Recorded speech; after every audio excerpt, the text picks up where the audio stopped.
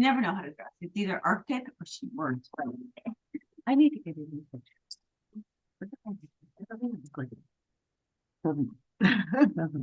You put the work in.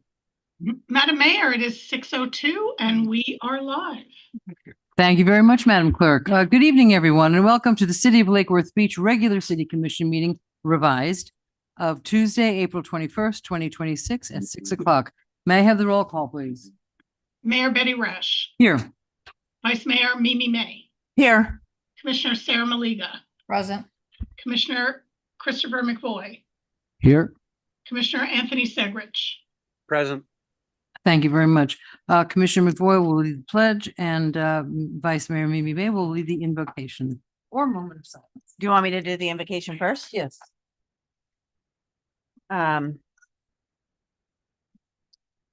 So I was just thinking about leadership, and I was reading some articles, not articles, some essays written by juniors in high school about what leadership meant to them. And they were in the Palm Beach County Grow program. And they were talking about what they learned about being leaders. And the majority of them said that they started out thinking that leaders kind of told people what to do. And then they realized by the end that leading was more by example, and leading was helping to get a group work together. And leading was helping to get other people's qualities to shine. And I thought about that and I was like, God, if a 17-year-old can figure this out, I should be able to figure that out, and I was touched by that. So with that idea in mind, I think that we can lead the city in a kind and compassionate way where we allow others to shine, especially staff, especially people come to work here every single day and we want them to love being here. And I've been thinking about that a lot. And I don't know, just food for thought. Amen. Well spoken. Thank you. Amen. I pledge allegiance to the flag of the United States of America and to the republic for which it stands, one nation, under God, indivisible, with liberty and justice for all. Okay.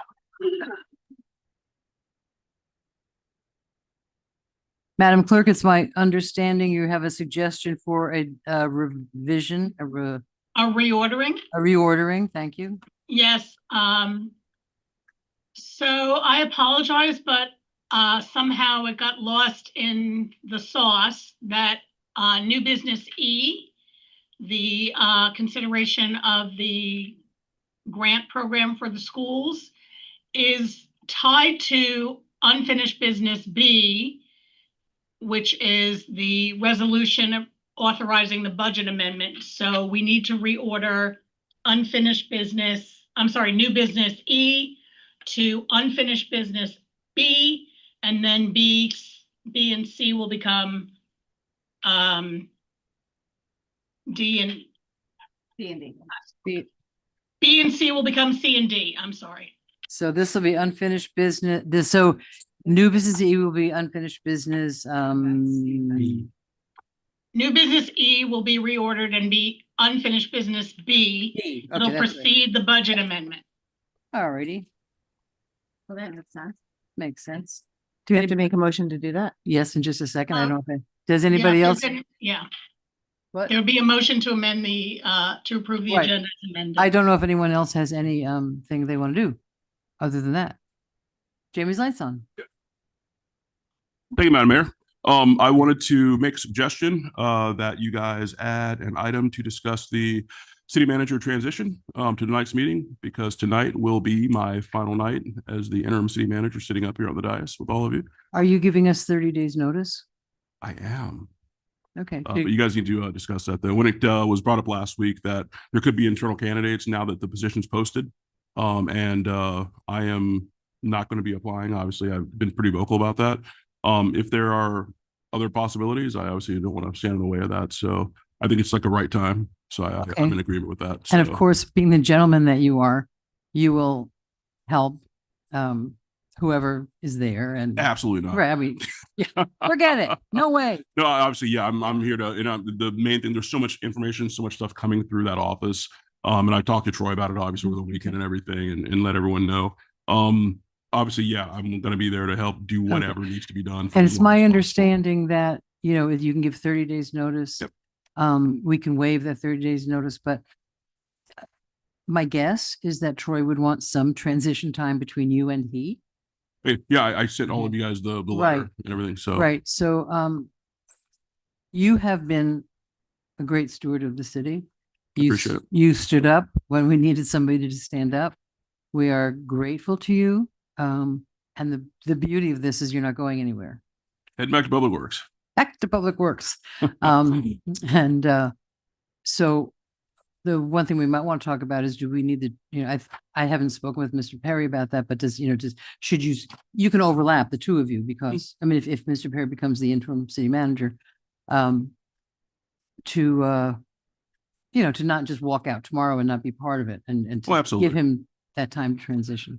If that would be the direction, obviously, you'd probably want to slide him in there, Right. sooner than later, and then he would need to select someone to basically step in as the interim assistant city manager in this time frame. That And makes again, sense. I'm here to do whatever needs to be done for however long it needs to be done for. No, I So, appreciate that. Absolutely. Ms. May? So first, thank you for your incredible service. You're the only city manager I've ever known. He's my fourth. So I'm going to get teary. No, but where do we put that on the agenda? Because I think that it is important that we make a transfer, not a transfer, but a vote on the new interim city manager tonight. So you would, I guess we would discuss how you guys figure that out. Yeah, again, it'd be up to you guys, how you guys would like to do that. But again, I'm going to be right up the street, but Right, no, I I will be get here that. doing whatever. So are you whatever. saying that it would make sense for us to vote on moving somebody into that position this evening so that they can get their other person settled? And then you'll help from the sidelines, or are we going to keep you there for the 30 days to do that? I just don't understand Right. the timing. Yeah, It's all to be All right, discussed. let's- all And to that's be what we discussed, but discussed. ideally, Okay. yeah, you'd want to move someone in there, make a vote tonight to move someone in there. Okay. And then it would be up to them. Obviously, you guys hire the city manager and the They hire- internal yeah. auditor. And then it would be basically up to whoever that internal or the interim city manager is now to then select who would be the interim, if it's Troy, Right. who would be the interim assistant city manager. Right. Okay. All right. So then do you want Uh-huh. me to make a motion to change the agenda? Yeah, we can add it. We can- I'm Madam- sorry, Madam Mayor. So Yes. that would be new business F. Not E, since we moved it? It would be E. Well, E is still E. It's No, we just said it was reordered. D. I know, but for my purposes, All right. it is still E, and we're Okay. adding F.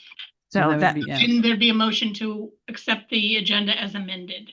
Okay, thank you very much. Do I have a motion to accept the, Motion to accept. by Mr. McVoy, second by May. Ms. May? All in favor? Aye. Thank you. Okay, so city manager. Item F, Jamie talk. I know. Listen, we're lucky to have Mr. Brown. Okay, so. Oh, here, I brought my basket. Okay, so now we're up to public participation of non-agenda items and consent agenda.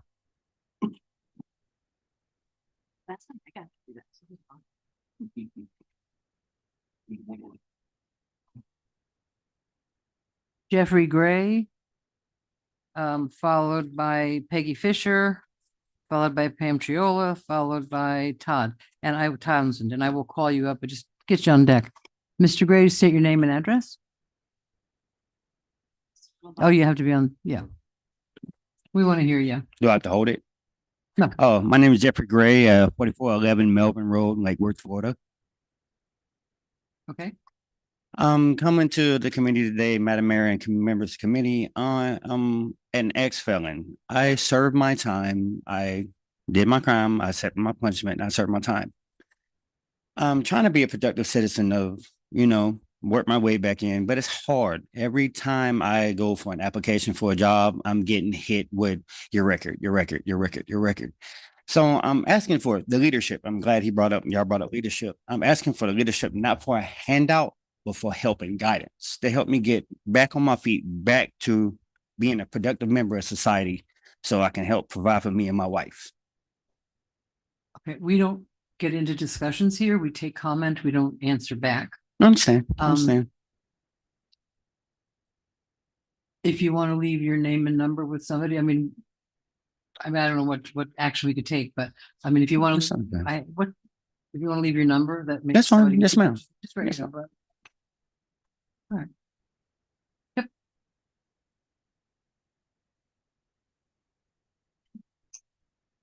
What? Oh, no. Somebody's got to. Right. Thank you very much. And good luck to you. Yes, we all read your email. Yeah. Thank you very much. Ms. Fisher. Followed by Ms. Hamtriola. Just for you. I appreciate it. You got to make my life hard, right? Ms. Fisher? Peggy Fisher, 508 North A Street.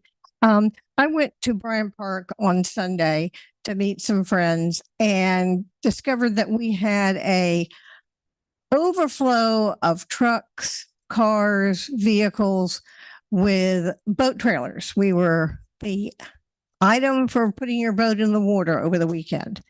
And the trailers were not just in the parking spaces, the overflow down by the golf course, or in the parking spaces by the boat ramp. They were into the neighborhoods.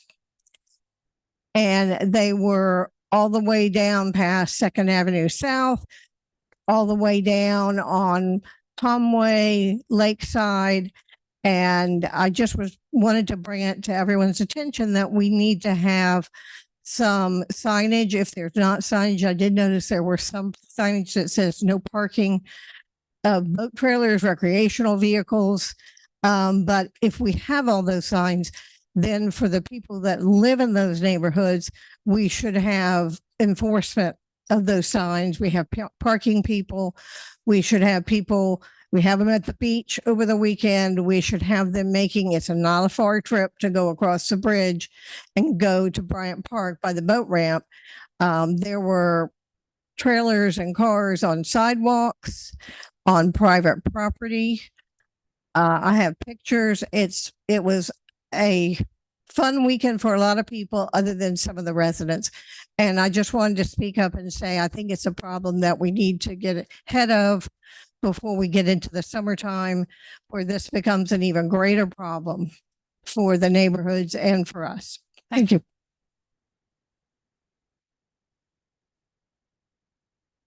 Clahone. Clahone? Claim. Clahane. Ms. Clahane. Thank you very much. I appreciate it, Madam Mayor. I've tried to stay away for a while because I don't want to bother you guys too much, but I have to call foul when I hear something. And I've been watching the meetings from home, and there's a couple of things, kind of like those news stations that say things that may not always be exactly correct. It's been said from one of the commissioners on the dais, a couple of things that I really I take objection to. One is, as we talk about the parking garage and the future of a parking garage, it said that if you support a parking garage, then you support paid parking. That is a lie. And numerous studies have been done over the course of several years. And it was found, we actually looked to the town of Palm Beach. We looked to other places that had residential, employee parking, all different types of things. And that's not truth. So I want to just nip that one in the bud right now. Number two, the other comment that was recently made at a meeting was that if you want a pool or you want something to happen at the beach or whatever, you'd have to do a public-private partnership. And the only way to do a public-private partnership is to have a 99-year lease. That also is a lie. Okay, we interviewed numerous companies and we met with several right before I was no longer mayor of the city. And there was a lot of good things coming in. I was working with Don Rosenshine. I was working with a pool group that had numerous petitions and signatures for bringing a pool back to that. Maybe not necessarily the lap pool and the pool, but they were looking at different options. And at that point, one company came in and they had one section of the beach for lap pool lessons, another for a resort style pool, enhancing the beach space, not putting a hotel on the beach, not putting anything that the citizens didn't want. And in fact, it all came from a huge charrette that we had that a number of people attended. And then we had, I think, 4 or 5 meetings, 2 of which were up at the beach casino that were huge. And Commissioner McVoy was there. And we had a lot of support and people told us what they wanted. And I thought maybe at the time that was a bit ambitious. That was quite a while ago. And now at this point, it's become passé because a lot of the things that were addressed were things that are needed up there, like delivery of foods to restaurant systems, valet parking areas. How do you get things up and down? And there was a developer that came who was a public-private partnership group that came to each and every one of us commissioners to ask us for our ideas based on the input from our districts. And that group, I believe, was the Capital Group. And they came and they tried to present to the next generation of leaders here in this community. And they were refused meetings by the commission at that time. So I left a beautiful library of documents in the mayor's office. I don't know if they were pulled at or tugged at or if someone took them out of there, but it has all of this information from the charrettes, from the proposals. I could not take anything with me. When I leave being a mayor, all my documents related to my office stayed in the city hall and I kept them and all the big, huge topics. I know where the situations are. I know when a lie is a lie. I know when we've said something and that's not true. And we've already done the work. Why are we costing taxpayers more and more money for studies when these have been done already? Thank you, that's time. Maybe an update's good, but certainly not hundreds of thousands. Thank you. Todd Townsend. Oh, I'll pass. Thank you, though. Okay. And that is the end of that.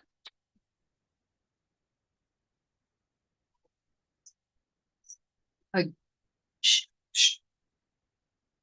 Motion to approve the minutes from August or August, March 31st, 2026. I need a motion by Ms. Malega. All in favor? Aye. Bye. Thank you. Unfinished business. Oh, consent agenda. Motion to approve.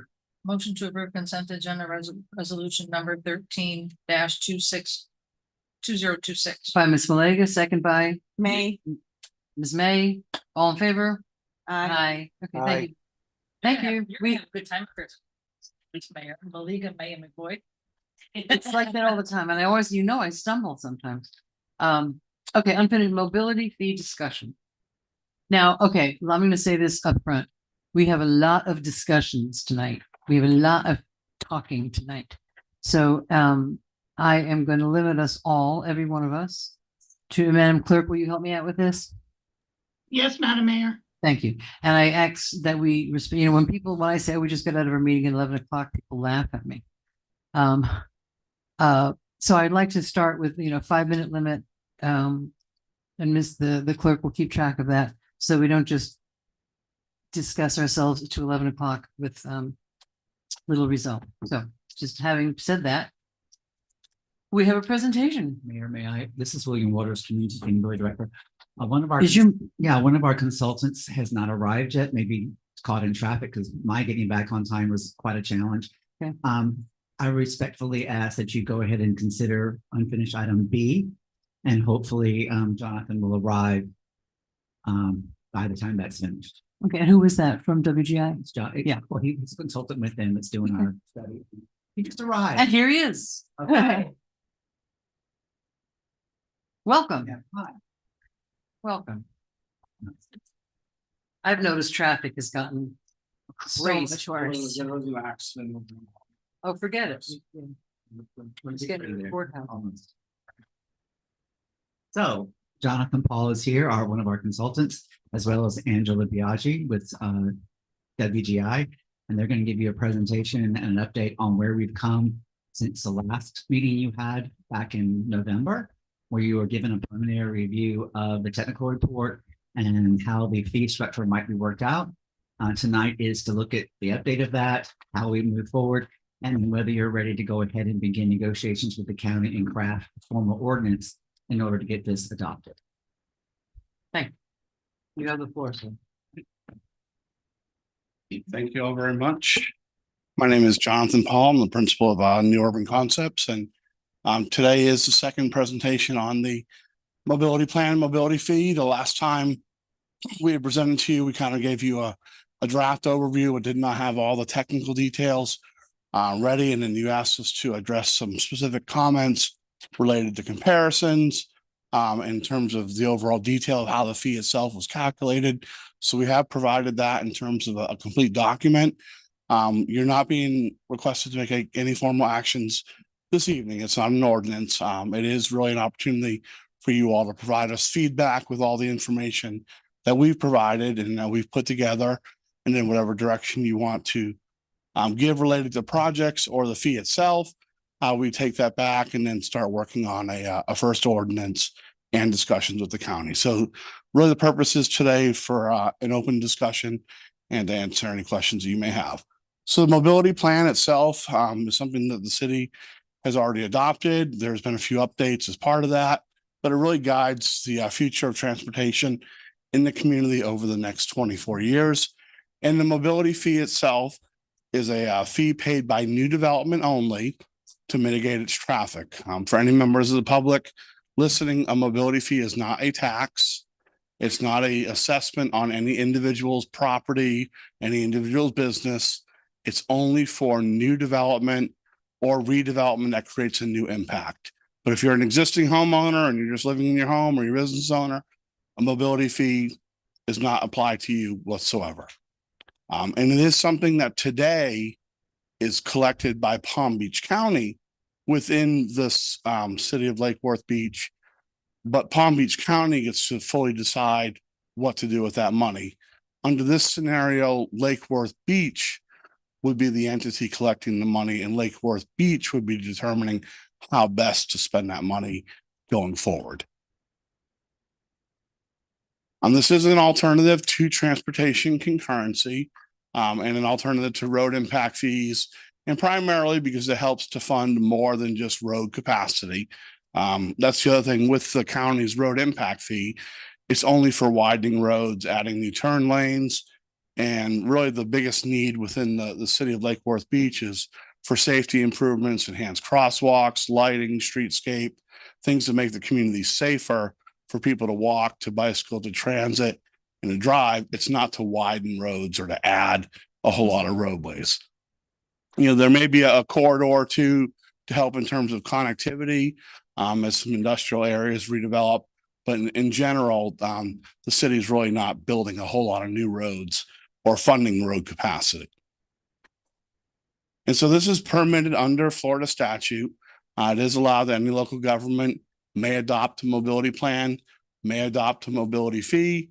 And if you, in essence, are the one issuing building permits, which is what the city of Lake Worth does, then you're the one that determines how transportation is mitigated. But you still do need to coordinate with your partners at the county and at DOT in terms of the overall projects, and at least potentially setting aside a share of some of this funding for projects on county roads. The mobility plan itself was developed by WGI in 2022. There are several updates that have been made to it. Roughly, there are 15 miles of overall corridor improvements. Those are largely upgrading the existing roadways to add sidewalks, to add bicycle lanes, streetscape, to add street lightings, not necessarily to widen those roadways. There are intersection improvements that largely focus on crosswalks, narrowing distances for people to get across or to access transit. And then there are also several other initiatives that help the city go after additional funding sources from state and federal sources as part of this overall mobility plan. The methodology we use is something that I've been working on for over 15 years now. It's something that we've used for local governments throughout the state of Florida. We're also within this community itself. We've done downtown West Palm Beach, we've done Boynton Beach, we've done Lake Park, Palm Beach Gardens, and right now we're working on a citywide fee for West Palm Beach as well. So this is a methodology that's been tried and true. It's been tested. It has not been legally challenged. And it's something that really just lays out the overall process for developing the fee itself. And many of these requirements are because there are a legal case law or statutory provision specifically requiring this type of analysis be undertaken to charge these fees. And these are just some of the overall processes. The city itself's already adopted amendments into its comprehensive plan. It's already developed a mobility plan. We're really working on steps 2 and 3, which are to calculate the mobility fee and to develop an implementing ordinance. And then once all that's done, William and your staff will really have the fun part of actually implementing the mobility plan and working with the developers to determine the fees that are going to be required. And this gets a lot more detail, but this just provides a general overview of the calculation itself. Each one of these, we're going to go through these one by one, but just to show anybody overall in terms of what a mobility fee schedule looks like in the fee is, it identifies a use, identifies a unit of measure, either square footage or number of drive-throughs, and then ultimately a fee itself. So in terms of assessment, this will apply to anywhere within the incorporated limits of Lake Worth Beach. And there are a few little enclaves that could possibly annex at some point in the future, not necessarily likely, but if they do, we've included them in here. So if they're incorporated, you don't have to go out and amend the map again. It's already accounted for as part of this analysis.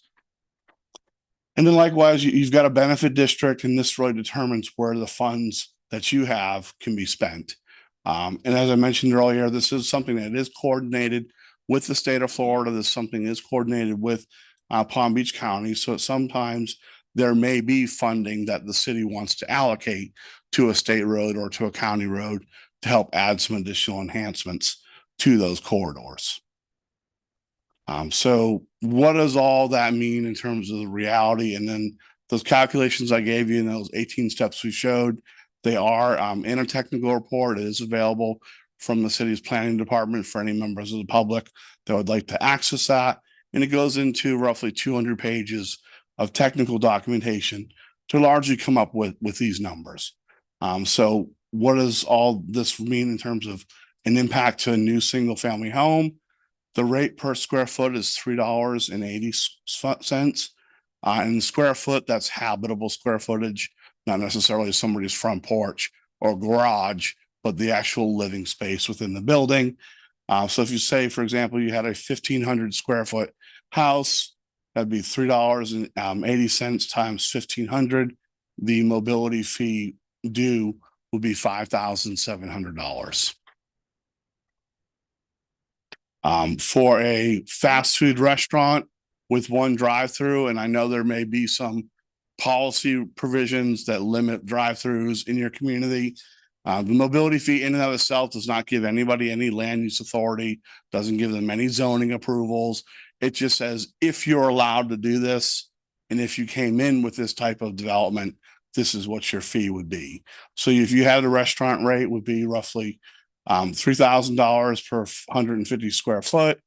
Then there's a separate rate per drive-through lane, because that's really what the biggest impacts of fast foods are. In terms of calculating that fee out for a 4,000 square foot fast food restaurant, which is probably a little on the large side, that would be roughly $80,000 for one lane. That would be $47,000, and the total for a mobility fee would be $128,000. So fast food restaurants are besides the convenience store and gas station, they are the #1 traffic generator of any land use out there. So this really represents the high water of what a fee would be.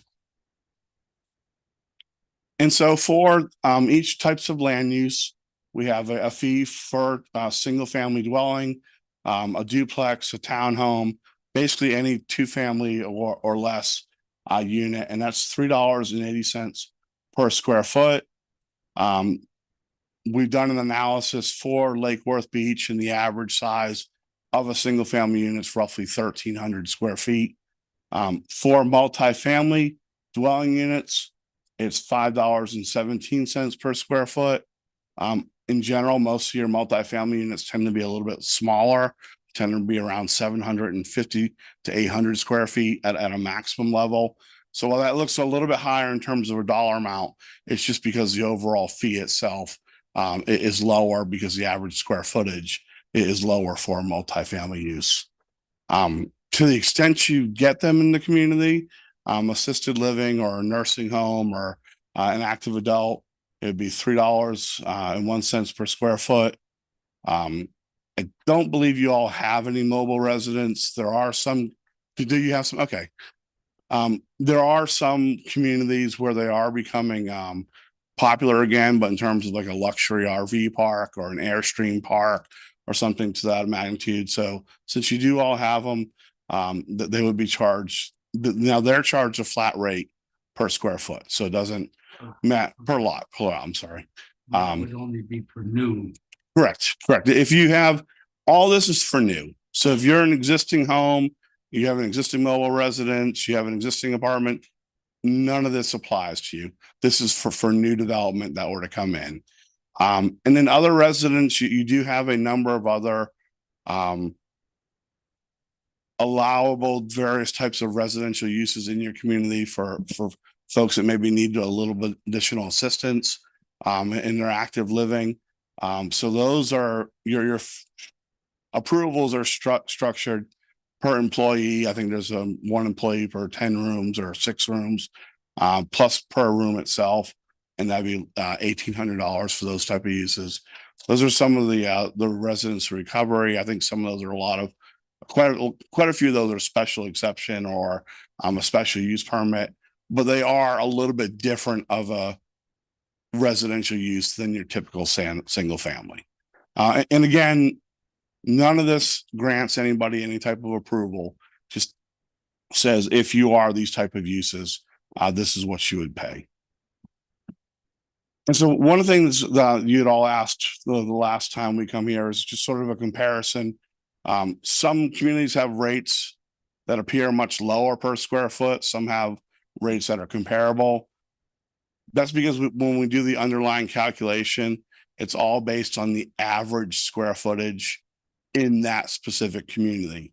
So in Lake Worth Beach, your average single family homes, 1,300 square feet, multifamily, a low rise is 900, typical apartments, 800, a condo's 800.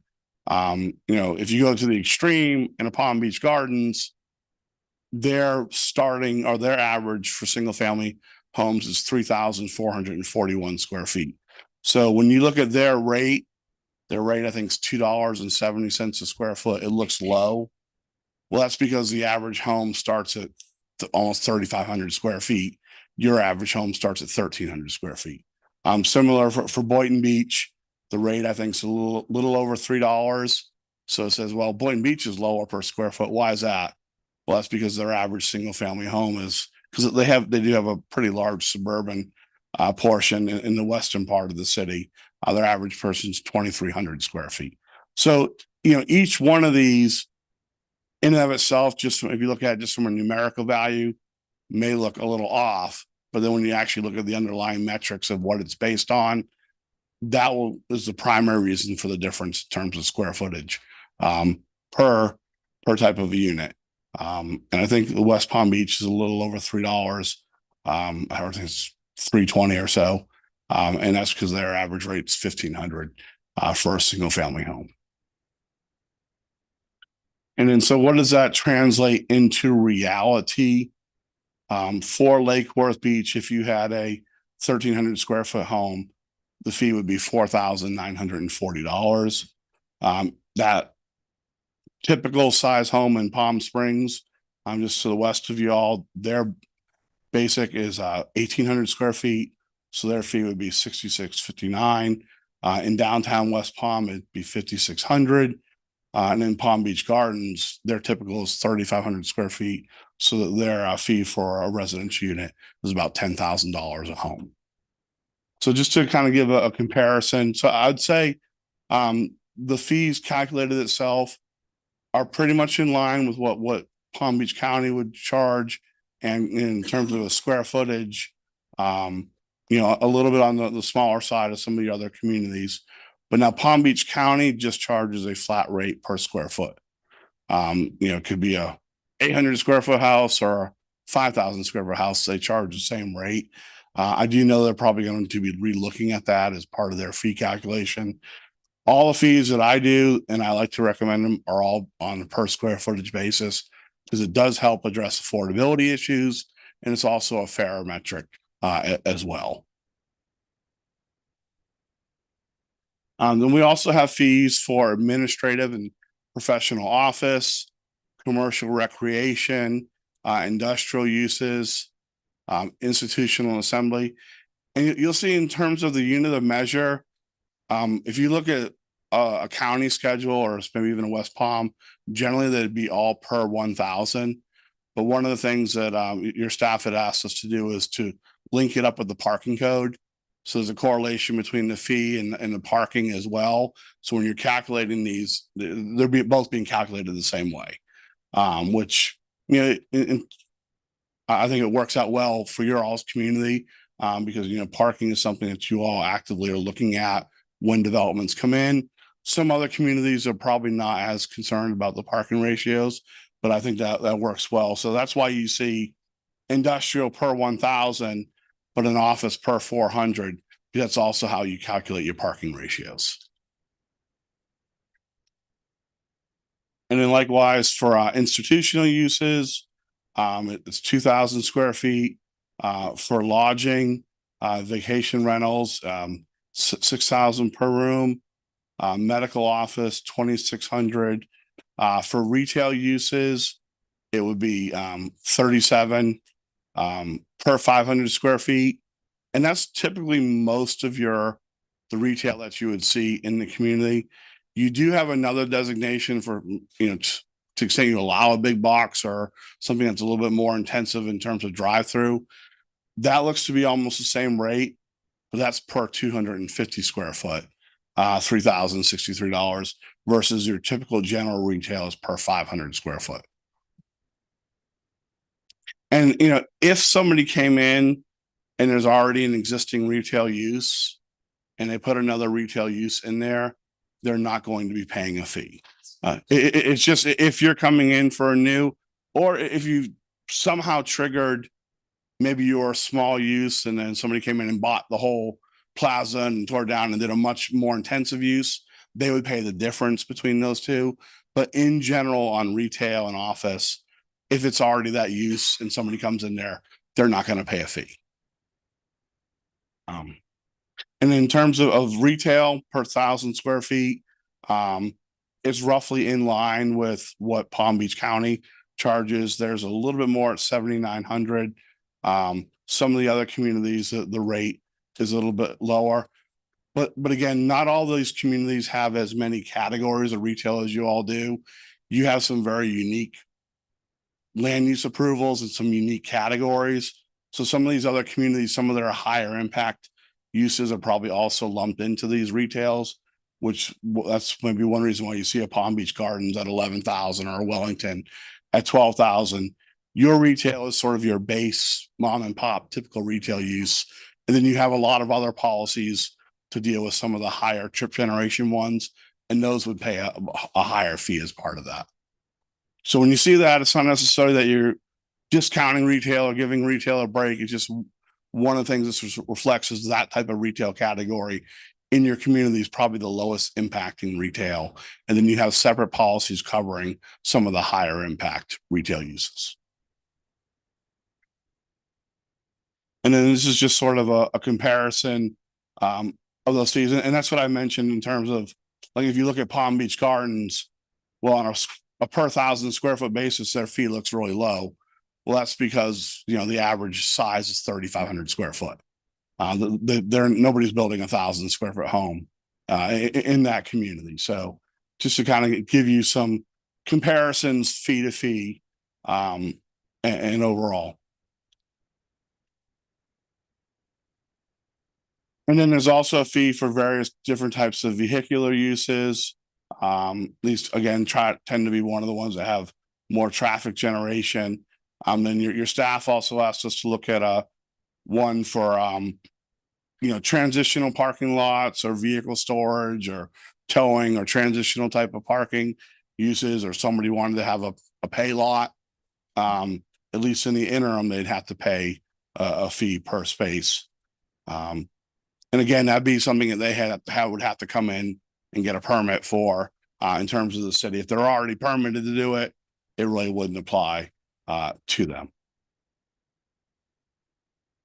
And then again, these are sort of the fee calculations.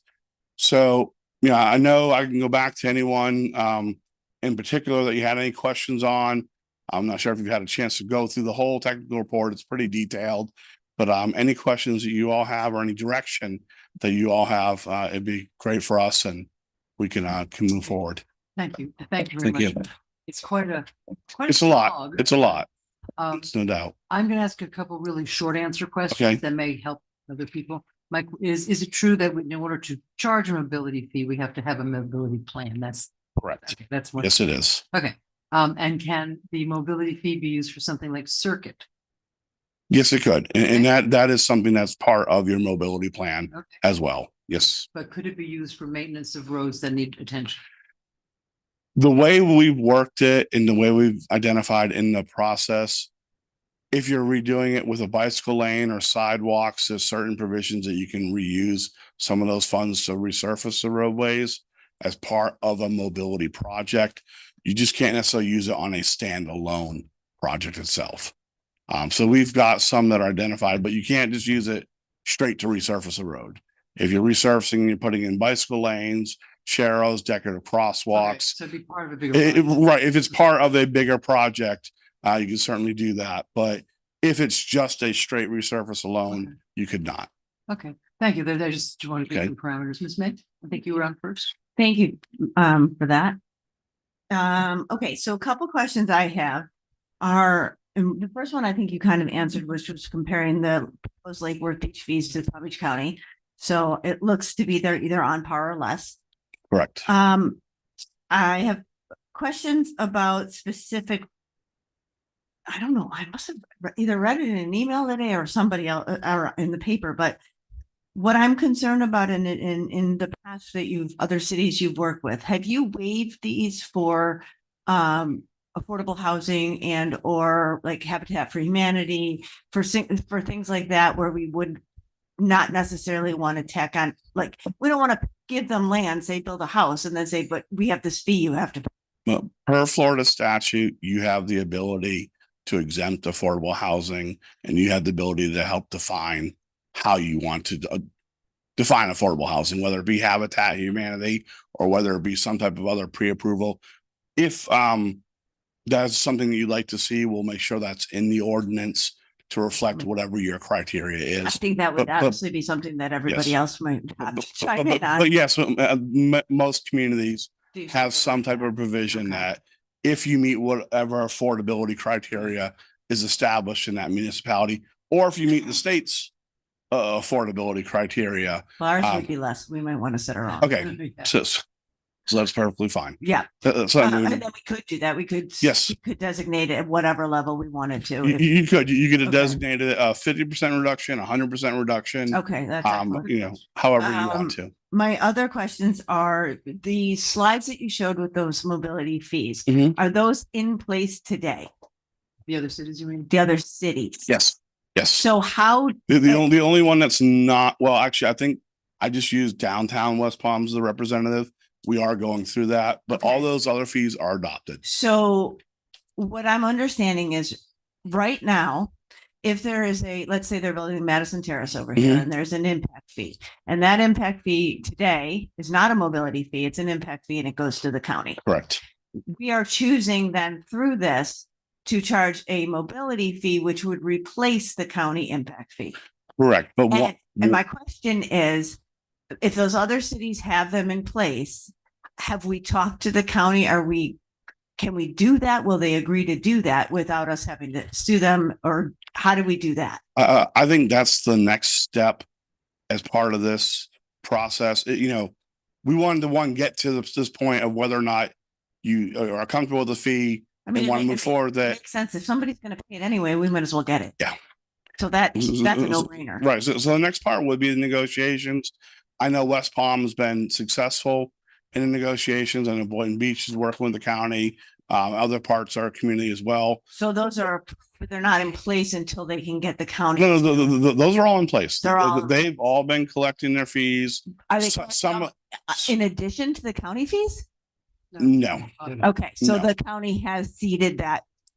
Well, Into that. with, I think there's 'Cause only I thought it one, was just Palm Beach I think Gardens. there's only one local government, the Gardens, that's still back and forth between the county. I think the county has worked out something with the other municipalities, but Okay, those municipalities are actively collecting the fees today. okay. And they're okay. not collecting. the And those, county's and fees. so from my understanding and just for the audience, so what happens right now is when businesses or development happens here, the fees go to the county gets to decide where the money gets spent. And it's not coming back here. It's going out west to rebuild the roads or build roads into the Everglades.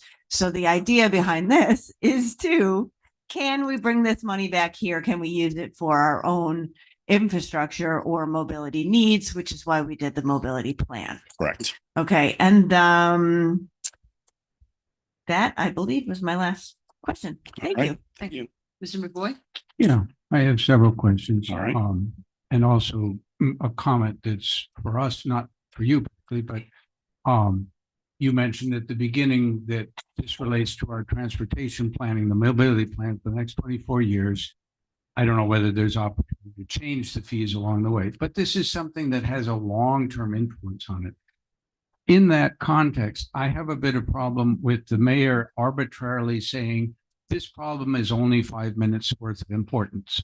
I have a real problem with that upfront. Yes, there are many things to do, but there are many important decisions to be made. So I just want to raise that. I don't think that's a very good approach.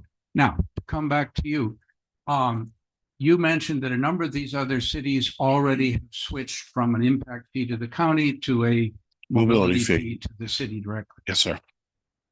First question, are the fees roughly the same order of magnitude once they switch from impact fee going to the county to mobility fee going to the city? Roughly, I don't need. It really depends on the municipality itself. So, you all, I think the direction was sort of keep it in line with the county, but it's not going to be exact because it is at the end of the day still based on a plan in your plan. Palm Springs and you all are relatively close.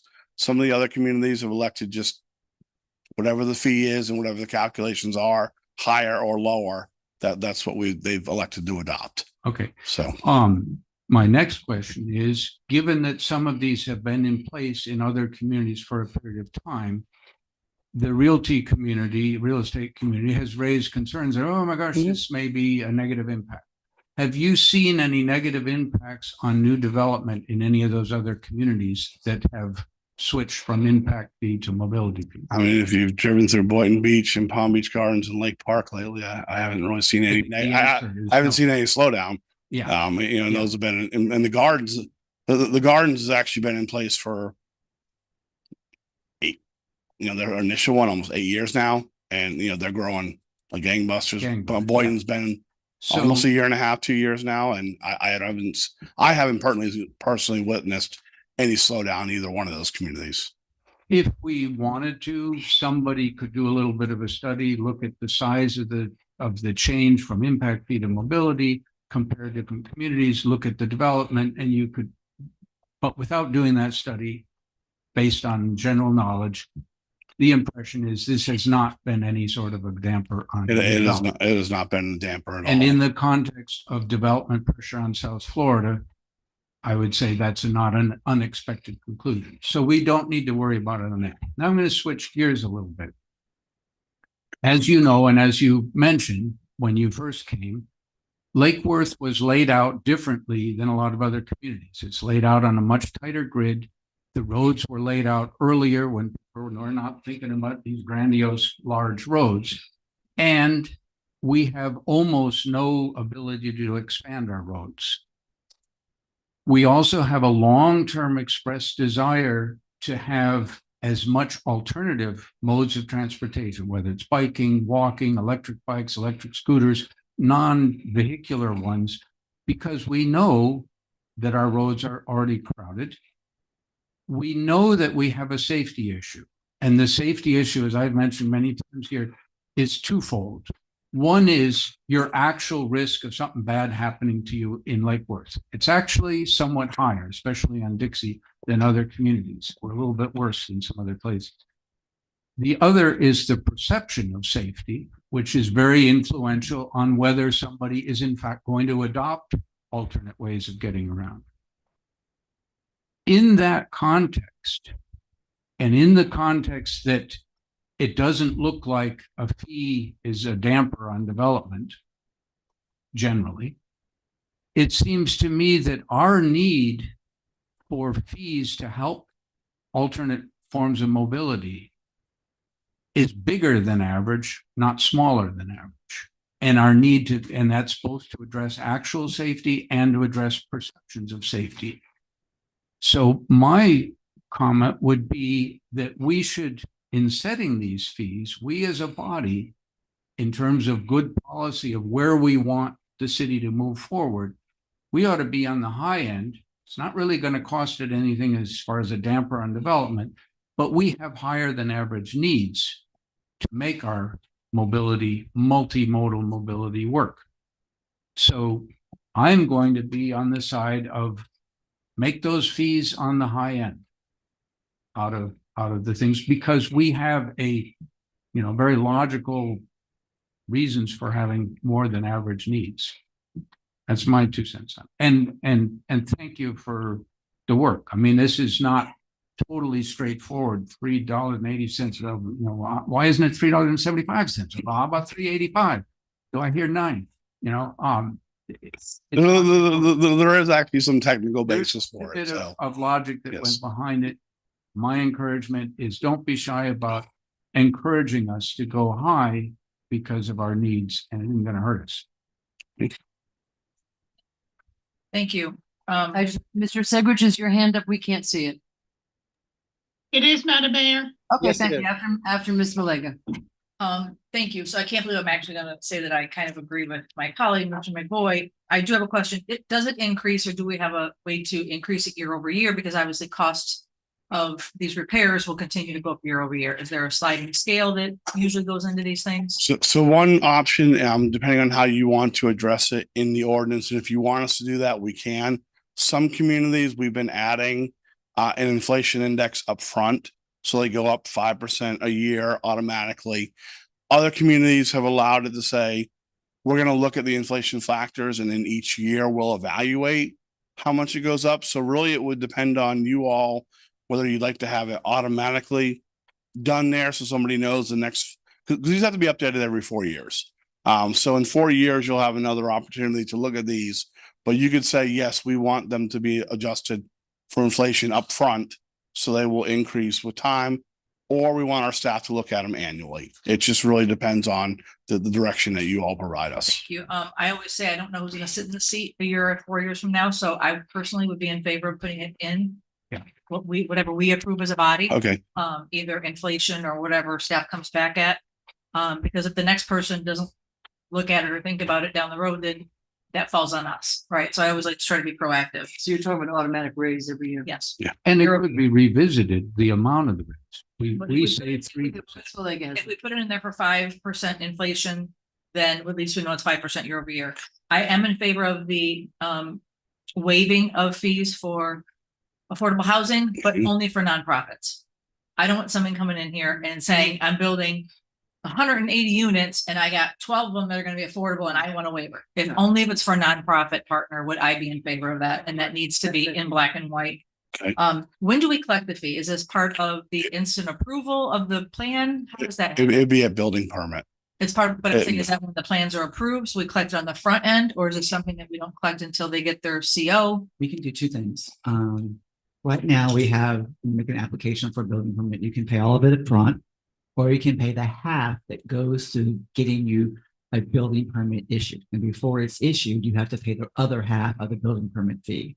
For that my understanding, what we would want to do is before the building permit is issued, for you to commence construction, you pay your impact fee. I'm in favor of that. Thank you. Oh, yeah. And then one more thing. I'm always thinking of how we can leverage our money. Can this be used as a match for legislative appropriation that has to do with mobility in the future? Absolutely. Fantastic. Absolutely. Thank you. Thank you. And in terms of the, again, we were sort of given some broad guidance in terms of keeping the fee in line with the county. So we have made some assumptions on the funding of various projects. If it's a direction of this board or commission that you want the fees to be higher, we can relook at some of those funding assumptions.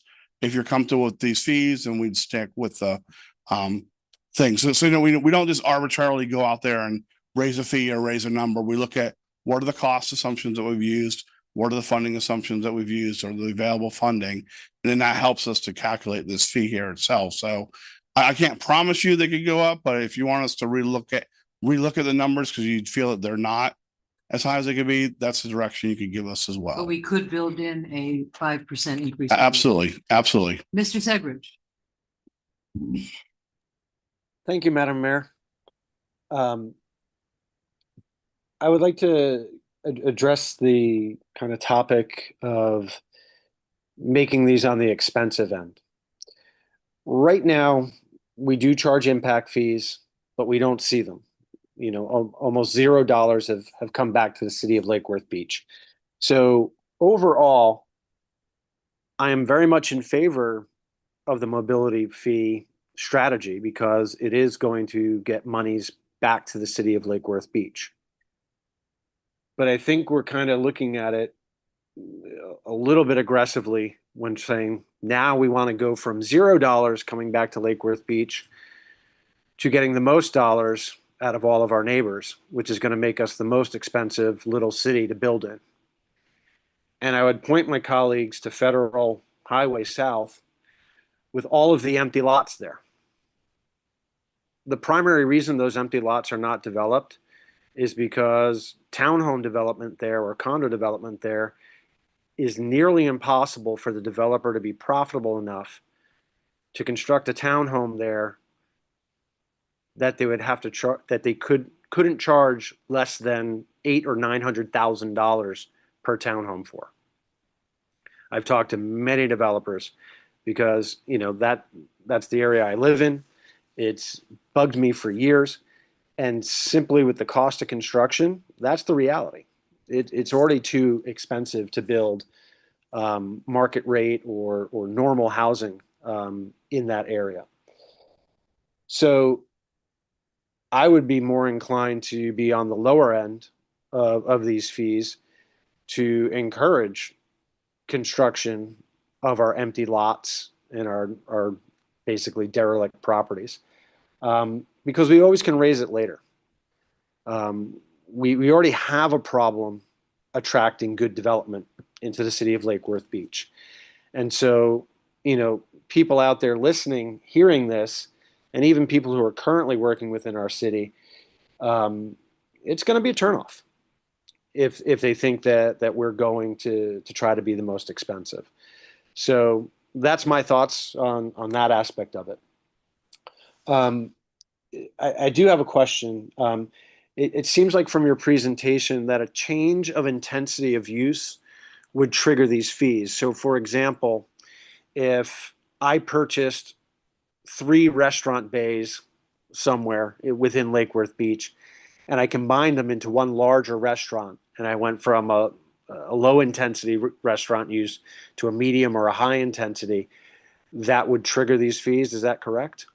You would pay the difference. So if you had three uses that tended to be a lower impact, you would calculate the fee for those 3 uses, and that would establish essentially your offset or your base. Then you would calculate the new fee, and then you take the difference. So you'd always get some benefit for the uses that were already there in place. So you wouldn't just be paying, from 0 up to the top amount. You would always get some type of offset from a use that was there. And then if it doesn't, if your code doesn't say it triggers a more intensive use, then you wouldn't pay anything. Mm-hmm. Great. And then in terms of the parking lots, there's many in the city that believe that the city has a parking problem. We have studies that say the city has a parking problem. At least in the beginning, I would be uncomfortable to be charging $1,300 a space if somebody wanted to change an empty lot into a parking lot. I think the purpose of this fees is impact on traffic and so on. I don't really see how adding a parking lot increases our traffic or burden on our streets. I think it actually alleviates a burden for the city. So I would like to see us look at that and maybe consider a very much lower fee for parking lots. Another question for you is, can these fees be different per zoning area of the city? So for example, could there be a different fee in the downtown than there is in, let's say, College Park? Or do they have to be uniform across the board? We could make a difference if there's some type of zoning or some type of regulatory framework that would say that they should be different, like i.e. a mandatory mixed use or mandatory density or that type of thing. But the way we structured them right now, they are uniform throughout the whole city.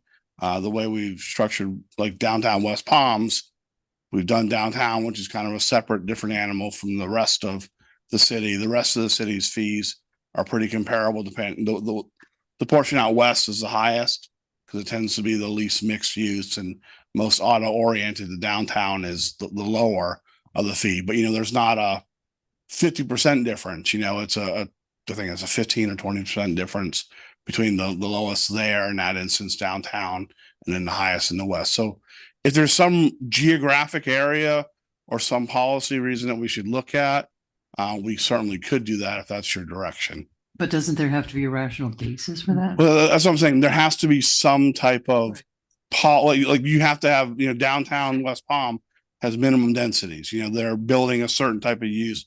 You've got to have mandated mixture of uses on the bottom floor. You've got parking restrictions, not, parking allowances. So I do believe you have a TOD provision in your land development regulations. So that would be an example.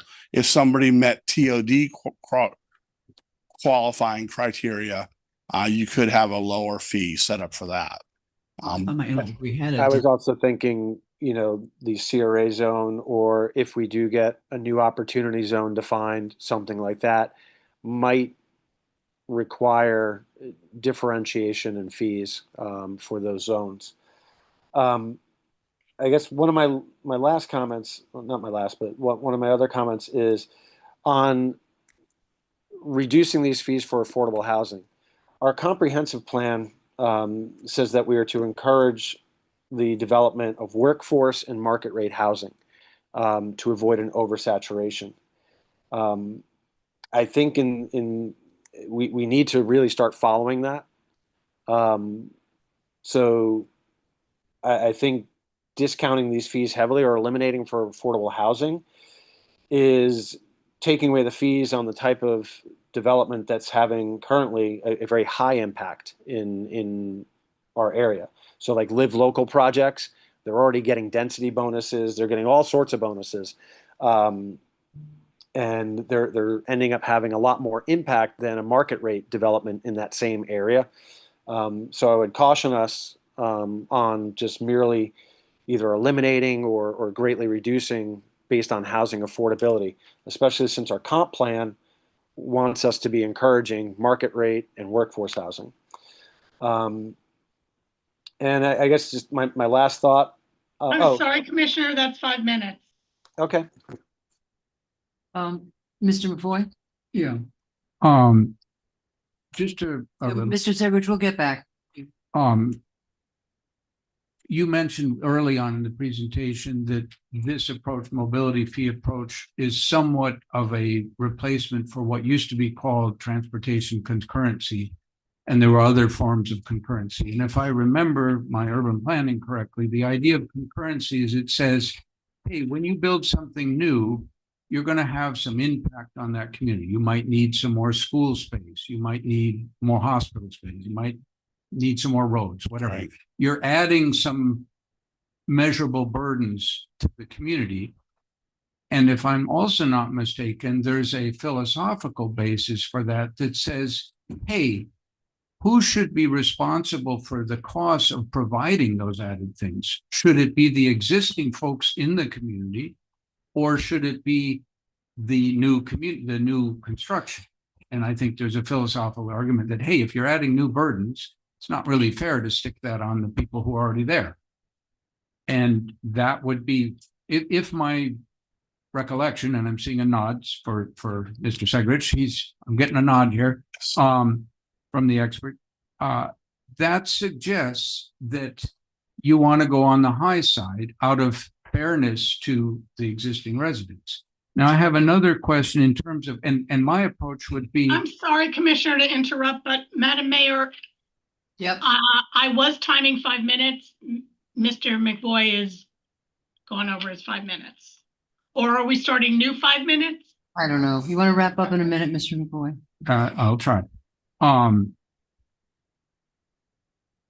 If I understood it correctly, part of the approach of how you came up with these is you said, okay, you guys have a mobility plan. You want to do this, and these things. Those have some costs associated with them. Let's see if we can't make the fees help toward those costs. Again, my caution would be in terms of, to my colleagues, do we want to go on the high side or on the low side? My caution would be, we haven't thought necessarily in our mobility plan or haven't anticipated all of the likely costs. They are likely to increase, not likely to decrease, especially when we focus on that aspect of we want to make this community perceived and actually safe for other modes of transportation, because we know that these projects are going to add more vehicular traffic to it, which goes in the direction of less safe. So again, I think all the signs I would agree a little bit with some of the concerns about affordable housing. Affordable housing will generate some traffic, probably less than some other kinds, but it will generate some traffic. That is an extra burden. I wouldn't make it zero for affordable housing projects. I do agree with the sentiment of deal with nonprofit ones a little bit differently than for-profit ones. Well, at this, a lot of the questions you brought up were valid, and yes, concurrency originally was intended to make sure new development mitigates its impact. A lot of the provisions have been weakened by statute significantly. It used to be as a local government, you could deny development for traffic. It really is almost impossible at this point, unless it's a life safety issue. Really, concurrency is not a basis to deny projects, which is why most communities have gone towards mobility plans and mobility fees. Again, we look at when we're doing these plans and these fees, we look at reasonable cost estimates, reasonable assumptions in terms of what other funding's been available to come up with a fee that we think's fair and accurate. If you feel that the fee is lower than you'd like it to be, then you can tell us to sharpen our pencils and relook at it again.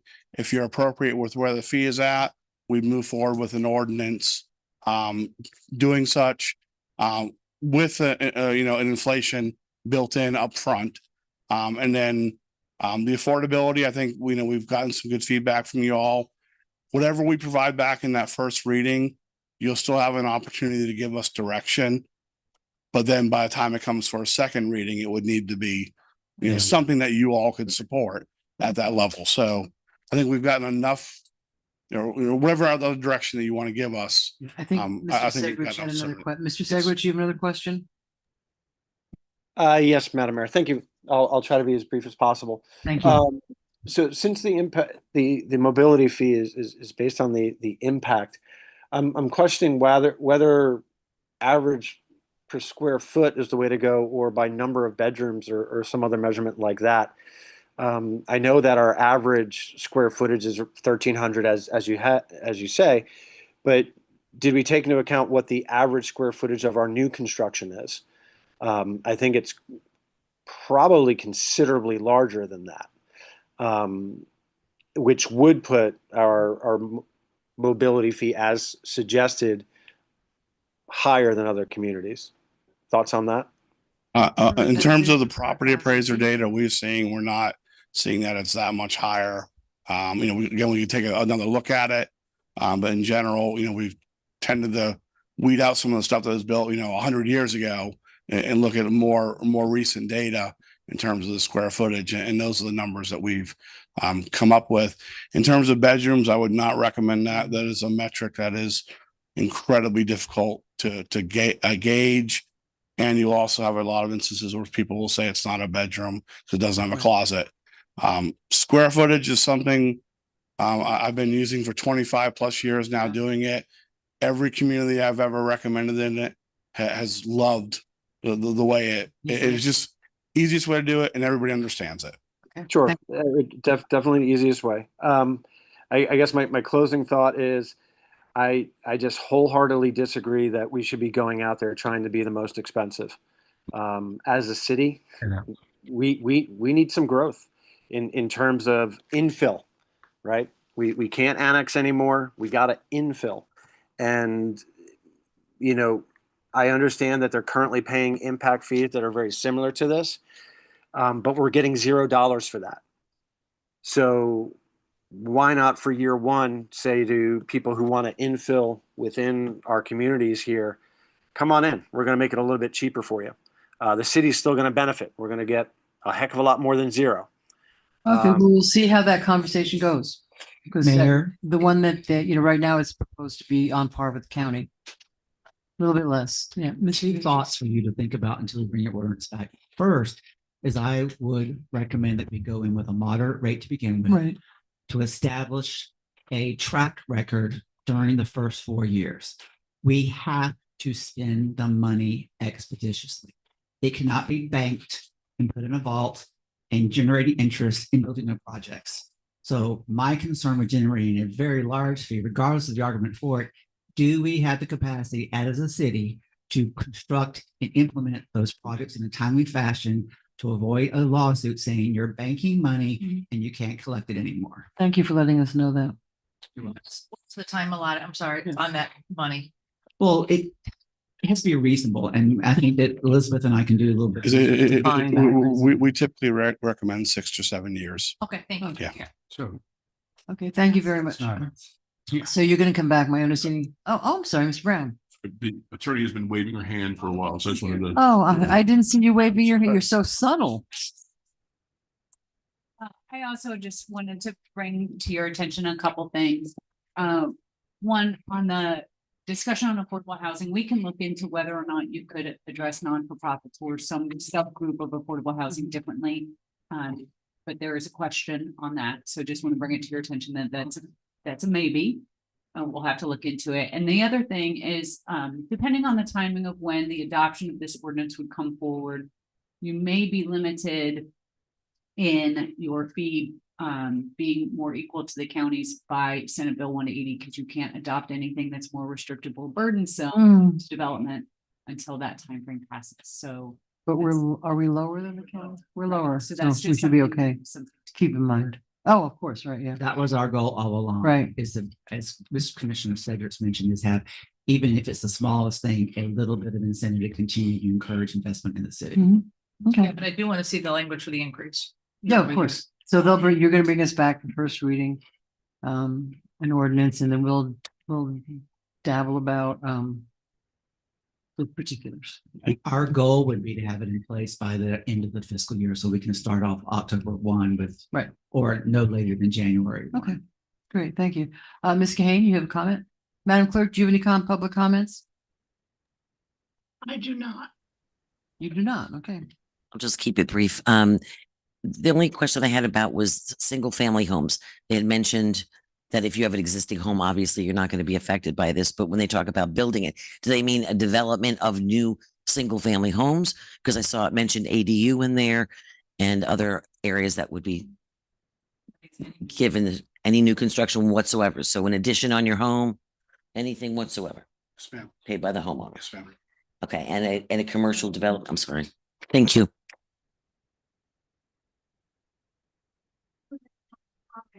Here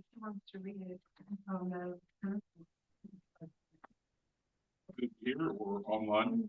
Oh, online. I'm sorry, if someone's speaking, I can't hear it. Can they speak into their mics? Letter, but you sent a letter. Did you submit it to the clerk? Madam Clerk, we have someone here that says that they submitted a letter to you for reading for this item. So I read things that are submitted through the public comment portal. Did you do We it do that? not read things that are emailed in. I have no public comments on this item. She has a confirmation. so But you she can, just well, that's right. You fill out, put your name on a blue card and come on up. Easy to solve.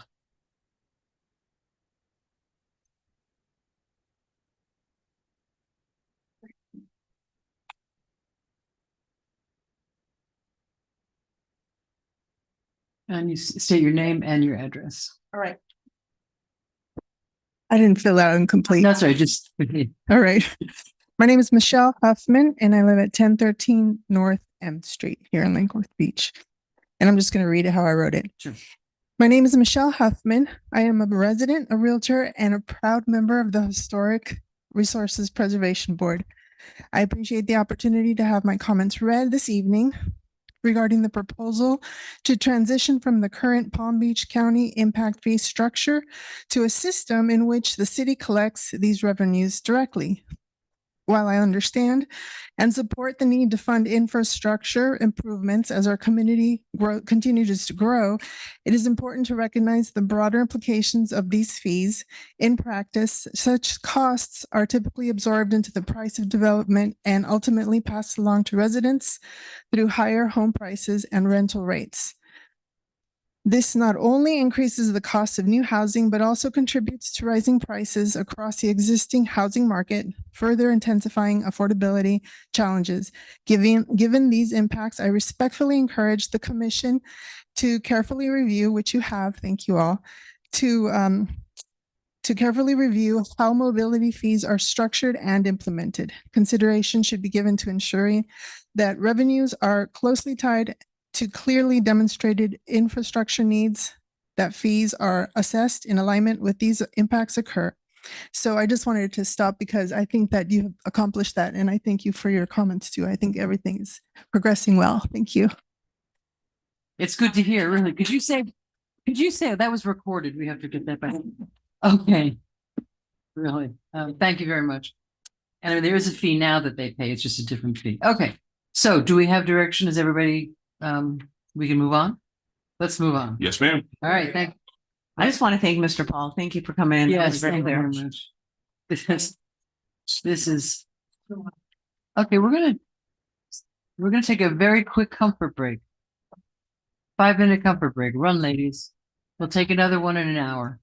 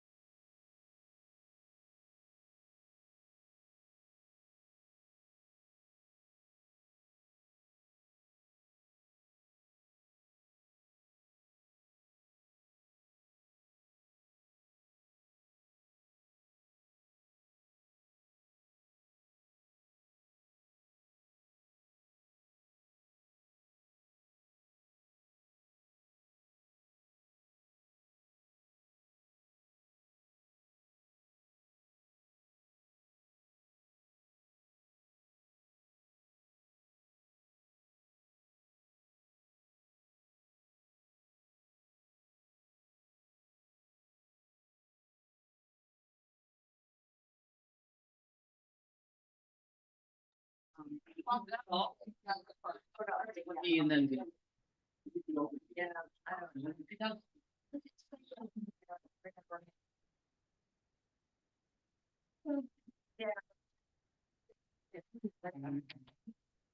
literally. Yeah.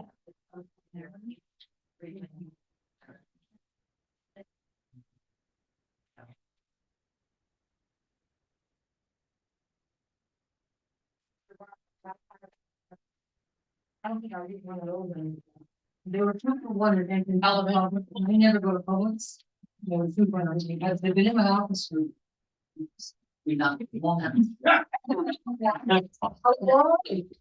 not that. I mean, it's not like.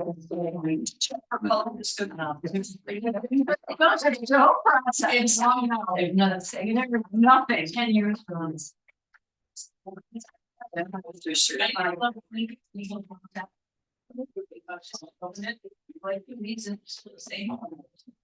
These are so good, but they are not good for you. What did I buy?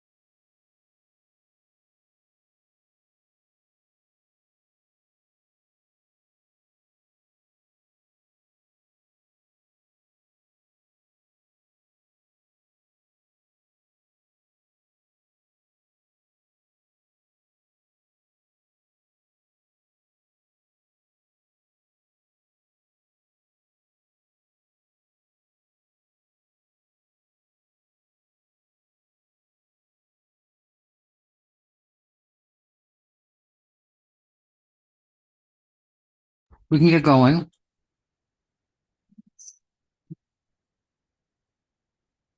He won't turn it, he won't turn his thing on when he talks.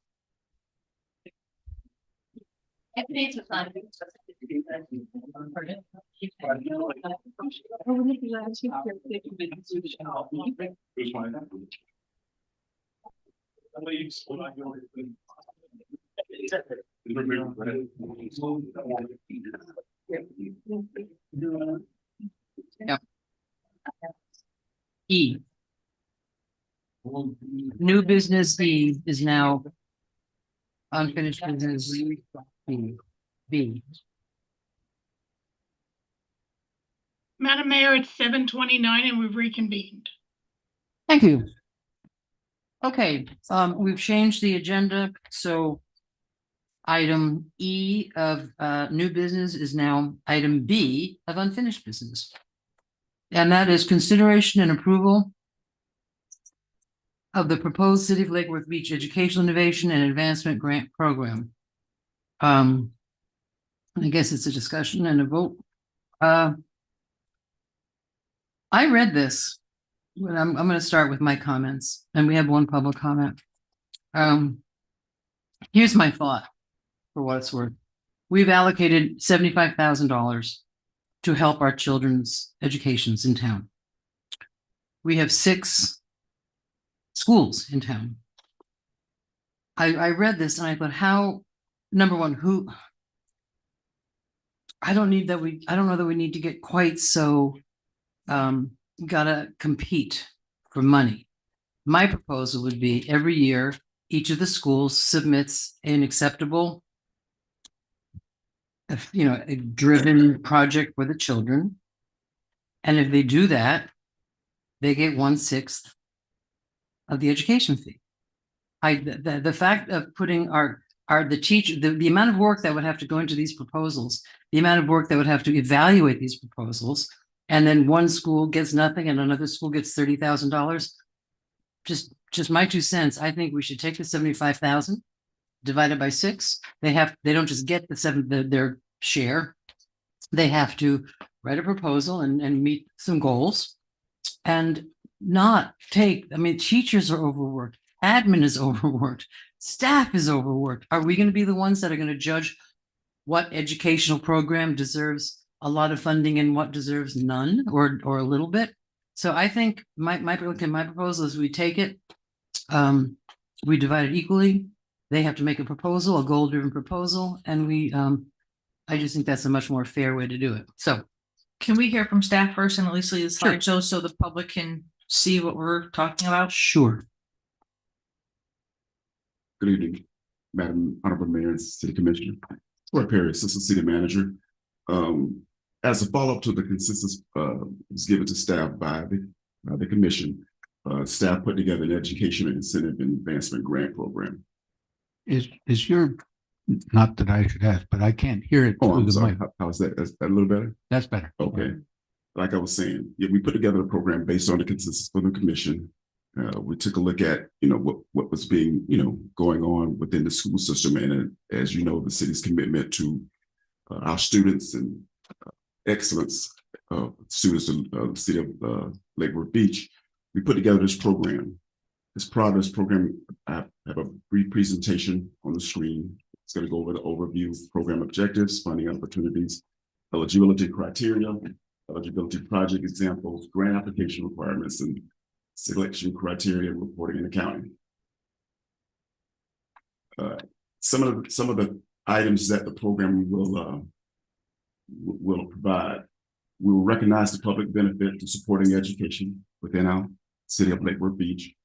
It's a city-sponsored competitive grant program. It supports the innovative education projects and focus on measurable student outcomes. Also, program objectives, it will enhance the economic achievement, promote career readiness, and encourage community-based learning, expand access to arts and digital learning, foster collaboration and partnerships between the schools and the community. It's, as was said before, it's a competitive award, total funding $75,000 that's accumulated in an account over years. So as part of that award, there would be an excellent award of $10,000.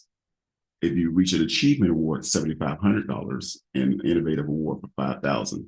Again, funding would be adjusted or expanded depending on the number of qualified applicants. So depending on the number of applicants, we may ask the commission to adjust that competitive award amount.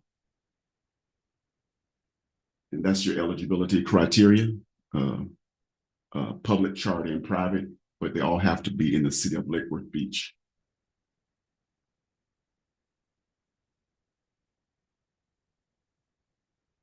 Some of the projects that we thought about: STEM and labs, so associated clubs, literacy improvement initiatives, environmental stewardship, mentorship or after-school touring type programs, college or career readiness workshops or programs, arts and cultural enrichment programs, school-based mental wellness and leadership development initiatives. The process. The grant application requirements: complete the grant application form, provide project narrative, letter of support, and performance matrix. Selection criteria based on innovation and creativity, impact on learning, feasibility, community collaboration, and sustainability. Grant recipients will be required to submit quarterly reports to the city manager's office, provide documentation of expenditures, and participate in a final presentation to the city commission, highlighting the project and results and community impact. And as we said before, the city commission will be the judge. The city manager's office will take a look at all the applications, put them in some type of format based on that established criteria, provide them to the city commission, and you guys will evaluate them and determine who would be eligible for whatever reward. And that's just a brief presentation about the program. Okay, thank you. I'm going to add to my comments. Sure. I think it should be public schools. Enough funding is being sapped away from our public schools right now. Agreed. So you said public schools only there? Yeah, that's my suggestion. And I really, I just feel, my personal feeling is that, you know, number one, the amount of time and effort it's going to take and the subjectivity of what it would take to, you know, like when we do it, you know, 20% this, they're all the weighted things. I think if we have that money, we have 6 public schools. I love all the criteria. I love all the reporting. I've no problem with that. But it's just, these people are doing the best they can under hard situations. We're adding to their workload to do them and to not even know if they're going to get any money. If they have a set amount of money, they know they're going to get every year. If they don't submit a proposal and if they don't meet the requirements and the follow-up, you know, they've waited for the next year. But I just hate to see our teachers and our staff are hardworking enough. Our staff is hardworking enough. We have enough to do, whether I'm going to judge a 3rd grade's proposal for reading or something. So that's my feeling. Mr. McBoy and Ms. Malega have their lights on. I share some of the concerns of the mayor, but it's largely because a lot of these things, I mean, these look like, and I've been involved in grant programs at various different institutions and various different levels, state and federal and whatnot. These look like the kinds of things you would expect in a grant program until you get to the amount. If this was $1 million program, I'd say, hey, dynamite, let's go. Even if it was $250,000, you know, that it's a significant amount.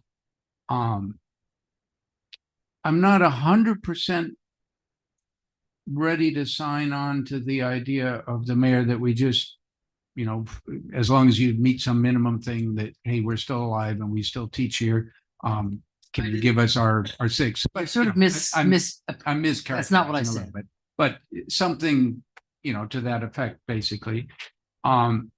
It's a very small amount. If you divide, you know, it's a little over 10,000, whatever it is, 12,000 or something or other. It beats nothing, but the school district is funded.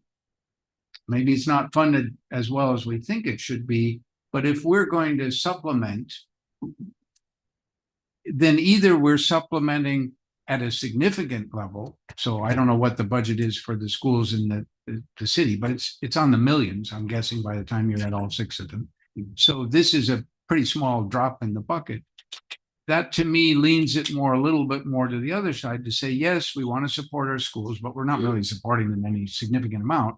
But we do want to recognize innovation or excellence or imaginative ideas, and we want to encourage that. That to me would be an argument for yes, making it a somewhat more competitive program. I hear the mayor's concern about, you know, maybe we need to dial the process back a little bit.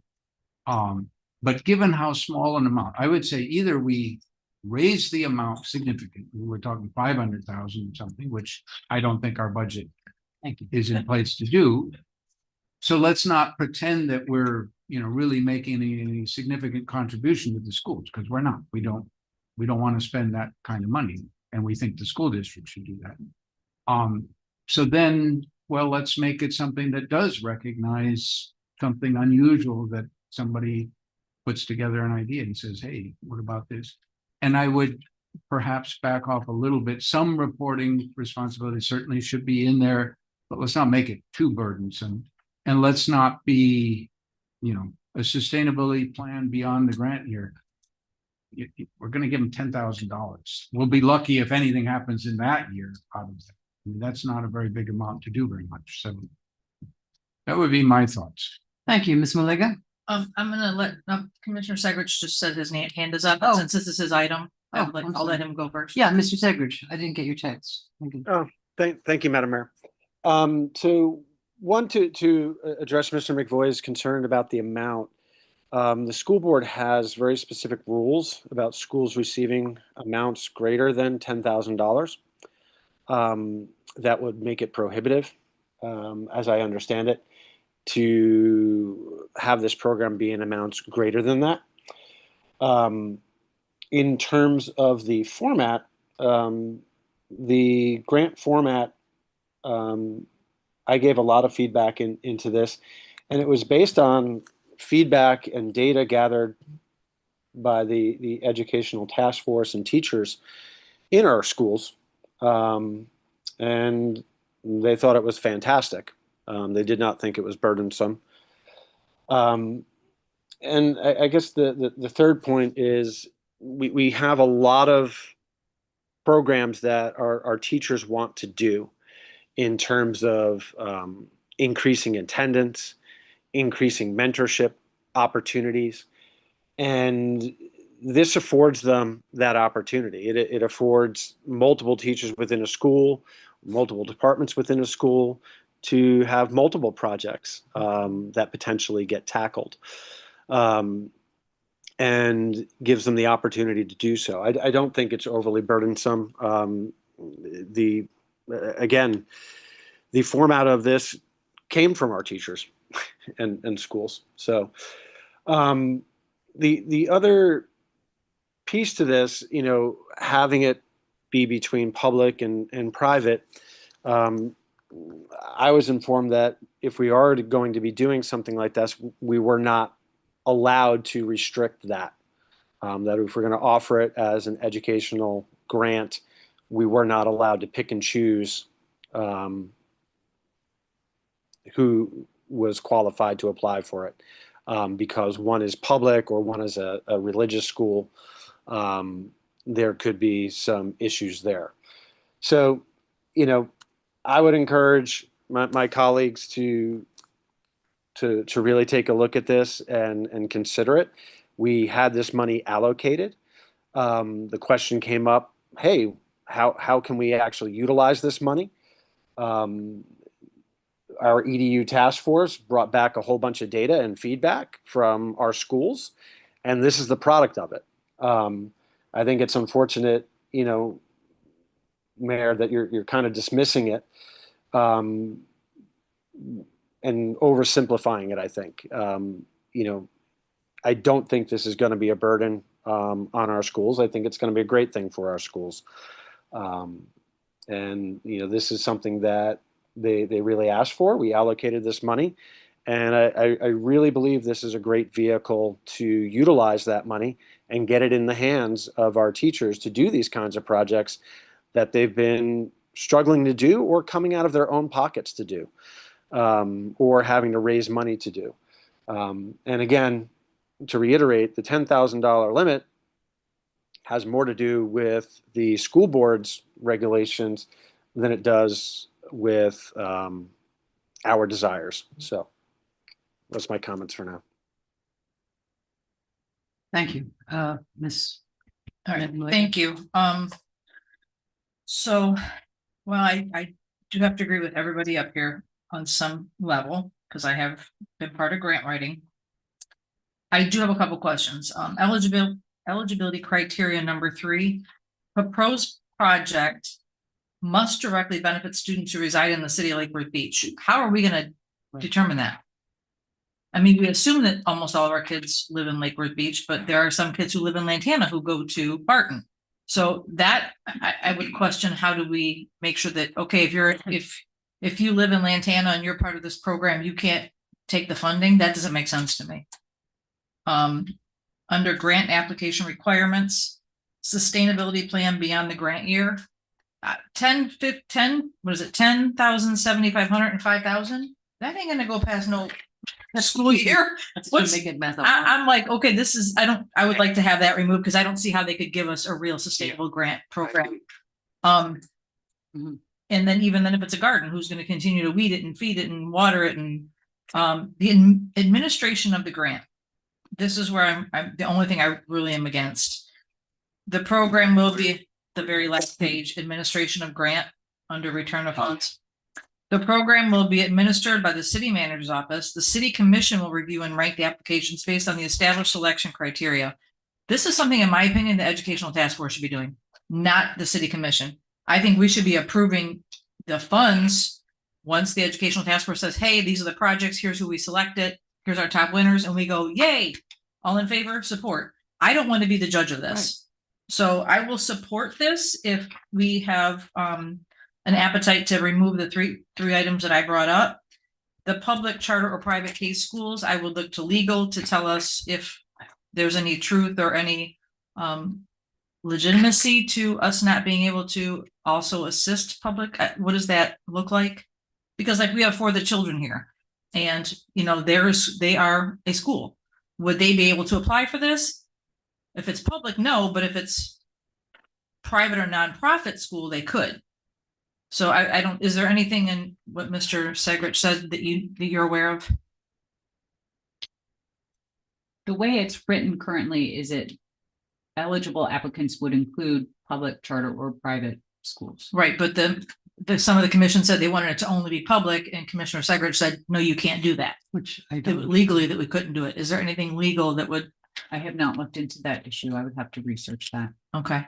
Because I mean, I'll support whatever the rest of the commission does, but our public schools are stripped, but so are all of our schools who have anything to do with DEI right now. And the funding that's been taken away from those schools, so I wouldn't say, to me, a private school, when I think private, I think somebody's paying $50,000 for a private education. I'm not thinking somebody like For the Children where they're, continuously grant writing and trying to get funding to run their programs. So I don't know, does that qualify as a charter school? If it's a nonprofit school like that, I don't know, because I'm not in education, but if we could kind of work that out, I would be in favor of this. They apply for, I mean, I know that they apply for lots and lots of grants, so that public schools can't. Madam Mayor, just to answer your question, Commissioner, when we started taking a look at, we asked the question whether or not the student lives in the city of Lake Worth Beach, the intent was to allow students who attend our schools in Lake Worth Beach to benefit. Now, obviously, we can't determine whether or not a student lives here or not, but we would say we would be giving the funding to the school that's located in the city of Lake Worth Beach. So But the way it hopefully reads, it students says benefit. must directly benefit students who reside in the city of Lake Worth Beach, not students who attend. Change it. We can change that Yeah. language a bit if we make it clear. That's fine. Yeah. Second issue you brought up, the sustainability. Remember, when you look at that, those percentages, you'll get more points if it does. You have a more sustainability plan. I just don't think that that's fair. That's I fine. don't know how. But I just want to That's let you my know opinion. if you have a good plan, if your plan reaches that part, and you'll get more, you'll get additional points. So that's another aspect. I would just leave that off. Fine, I we can think take the that out. point thing is, Anthony has his hand up again, ma'am. okay, I have a question, does the education task force operate in the sunshine? It does not, and that's why We will this have was to. directed for you all to make those choices, because they're not a sunshine board. They cannot Make any recommendations. But we can make them a sunshine board, which. Well, if, yeah, I mean, we could make it, Okay, but I don't, their feeling was very strong when it was created not to make it so that they can meet and be a little more free. So that's just a consideration. I don't know where this, more than 10,000, I mean, schools get grants for more than $10,000, so I don't really know where that's coming from. Ms. May has not yet had have you? Okay. Okay. Madam Clerk, do you have any public comment cards? I do not, Madam Mayor. Okay, we have one, and let's hear it.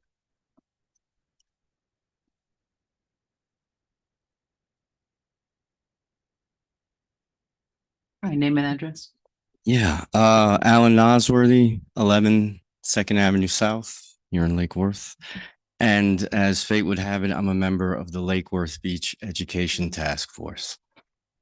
Super quick, I'm here this evening to speak in support of the City of Lake Worth Beach Educational Innovation and Advancement Grant Program. Unfortunately, the task force members did not know that the grant was going to be discussed tonight. If we did, our plan was to bring all local school principals as well as staff and students to show support for this grant. With funding that can be used for mentoring programs, retention, and improved graduation rates, this grant has the potential to improve education for our Lake Worth Beach schools in ways both big and small. Tonight, I urge all voting bodies of our local government to approve this grant program and to keep it evergreen, ensuring that its effects can have a positive outcome for many future generations. That was all that I had prepared. And then, Madam Mayor, you started speaking.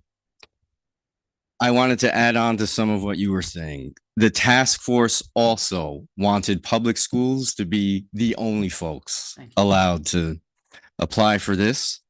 We also wanted to see the funding split evenly among the schools, because when we did speak to the principals, they thought it would be a little bit burdensome, excuse me.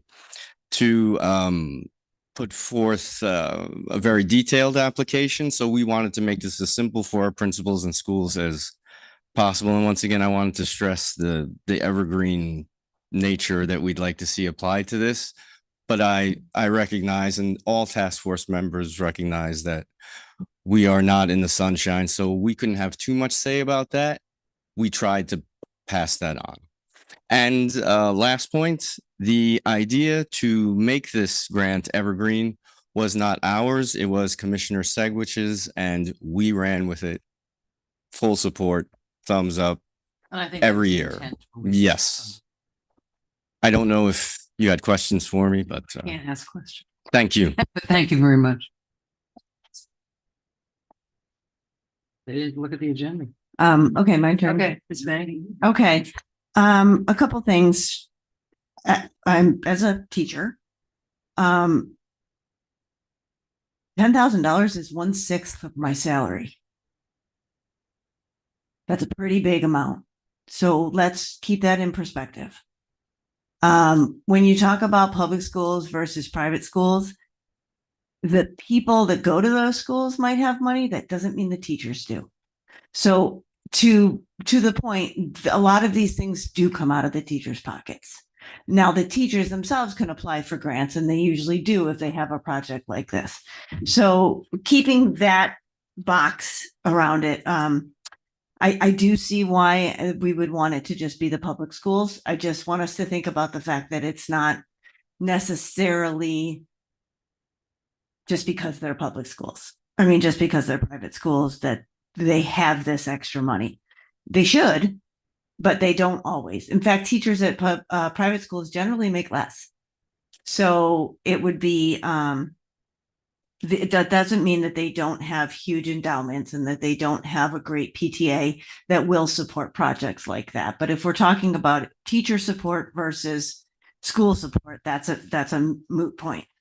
However, I do see this as a good idea. I forgot that because I was going to say, why wouldn't the task force do all this work? I don't want to do all this work. That's why I'm not on the task force anymore.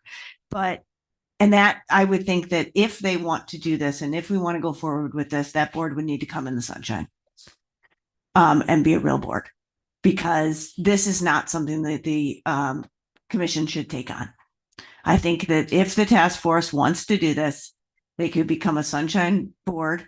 Then this is what they do out in Royal Palm Beach. I went to their award ceremony. They give scholarships, $10,000 scholarships to particular students who apply. And they do that through their education task force. And they do that at a commission meeting. And it's quite a ceremony. And when we first formed the education task force, I went out and kind of watched that. But they have a Sunshine Education Task Force, and it is funded. Now, the $75,000 that we have in there, right now, it's just a one shot. That's not something that gets put in every year. So if we wanted this to be a continuous thing, we would need to discuss that and see if that's a priority for us in our budget. My other question is, so it would be a 10,000, 7,500, and 5,000, which is 22,500. Well, what about the rest of it? So are we just doing a little bit each year? I didn't understand that math. I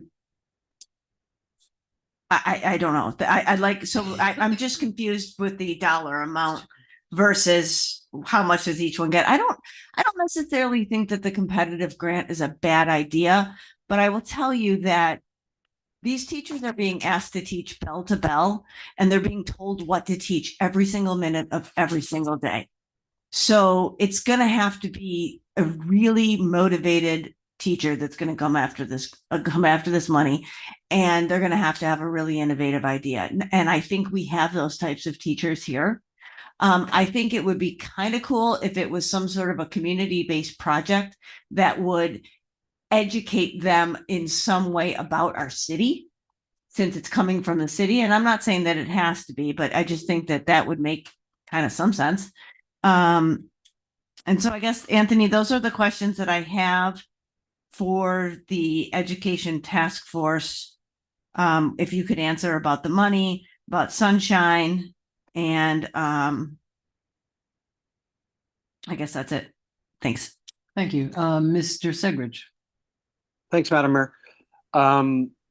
So about the money, again, I was told that there's this $10,000 limit, and that's why we went with that. By whom? Right, yeah, where'd that come from? The EDU task force. That was the feedback I was given. Could not exceed. Well, Okay, because I know that it can. Yeah. And so we can find Well- out the exact rule. I will talk to Erica Whitfield tonight and I will find out. I believe it can, but then it triggers all sorts of reporting requirements, and that's what they wanted to avoid. It's in there. Okay. Okay, thank you. And then, well, I had more comments, Madam Mayor. Go ahead. In terms of public versus private, I discussed that with staff, and staff's feedback was that we could not limit it just to public schools. So I did not pull that out of my hat. That's what staff had told us. But it sounds like Mimi, Remember what we need to, who said that? when I had my meeting with the city manager's office when we were reviewing drafts of it. Okay. Yeah, I don't know that that's necessarily true. Okay. So it sounds like Mimi, you're saying you'd be for this if we make the task force a board, that we made it evergreen, and that it was only open, or that you actually, Mimi, seem to be in favor of it being open to all schools. I'm in favor of it being open to all schools. It sounds like the mayor and others want it to just be public schools. But I really do think we need to make a decision to kind of move this forward. I don't think we should kill it. I can agree with. Can I just certain- interrupt because you just said what I thought? I agree with the things that you said, except for the evergreen part. I think that would be I like the idea that you get extra points for that, but I wouldn't make that a requirement. I understand your point, but to the point of the rest of the commission, $10,000, you do a project and you're done. Unless you can make it evergreen and then you get extra points during the application. But I don't No, think. that's not what I'm saying. I'm sorry. There's probably confusion about that. Oh, I'm so sorry. Never I mind. thought you, I hear my Canadian. Oh my God, I sound like Jeff. I'm so sorry. I didn't realize that. I thought you meant a sustainable project, like an Nothing to do evergreen with project. sustainability. Yeah, Okay, nothing I to do with apologize. sustainability. Making the fund evergreen, meaning every year it replenishes. Well, are you suggesting then if it's every year replenishes, but that that the commission has no control over it, and that it's not part of the budget process, that if the program isn't working, they could take it, I mean. The commission can. Right. I mean, even if it's evergreen, the commission in the future. Yeah. We don't want to do this anymore. Correct. Yeah. Okay. The other thing that I guess some of the confusion about it being 10,000, 7,500, 5,000 wasn't to say that there would just be 3 awarded. There could be 6 $10,000 ones and 1 $5,000 one awarded. So. Thank you. Yeah, is your light still on? No. Okay. I just had a quick question. So I would like that to be more honed in, like either each school has an opportunity to earn one of the 3 awards.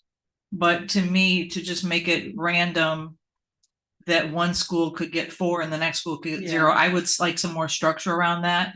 So they know what they're going after. And it's more defined.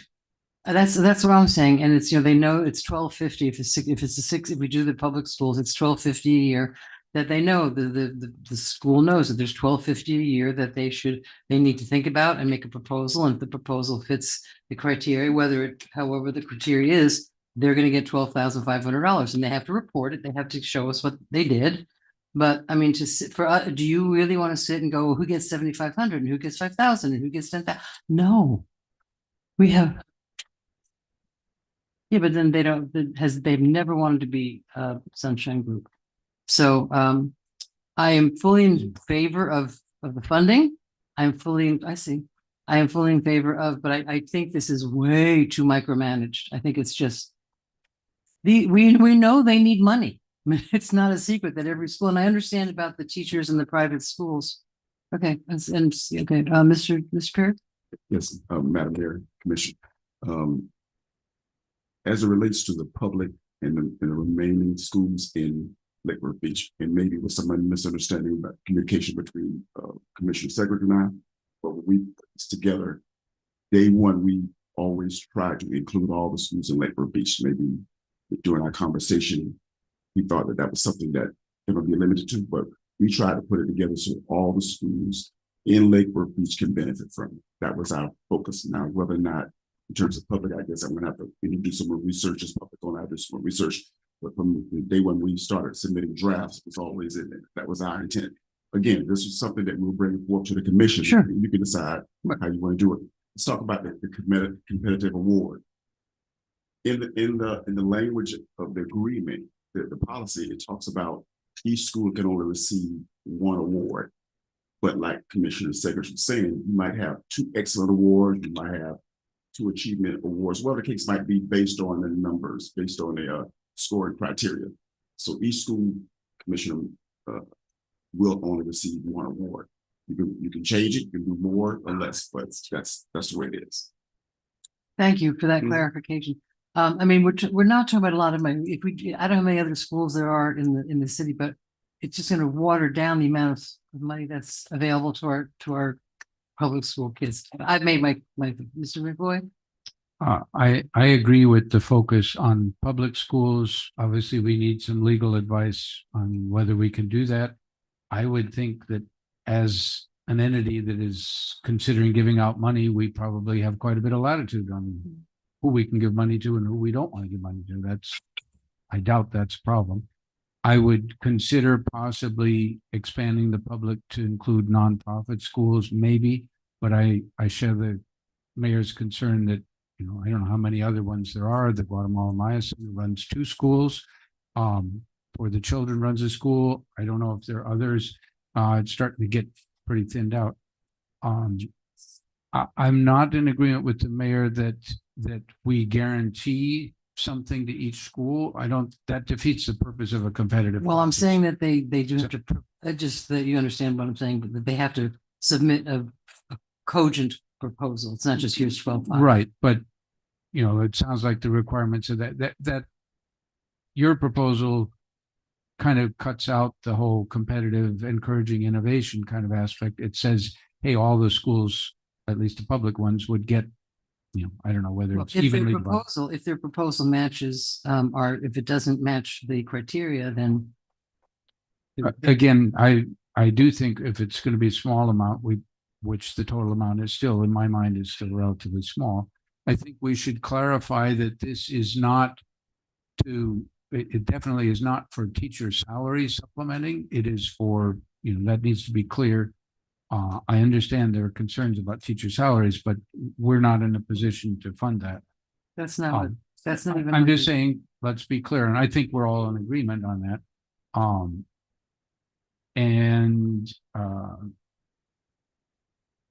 There's something else that I had that I don't remember. Okay, thank you. Are you getting texts from Mr. Segridge? Yeah, Mr. Segridge, are you done, Mr. McBoy? I think close enough. Thank Madam you. Mayor, Yeah, I just want to let you know there's 5 minutes and 6 seconds left. okay. Well, do we want to go to a workshop on this? Does somebody want to make a motion? Well, I do want to make a motion. I'm sorry, Mr. Segridge? I do want to make a motion. Okay, I have a real quick comment first. I think giving away money without purpose, it ends up being wasted. So I am a no strong one has suggested, oh, by the way. Please don't interrupt. I'm a strong proponent of having the proposals or the grant applications being actually submitted by teachers. I'd like to make a motion to approve this with the following amendments. One is that the EDU task force become a board and become the stewards of this, or the organizational body that basically judges and approves this. 2, if possible, it be limited to our public schools, if that's legally possible. And 3, that the $75,000 renew each year. But you understand I mean, it's not automatic, it would have to be approved every year on the budget. You understand Yes. that? I mean, the intent is to continue it. Yes. Okay. But you're still in the 75, 10,000, 5,000. Yes. Okay. I do will second it with a caveat that under eligibility criteria, number 3, the proposed projects must directly benefit students who reside. That language needs to be changed. We I agree to modify that. to attend Lakewood School. Yes, but he didn't put that in his. Okay. So I will second it if that language is added. Mr. Sagridge?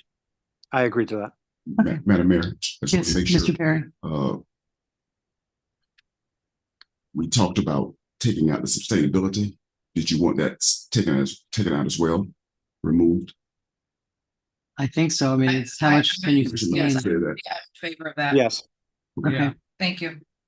So I'll add those two. So the 4th is adjusting the language, as Commissioner Malega said, and the 5th is to remove the sustainability requirement or criteria. Second.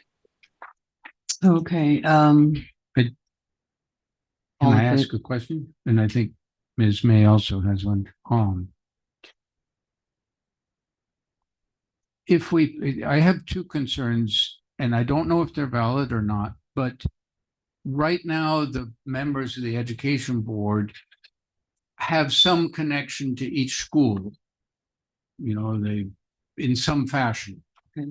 And I would think that the potential to kind of undermine some of the collaborative aspect of the board, if you have them, well, I'm voting for my school, will you vote for my school?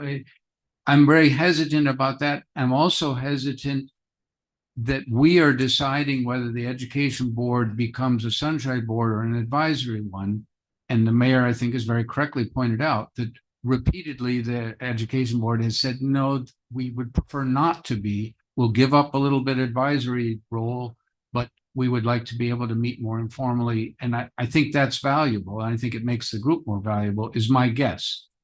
So if I were to vote against this, it would be because I'm very concerned that we're forcing through turning that board into something that we haven't asked the board whether the squeeze is worth the juice. I understand that we don't want to be the selecting board, and I pretty much support that. Maybe we can find some other way that some independent somebodies are the selecting board, but I'm very hesitant to push through that we're turning a board without asking them into a sunshine board. thank you. Okay. I do support the cause, but if we don't check that, I would have to vote no for that reason. Okay, so there's been a motion and a second. All in favor? Aye. Aye. Opposed, nay. And I'm going to put on the record nay, not because I don't want the Right. money to go there, but I think it's totally over micromanaged and unrealistic. And I But also if the agree. education task force is in charge of it, they have the $75,000 and they can allocate it. Well, but it begs the question of the original purpose of the board to be sunshine or not. And I agree with Mr. McBoy about that. So, okay, it I passes. said the task force would have been here and that we would have had teachers and principals. So thank you for attending. Thank you. And clarifying some of those points. Okay, back to B. I make a motion to allocate the funds for what we just voted for. Do I have a second? Second. By Mr. Segridge. All in favor? Aye. Aye. Okay. So that's a 5-0. Yeah, just, I mean, I'm not gonna fight you. I think it's ridiculous. Okay, authorizing ordinance. Now we are on C, which is now D. Ordinance 26-02. Please read by title. This is ordinance 2026-02, an ordinance of the city of Lake Worth Beach, Florida, amending chapter 23 land development regulations, article 1 general provisions, division 2 definitions, section 23.1-12 definitions, amending and adding definitions.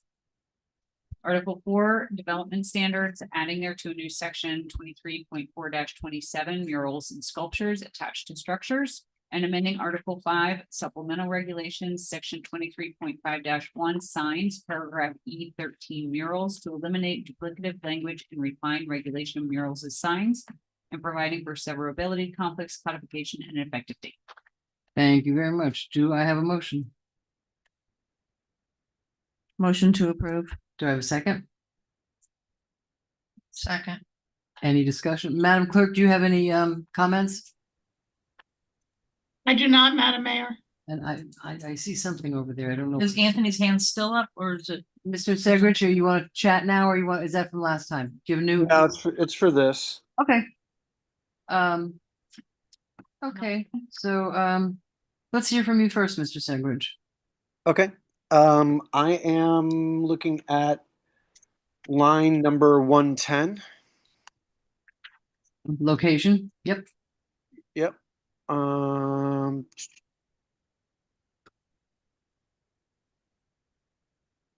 So actually it's line 114. So where we talk about it, the sculpture complies with the major thoroughfare design guidelines and historic preservation design guidelines. I don't believe either of those guidelines address murals in any fashion. So my concern is that gets interpreted as, well, they're just not allowed in historic districts or along major thoroughfares. Mr. Waters? There are elements in the both guidelines that get at elements to the buildings being cohesive and compatible and in harmony. Neither one of them have anything in them specifically that says you cannot do a mural or you can. There are stuff in the site criteria information in a different section of the code that does talk about three-dimensional items. Any change to a building as it's written now does have to comply with either one of the guidelines or sometimes both if you're in a historic district and you're in on a major thoroughfare. Elizabeth and I can look and ensure that between first reading and second, that those guidelines would not preclude a mural or a sculpture from being attached. We've been doing murals for a long time. The sculpture thing came up because a variety of reasons, and we've believe clarified all of those. But we do need, I feel, some level of quantifiable criteria. And this, I just would like to add, this criteria is the criteria that's in the current code under which murals are reviewed and regulated. So under those in line 114, that is actually addressed in the major thoroughfare? Well, no, what she's saying is this is a requirement that's already in place in our code today for murals. That requirement isn't really changing. That's what I'm asking. So it's already addressed. Yes, I guess so. Okay. What does the yellow Boy, highlighting? I'll call on you when we're. Well, I'll call you. Okay, Mr. Segrich, are you okay? Yeah, so that was a concern there. Also in line 118, where we talked that it has to be compatible. My concern is we have a lot of architectural styles, and none of them in the guidelines or anywhere says, oh yeah, you should put a big mural on that, right? That's kind of a Lake Worth thing. So I just want to make sure that we don't inadvertently put something out there that ends up preventing it. And thank you, Mr. Waters, for considering looking at that, to understanding the intent and seeing if we can accommodate some sort of change that would ensure that we're not inadvertently preventing it by somebody down the line looking at our guidelines and just going, yeah, based on my interpretation, no murals allowed, because that is existing, not Yeah, exiting. I just caught that. And also, and part of it is that certain buildings have already, by their own architectural flavor, a place to put a mural or a place to put a sculpture that's sympathetic to the architectural style that is there. Some buildings, it's a little more difficult. If we had a completely glass building, which we don't have, but there are styles that are like that, it would be completely inappropriate to paint over that glass with a mural. Mr. Gary or Gropius or all of them would go completely nuts if you painted over their windows. So the architectural style itself, and maybe this is because of my architectural history background, dictates sort of the size that's a mural that's appropriate and where it's most appropriate to be. And that's where this is getting at, because we have an entire theme through our LDRs, our preservation program, Truth in Architecture, that speaks to your style is your style and how it should be respected and treated and experienced as one way. I don't foresee that this would be a reasons you deny a mural sculpture without quantifiable decision, which our boards already require, to defend why. Okay, this building is by Walter Gropius. It's all glass. It's inappropriate to put a mural over the front of the glass over the front. And their appeal would come to us if there was a problem. Or the appropriate board, because we've got a lot in here that staff can approve. Mhm. So if staff makes a decision that the applicant's not happy, they would go Then to it either goes to the the planning board. board or preservation board.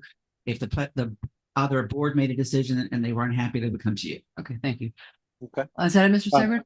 Yep, line 130. Okay, that's not it. Okay, yeah. So line 130 talks about not having logos.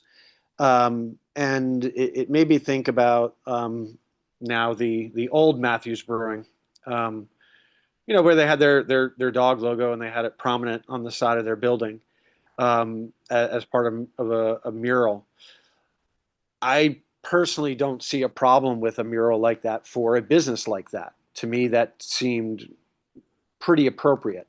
And it really didn't seem like it's like an advertising, and they weren't like listing, their hours of operation and beer prices on it.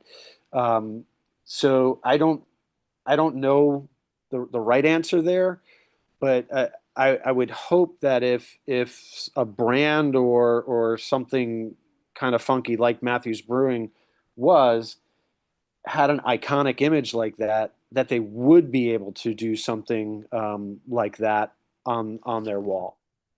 So just interested in my colleagues' thoughts on that. If I might correct, application, we do allow such a thing under the sign code. Signage. And there are limits on how much sign you can put on a building, and that could vary. But one really good example is McCreary's electrical, I think it's plumbing and HVAC. They have a duck that is sort of their logo. They got cited for having put it up without a permit. I kind of intervened, looked at it, and I'm like, well, they're well within their sign allotment. It's a sign. It's not quantifiable as a mural, even though it's painted on the building. And we have lots of signs that are painted on a building, but qualify as signs, not a mural. Just because it's painted on the building doesn't mean it's a mural. And Elizabeth and I spent time on it, more Elizabeth and I, to ensure that messaging would be facilitated, but it would fall under the sign code now. You could have a painted sign versus it qualifying as a mural.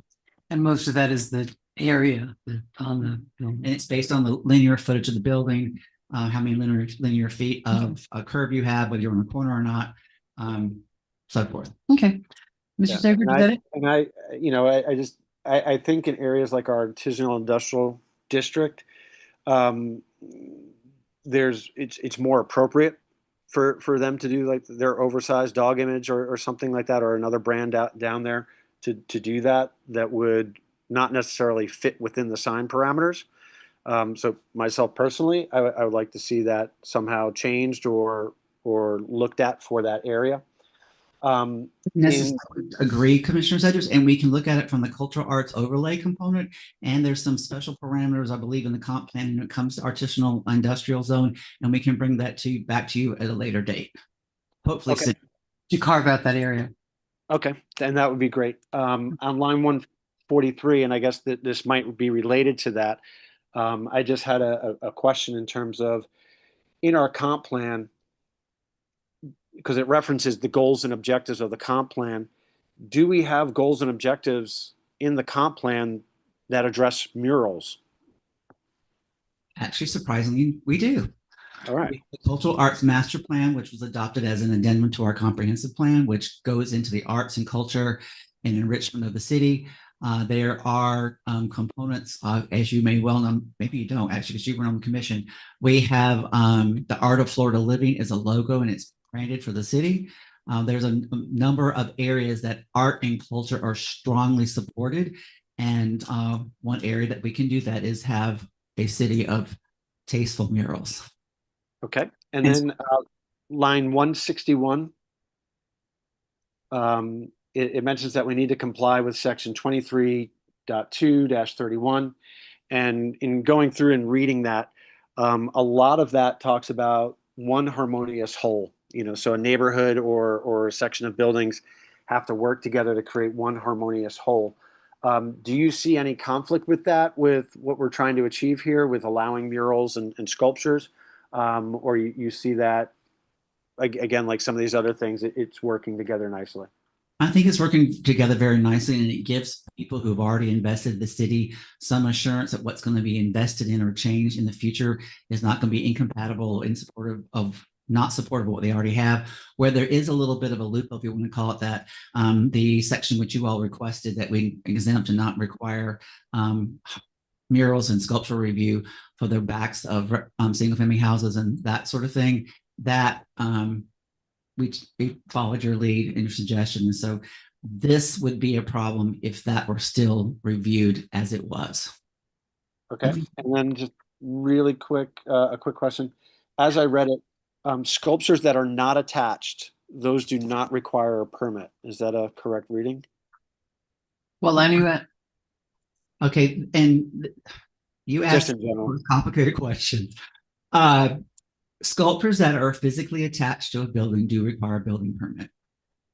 Depending on the type of sculpture, if it's permanently set in a foundation, becomes an ornament in the yard and is not necessarily covered by this ordinance, and it would be allowed because it's not physically part of a building. But I think there's a point where sculptures, if they're being permanently installed, attached to a foundation, maybe have electricity run into them, they will have to get a building permit, but they are not exempt from the building code, or they're not covered as part of the LDRs, because the LDRs cover buildings, structures, and things of that sort. Excuse me. so what would happen to the dinosaur? Well, as it is now, I believe it's staying on the sidewalk. Okay, but if they wanted to put it back on the roof, could they? They can get a building permit. There's an approval process, and they can move forward. I don't know, and we are in conversations with the person who is the power of attorney for Mr. Harry, Right. and trying to work out how that's all going to be handled. As long as the engineering is provided, which he did attest to me that he had back in September, they can apply for a building permit, submit their application, which So if they submitted a permit application for the dinosaur, and they could secure, to me, wind loads and blowing it away seemed to be the issue, right? And they could show, professionally that it's secured appropriately. They could have then a permit. I think they still have to go before the planning and zoning board because it's a change to the front facade on a major thoroughfare. And it's a fairly easy application because we do them routinely. It would be, application and it goes to the board the next month. More than likely what will happen is that, very much like awnings, they have a test rating for what wind load they will meet. And many people have already signed something. They have to take the awning down before a hurricane. Right. I suspect, based on looking at that sculpture, and personal opinions aside, I think it's great. They probably would have to take it down at the time of a hurricane. So that could be Watch a part of roof. their approval, is it has to Yes. come down. Okay. Because I think we want to encourage the quirkiness and the dinosaurs and if anybody remembers the Volkswagen cut in half down in Lantana on Dixie Highway. There was That's, one in South, in Miami as well, on Brickell. yeah, it's cool. It's great stuff. So I'm glad to hear that is And not I hate to take up your possible. time, but a lot of what we had that was precluding all this are things that were in the town before. We used to have a tiger in a cage. There were people that were genetically appropriate, real, displaying items in buildings. I won't go into all that I heard. So we have a lot of quirks that we have been adopted to prevent things that happened in the past, that hopefully, based on decency laws and animal cruelty laws and all these other things that are now in place, we won't have a problem coming back. So I'm very appreciative of now we've moved into the 21st century on some of this. Because that Hulk sculpture, even though you couldn't have a human thing, it was there for years at 22nd and Under our old code, Bob's Big Boy could not be right at a property. Right. Okay, Miss. My last thing. The really quick. dinosaur has talons. It can hold on. They'll find a big enough screw to screw them down. Mr. McVoy. I had one more thing, Madam Mayor. Oh, I'm sorry. Also on line 110, it's basically phrased that if something's on a major thoroughfare, it's not allowed except if it's approved. I think that's a rather negative connotation to what we're trying to say there, because we are saying they are allowed if they're approved. Is there some reason why we start with the denial of that? Because like as a business owner, I'm reading that, I'm saying to myself, oh, they're not allowed unless I have some sort of crazy good argument as to why I should have one. Elizabeth and I can look at it, but we changed that because we were attempting to make, you wanted murals and sculpture allowed everywhere, but you wanted a different criteria for Right. your thoroughfares, which stripped it. I think that she and I can work together and figure out how to make that more a positive statement. Like I would see it if it said they are allowed there. However, they require the approval and stricter standards of blah, blah, blah. And to me, that would connotate that they are, allowed everywhere. The way it reads to me right now, I look at that and I'm just like, yep, nope, not going to even try. Did you read the whole sentence? You have to read the whole Yeah, I did. Okay. Mr. McBoy? Was that Mr. Sigurd? Yes, that's it. Okay, thank you. Mr. McBoy. One clarifying one, maybe this has already come up. What does the yellow mean? Those are all the areas that we amended or changed. It was written in the staff report that those are the areas that we tackled based on the comments and direction that you were given to us at the last meeting. So you just didn't use underlining to indicate new language. You No, use strike because through, that would but then not. get really confusing because underlining means it's actually physically a change to the existing code. And we're trying to follow the same nomenclature so that Melissa doesn't have a heart attack when she tries to have this codified. So we highlighted the areas that changed because we're putting a whole new section in, which doesn't have to be underlined necessarily. And then other parts of it have strikeout and underline where we're changing actual code that's already existing. When this comes back to, for example, paragraph 7 on page 3, starting at line 106, that number 7 would just be deleted for second reading because it's Right. new language that was initially proposed that you all didn't want, so it's been removed. The strike throughs are clear. Staying right there on 110 through 112. Is the yellow mean all of that is new that wasn't in there before, or what does that mean? It's language where that was altered to meet the requirement, From our meet its direction that you provided. All right. I guess my overall comment, I'm not going to go through line by line. I appreciate that other people have. My overall comment is somewhat along the direction of the mayor's that I think it's not a surprise to anybody that Lake Worth, keep Lake Worth quirky. Lake Worth is known for being a bit more artistic, a little bit more different, maybe a little more edgy than some places. I don't envy anybody who has to try to write regulations. How much edgy is okay edgy? How much quirky is too much quirky? But I would hope that our overall, when we're all done with all this, that we don't governmentize the interest out of the city. And I guess I'm looking to you, to Mr. Waters, to give us some reassurance that, some interesting things can still happen. Some of them might not be ones that everybody agrees with, but that's okay. As long as, there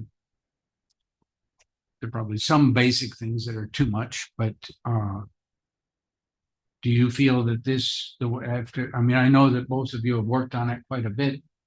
I'm not sure that attorneys is the usual place to look for quirkiness as a source. We will cover part of it when we had the code meeting with you all, but I have been desirous of making major amendments to our sign code for a very long time, but we did not tackle it because there were preemptions and issues with freedom of expression, political messaging, whatever else, and we had some cover in the fact that our sign code had not been updated in a very long time. I do suspect that after we have our code meeting and some direction that you might provide in terms of being business friendly, we will likely bring back some significant changes on the sign code side. But our code is set up to encourage as broad an appreciation of flavor as possible, which has actually led to some complaints specifically in the historic districts that we allow architecture that's not historic looking. Well, our historic districts should live and breathe and evolve over time like the rest of the city did until it became historic. And so we do not limit what kind of style you pick, but you just have to pick a style and stay true to it. And I think I mentioned that several times tonight. And so our A style that quirkiness- what? I didn't hear you. A style that look our style, you have to pick one and stick to it and be true stick to it. That was the only thing I missed. That's all. We do have in our guidelines the prevalent styles that are found in a historic district, but you can do a modern style or a contemporary style or something like prairie, which wasn't here originally, as long as you were true to that. Okay, thank you. Okay, my only thing is, we still have, and not gonna bug you, but similar, line 79, similarly qualified person. I mean, I guess when the permit goes in, it would be like, how are they gonna paint it? How are they gonna seal it? That sort of thing. Which Line 97. Oh, 97. You said 79, so I'm kind of confused. I'm dyslexic Okay, that's okay. and ADD. I do my best. It ain't easy. We this is Well, it says similarly, because at first it was a licensed art, but it says now similarly qualified person. And, to me, that's like anybody that wants to pick up a brush. Well, part of that is also you've got to provide us some evidence that you have an ability to hold a brush and paint something, which can be done through experience, talent, expertise, training, and education. And if we feel that that's too onerous, it's better to have it more closed now, go over time, see if it's appropriate to open it up more. Okay, all right. I just want to make the comment, not make a change. All right, so where are we? Had a motion. Oh, I'm sorry. Mine is so dumb. Okay, go to line 227. Here we go. 227 and add a C in the word itties. Cities, right. Thank you. You're welcome. That's not dumb. That's wonderful. That is being removed, so out of the code. Oh, that's the way it is. That's an old. It may be actually incorrect in the code. I'll have a look. It might. Okay, great. 227. Oh. It says itties. It says thank you. Okay. We have a motion and a second. No, I have none. Madam Clerk, do you have any public comment on this? No, Madam Mayor. Do I have a Mr. Brown? Is there any? No. Okay. So a motion and a second. All in favor? Aye. Thank you. Aye. Okay, thank you very much. Moving on. Thank you. Have a good evening. You that can leave. Okay, now we're on new business. Where's the new business? Motion to approve. Second. Do I have any comment? All in favor? Aye. Aye. Thank you very much. B, competitive, so this is the casino building and invitation to negotiate. Do I have a motion? Motion to approve for conversation. Do I have a second by Ms. Malega? Mr. McVoy, Peggy Fisher is going to make a comment, but Mr. McVoy, your comment.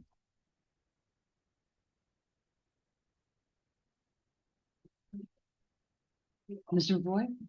Oh, I thought you said. No, I said Mr. Peggy McVoy. Fisher was going to make a No. comment.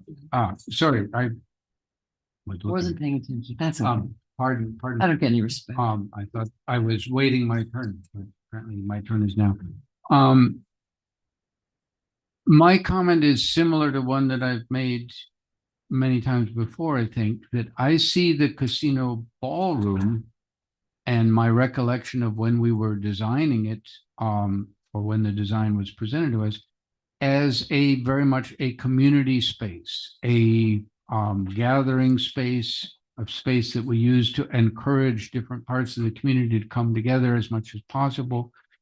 I do not see that as primarily as a money-making area. I see it as a community building area.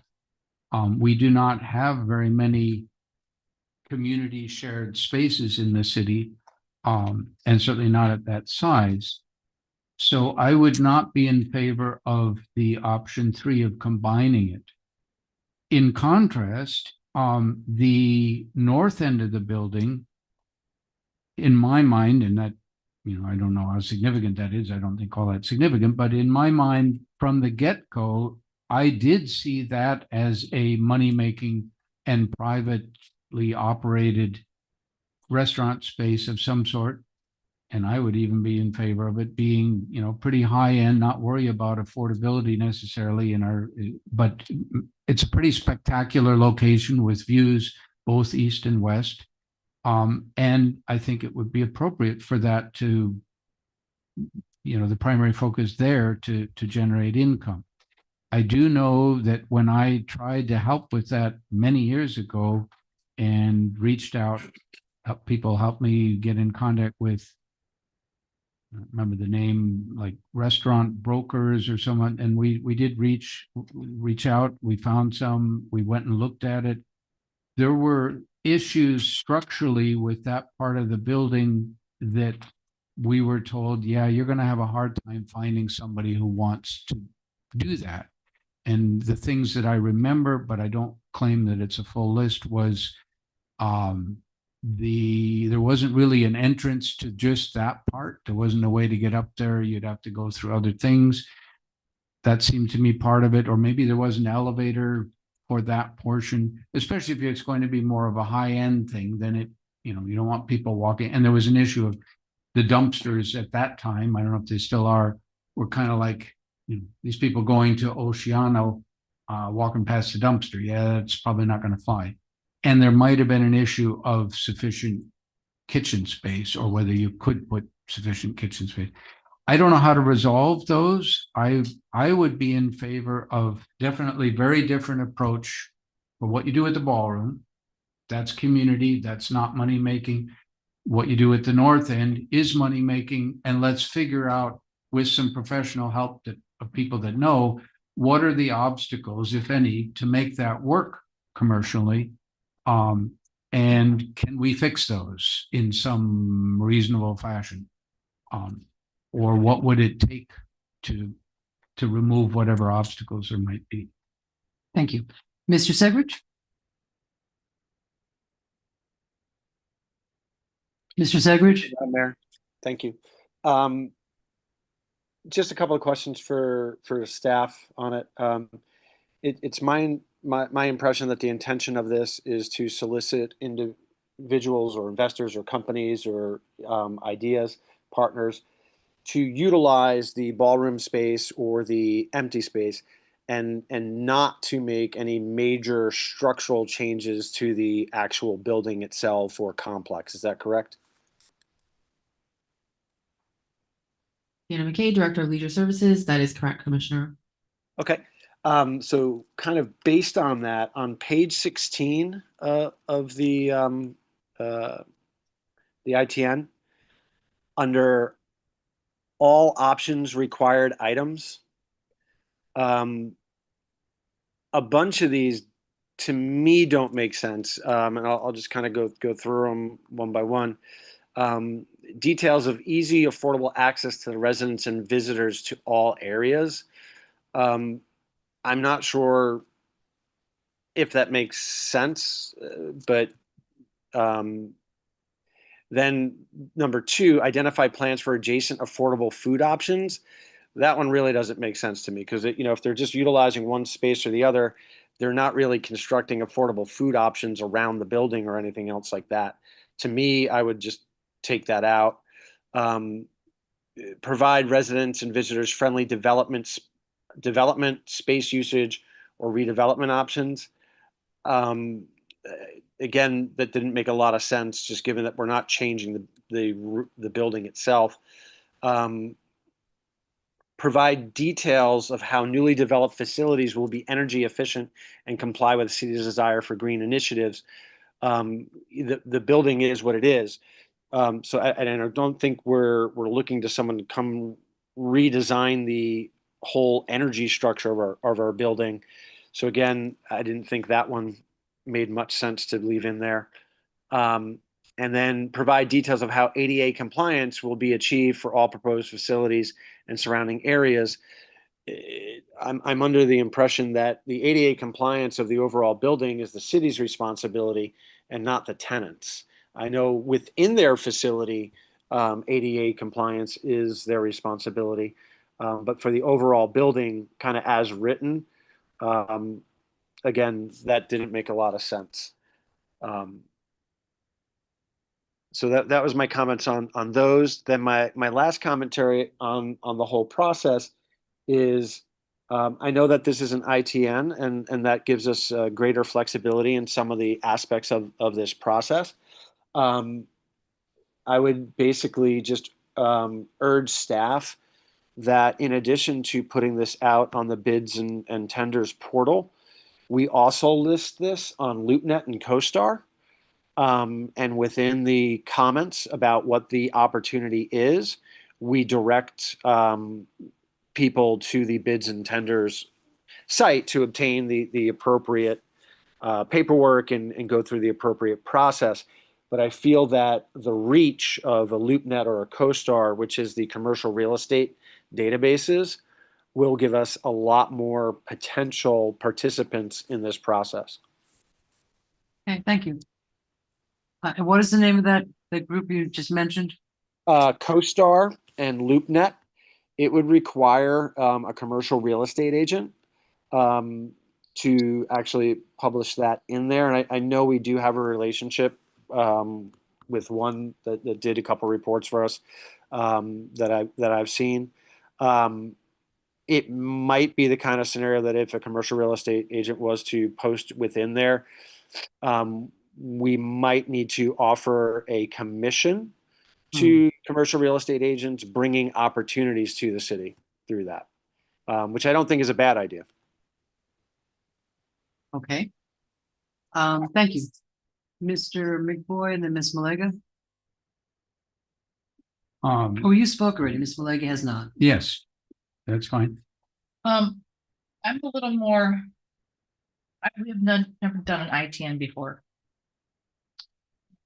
I don't, so can you walk me through this?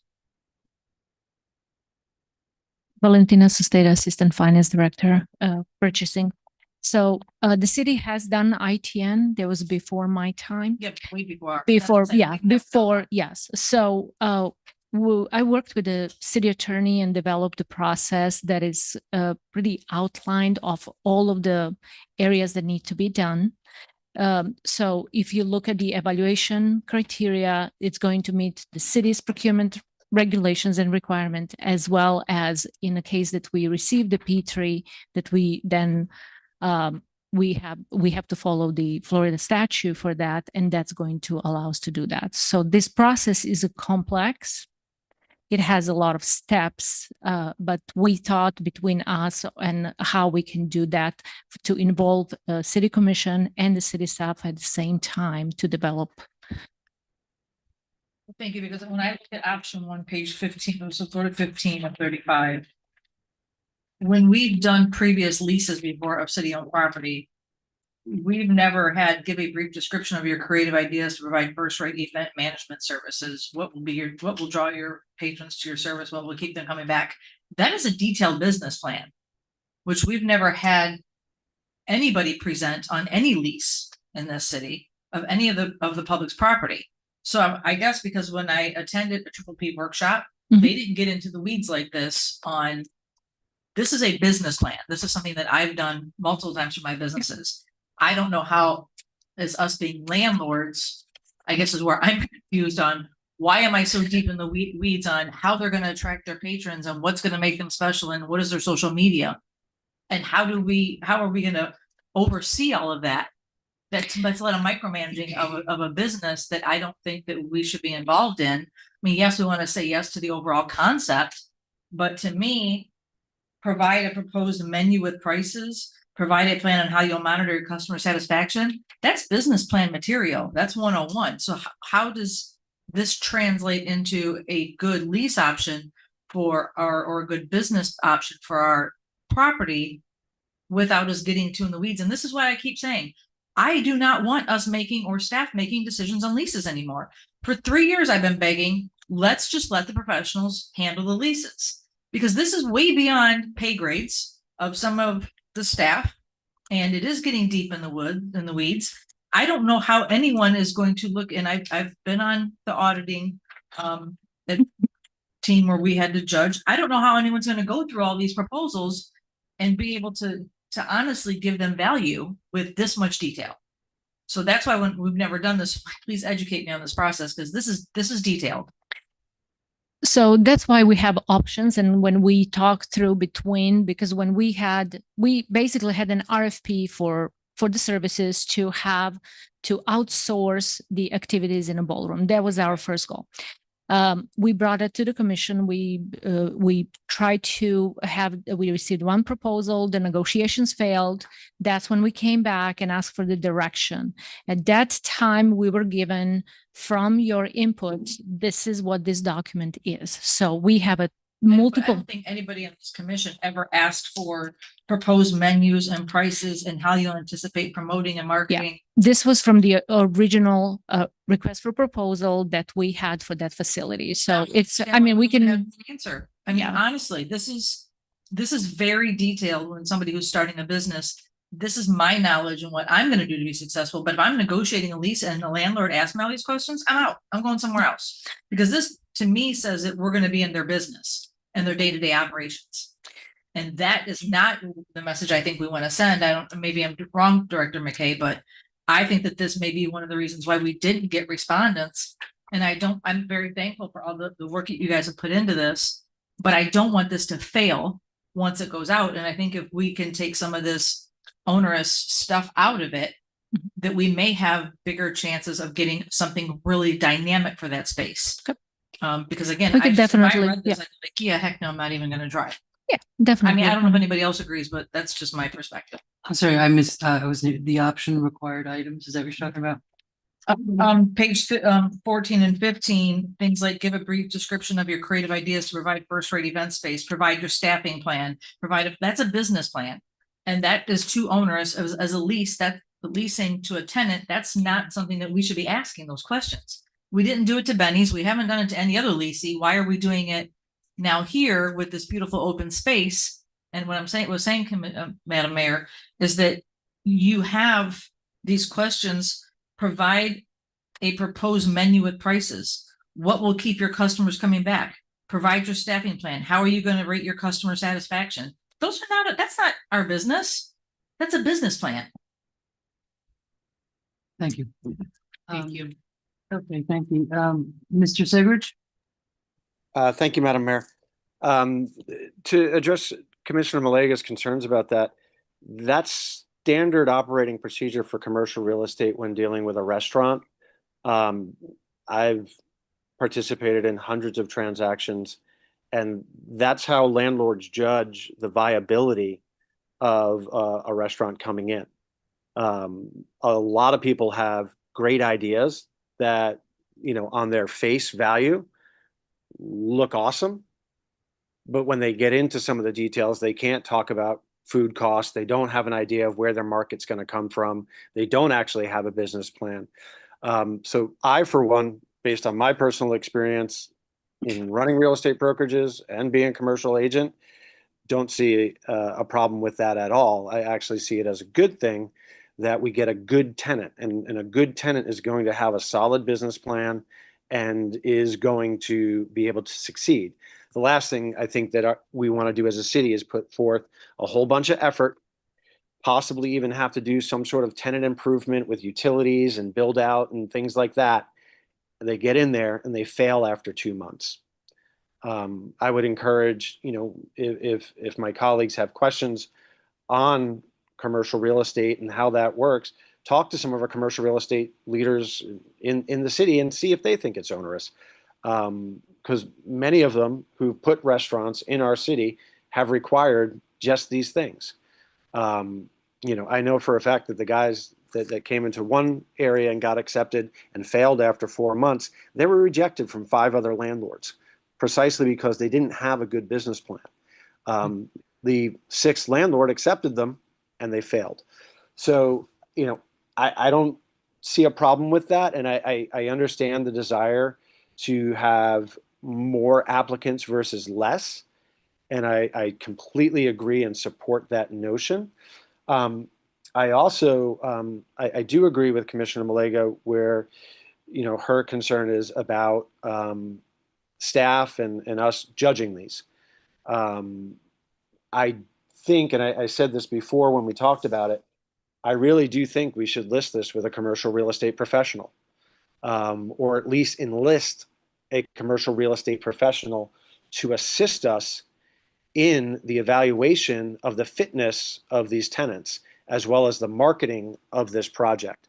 And the I did a lot of research on the ITN format versus just listing it as regular commercial real estate. And because of the competitive bid requirements placed on a municipality, everywhere that I read, the suggested format was to do an ITN.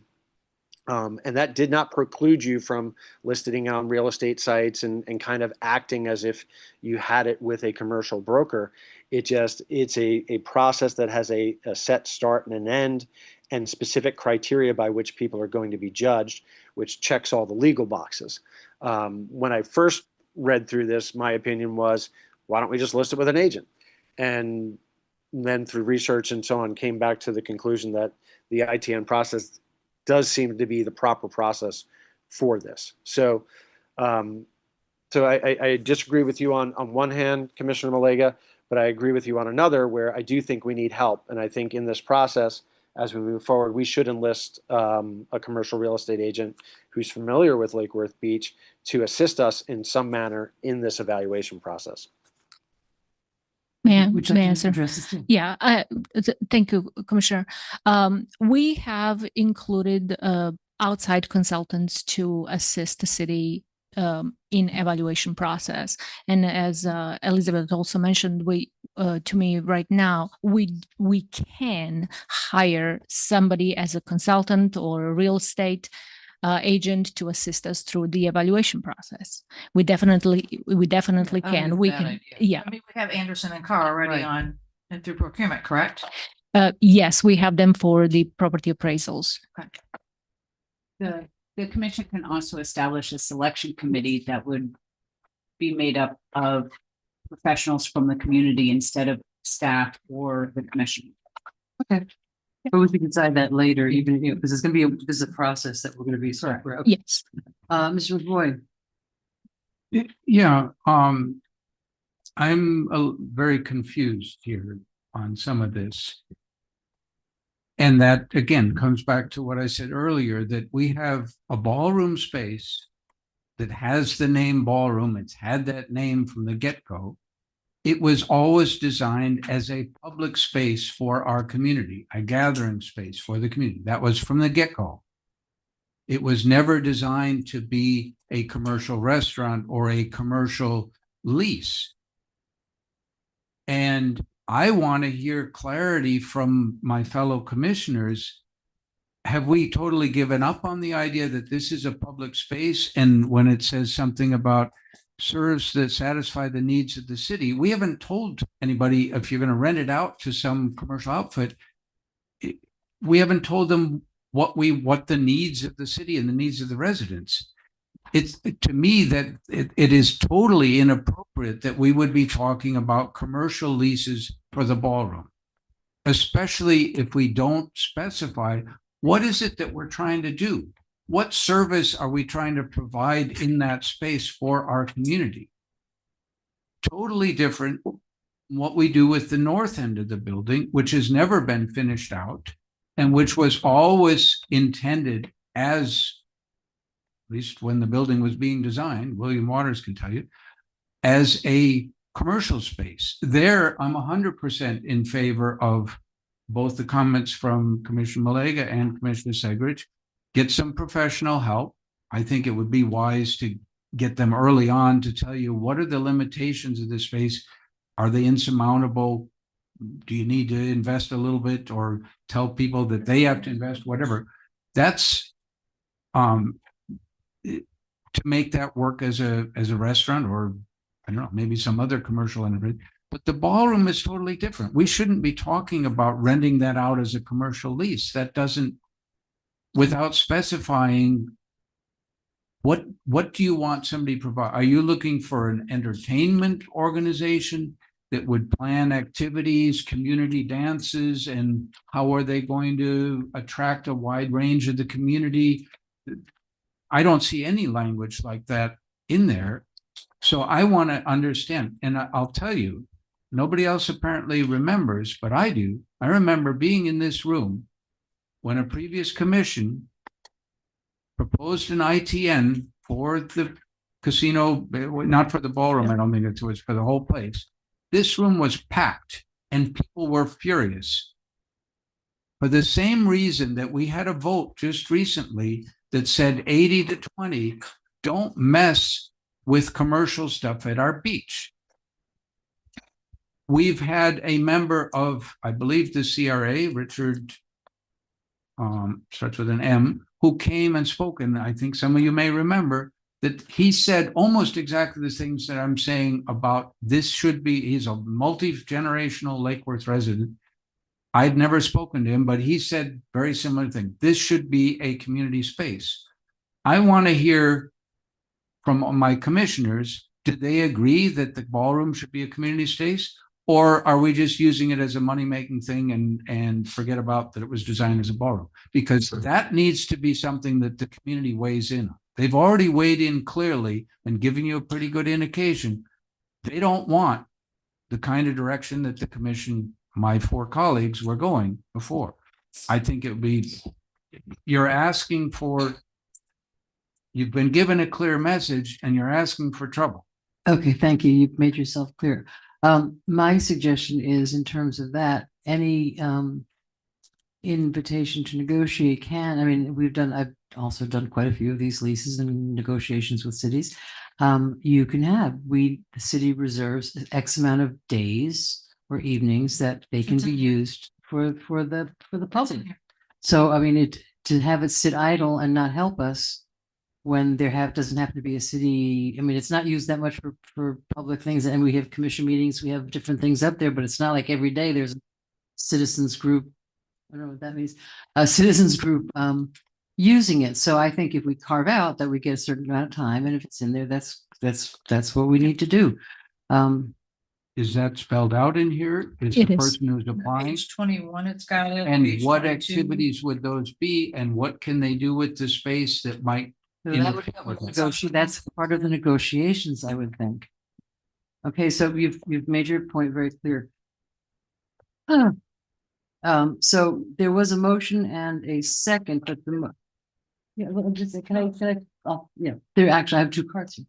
But the motion, in our backup, in the staff backup, there's option 1, option 2, and option 3. The motion did not specify which option that they were looking for, and I think we need to be clear about that. So if the movement, Ms. May, could be a little more specific. As a motion maker, I'm going to withdraw my motion and allow somebody else to go forward. Okay. Do I have a motion? And I'm reading through the different options. I'm sorry. I'll make a motion, Madam Mayor. The 3 options are intended to be Yes. options in the ITN for the. Oh, Yes, okay, so we yes. don't have to pick an option. No, So you don't have to no. withdraw your motion. I reaffirm my emotion. Is the second? So I will clarify. Okay, I thought it was for the ITN. yeah, okay, thank you. No, so It is. it is for the ITN, and all 3 options are available options. So To that, to whoever the yes, bidders. to are. whoever, whatever. So we try to make this as wide as possible to receive as many as possible options. Limited or big or whatever. Okay, Yes. thank you. We do have 2 public comments, Peggy Fisher and Pam Kahane. Madam Mayor, I'm sorry to Yep. interrupt, but my computer's I got a message, my computer's gonna shut down. Oh, So I logged into Wanda's computer, but can I read the comment? Can I read the comments first before my Sure, computer shuts down? sure. We don't want to die. Okay, Richard Mahler, 1767 15th Avenue North.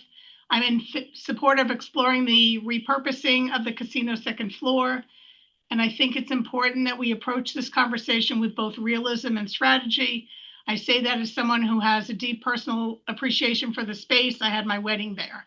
But even with that connection, I can also acknowledge that the ballroom, while beautiful, has real limitations as an event venue. It is not particularly well suited for many larger events, and it presents major logistical challenges when it comes to vendor access, setup, breakdown, and load in, load out. Those are not small inconveniences. They directly affect marketability, user experience, and revenue potential. If the city has an opportunity to generate significantly greater and more stable revenue by leasing that second floor for another use, then we should be seriously considering it. What makes this even more compelling is that it gives us an opportunity to solve 2 issues at once. The old City Hall Annex is a historic asset that is in need of investment and a clear long-term purpose. Repurposing that building into an event venue could create a more centrally located, more flexible, and potentially more functional space for weddings, private events, and community gatherings. It would allow us to preserve and activate that building while transitioning the casino second floor into a use that may better serve the city financially. Bye. It's been fun, Madam Clerk. So because she's not on, we can't move forward, right? We can't do anything without her.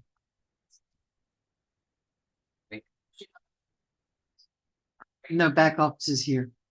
Is Mr. Perry's office. It's right there on the screen. She thought I should have sent you off. We don't see her. That one popped up while she left the room. I'm sure she'll come on the No. other one. Yeah, Lake Worth Beach, what's that? Can somebody maybe run downstairs and see what's going on? No. I don't know. I don't think so. I think we're offline. There'll be a slight intermission.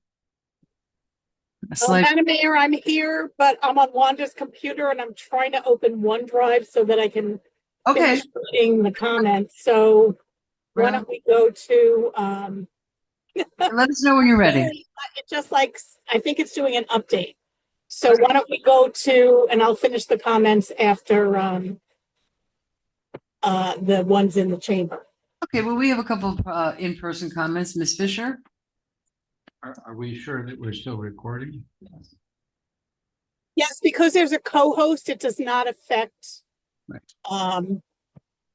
like if I were the only host, the meeting would have ended. Ooh. So I always have a co-host just in case there are computer problems. So everything is still going on. Okay, Ms. Fisher, Peggy Fisher?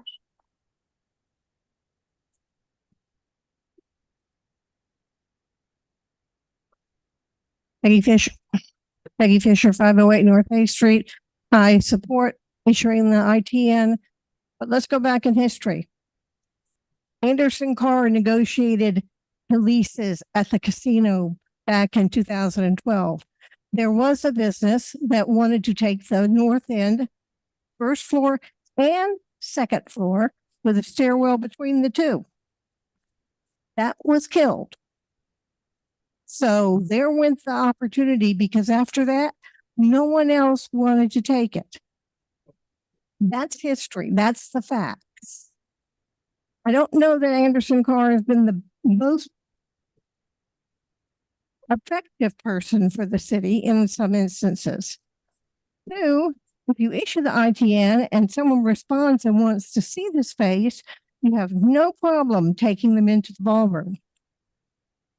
Guests will enjoy the lifeguard space, the maintenance space, and the storage space on the north end of the building, because that space is occupied and has been for a long time, and was brought up in the summer of 2023 to empty that out specifically for being able to do this action. So if we're going to do this, then we need to put a little emphasis behind getting the trailer, the modular buildings delivered. B, getting the concrete pads installed, getting the material from WGI, which was supposed to do the engineering. You can't sell somebody on something when it's shoved up with other stuff and other people. That's sort of disingenuous. And so I think we need to figure out what needs to be done to make our building inviting to people to look at, rather than go in there and say, well, where's all this going? There were a number of problems with that building. Let's start with no hot water in the kitchen on the south end that served the ballroom. That was a major So I think we need to put some attention to what needs to be done, rather than just putting out new things. Let's get some things done. Thank you. That's time. Thank you. Pam Triola Clahane, you're having an identity crisis tonight. I did, I'm putting all different places to make it. Yeah, Mr. and say, well, we were gonna take another public, I know, I've been texting. Yeah. Yeah, thanks. He wants to ask to amend the motion, but Ms. Pam will go forward. Thank you. Pam Triola Clahane, 410 North Ocean Breeze. Let's go back in time. Good times. That ballroom. Well, first of all, you're trying to retrofit something that has been a problem since the very beginning, because the gang of 20, as I like to call them, has made a problem with that beach and that ballroom since the very beginning. The building itself should have been set way back on that property, but no, it was not a complete redo, even though it was only one wall stood. It should have been put on pilings for safety purposes, and it never was. And it was called a restoration when it was really just a renovation and would violate probably most codes today dealing with sea level rise and all the other issues. You can't fix the problem and you can't change it until you figure out what you're going to be up there. And I think that the whole ITN process and some of those particulars that were put into the process, they were screws. Let's just try to make it more difficult. It's the same thing with every developer that comes here and says, I want to build something. Well, what's the flavor of this? And we have to have that. And we micromanage their projects on them. So they don't want to come back. Why does a business want to fit into this thing if you're going to micromanage everything that everyone wants to do? A realtor should do the job for you. The reason why it was a big cluster, you know what, is because businesses came in here. They were brought in by the realtor, the commercial realtor, who did all the background work, and commissioners decided to renegotiate the leases on the floor of the chambers because they wanted input into what type of client was going to perform here. You keep letting these same mistakes happen over and over and over again by the same people, for crying out loud, and nothing ever gets done. And it's designed that way. I commend those of you who keep fighting the fight. God, I love you. And I'm sorry. I'm sorry, but these projects have to get done and get done properly.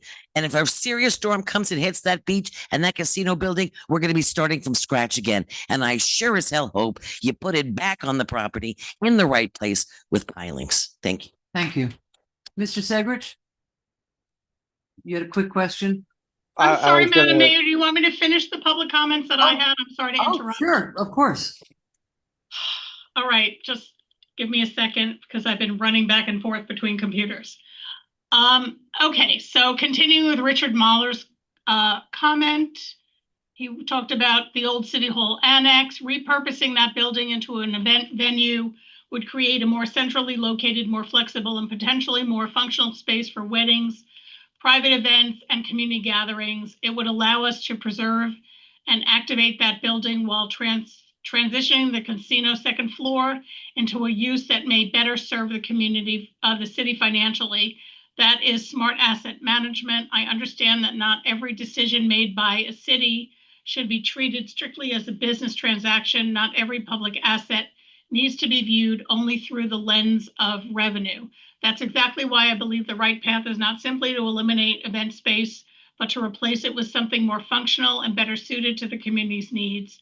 I would encourage this commission to look at the long-term revenue, the operational realities, and the opportunity to strengthen both properties through adaptive reuse. Thank you. The second and last comment I have for this evening is Dylan Lipton, 1802 North Lakeside Drive.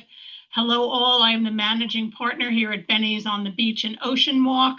We are in support of leasing out the upstairs space, as we are in support of extending all leases at the beach. As strong community partners in charitable events and sponsors of such events as the annual 4th of July celebration, title sponsorship again this year, thank you Lake Worth Beach, we would love to take the opportunity during this lease negotiation period to also discuss the extension of our lease at the pier. In the most recent voting cycle, the community voted overwhelmingly not to change our beach. This is our 40th year anniversary, and we would love to secure our future at the front porch of our beautiful city. That's the last comment I have for this evening, and I apologize, but in the running back and forth, yeah, when we get to the motion, I don't know where, because I heard that the vice mayor withdrew her motion, then reinstated her motion. Reinstated it, and Mr. Segrich has his hand up to ask for an Okay, amendment. so I am muting myself now. Thank you. Thank you very much. Mr. Segrich. Thank you, Madam Mayor. So I don't think we should be approving it as is. I really do believe that we need to add the stipulation that this be listed with a commercial real estate broker. I do not think we should automatically just choose Anderson Carr. There are a number of issues that I have that will come up on another item on tonight's agenda with that, but I think we need to choose a local commercial realtor to basically list and assist us with this process. I think we need to include the floor plan and site plan within the ITN. And I believe that we need to remove those items that are not really relevant, such as the ADA language that is the city responsibility, creating affordable food opportunities around the thing. I think the criteria should be as open as possible. So those were my three asks to modify the motion, and then I would be willing to move forward with it. Let me ask the movant. The person who moved. So why don't I do this? Why don't I withdraw my motion? And then if somebody else would like to make a different motion, we can do that. You don't want to amend the motion? I'll withdraw the second. Okay, so somebody make a motion. Put my lights on too. Oh, I'm sorry, Miss whatever, Miss Malega. It's not very bright. You need a new I'm battery. a little confused on why we're not waiting until the information from the Zakovich, I'm gonna mess up their name, comes back to us. What? Ziskovich. Why aren't we waiting? We are paying them 6 figures to give us data and information on what the best use would be. And I feel like we're kind of playing pinball in a pinball machine right now. I feel like we are all over the place. And we sat here just 2 weeks ago and approved them to continue moving forward and to do the outreach. And I really think that I want to move forward with an ITM, but I want to have that data that we just paid for in my hand before I help make those decisions. Because I just think that is, as you say, good governance. It's fiscally responsible. We've asked them to go out and look at this property specifically. Well, the March ballot language failed. They know that. So hopefully they can help us, because I still think this is overreaching. With all due respect, Mr. Segrich, I put money behind leases. I don't just present them. So I'm telling you from my perspective, I really think that we need to wait for the data for Ziskovich, I'm going to keep messing it up, to come forward. Once we have that information, which will hopefully be quickly, then we can say, okay, here's what they've given us. Here's our ITN. Does it match? Does it marry? And will it be successful? Otherwise, I feel like we're just going to put this out there again, and we're going to be chasing our tails. So that is just my personal opinion. I would like to not table this, but to bring this back with Ziskovich. I don't know how I've never done this before, where we've actually wanted to bring one study back before we put an RFP or an ITN out. So is there a way that we can marry them to table them to come back together? I don't know how legally we would do that. All kinds of new stuff. ITN, table. Oh. Thank you, Commissioner. So staff is currently meeting with Ziskovich on bi-weekly. So we are working with them through their project. And as you mentioned, just been approved. So tentative right now, we're looking at returning with for the workshop. End of July and August is what we're working on right now. So For them to come back with their findings of everything that you had approved at the previous meeting. Okay, with that, I make a motion to table this until the next conversation being the first meeting of June for an update. Is that it? Or you say July? July, I think. July is their workshop. So that's when the workshop that you had they're going to present their findings. How long would End of you July, like us to August. table this to get that information? That is up to you. That's the timeline that we're working with them on right now as we project manage with them. Miss Elizabeth, I'm phoning a friend. You could table it to come forward as part of that workshop discussion or immediately after that workshop discussion, however you all want to see it packaged to come forward. I would like to table it to come back with the workshop discussion. That's my motion. I would second that motion. I have a comment. slight- Mr. Segrich also, Ms. May is up and Mr. Segrich also has his. Okay, I agree with you, actually, and I think we should table it, but in the meantime, I don't want to dismiss what Ms. Fisher said.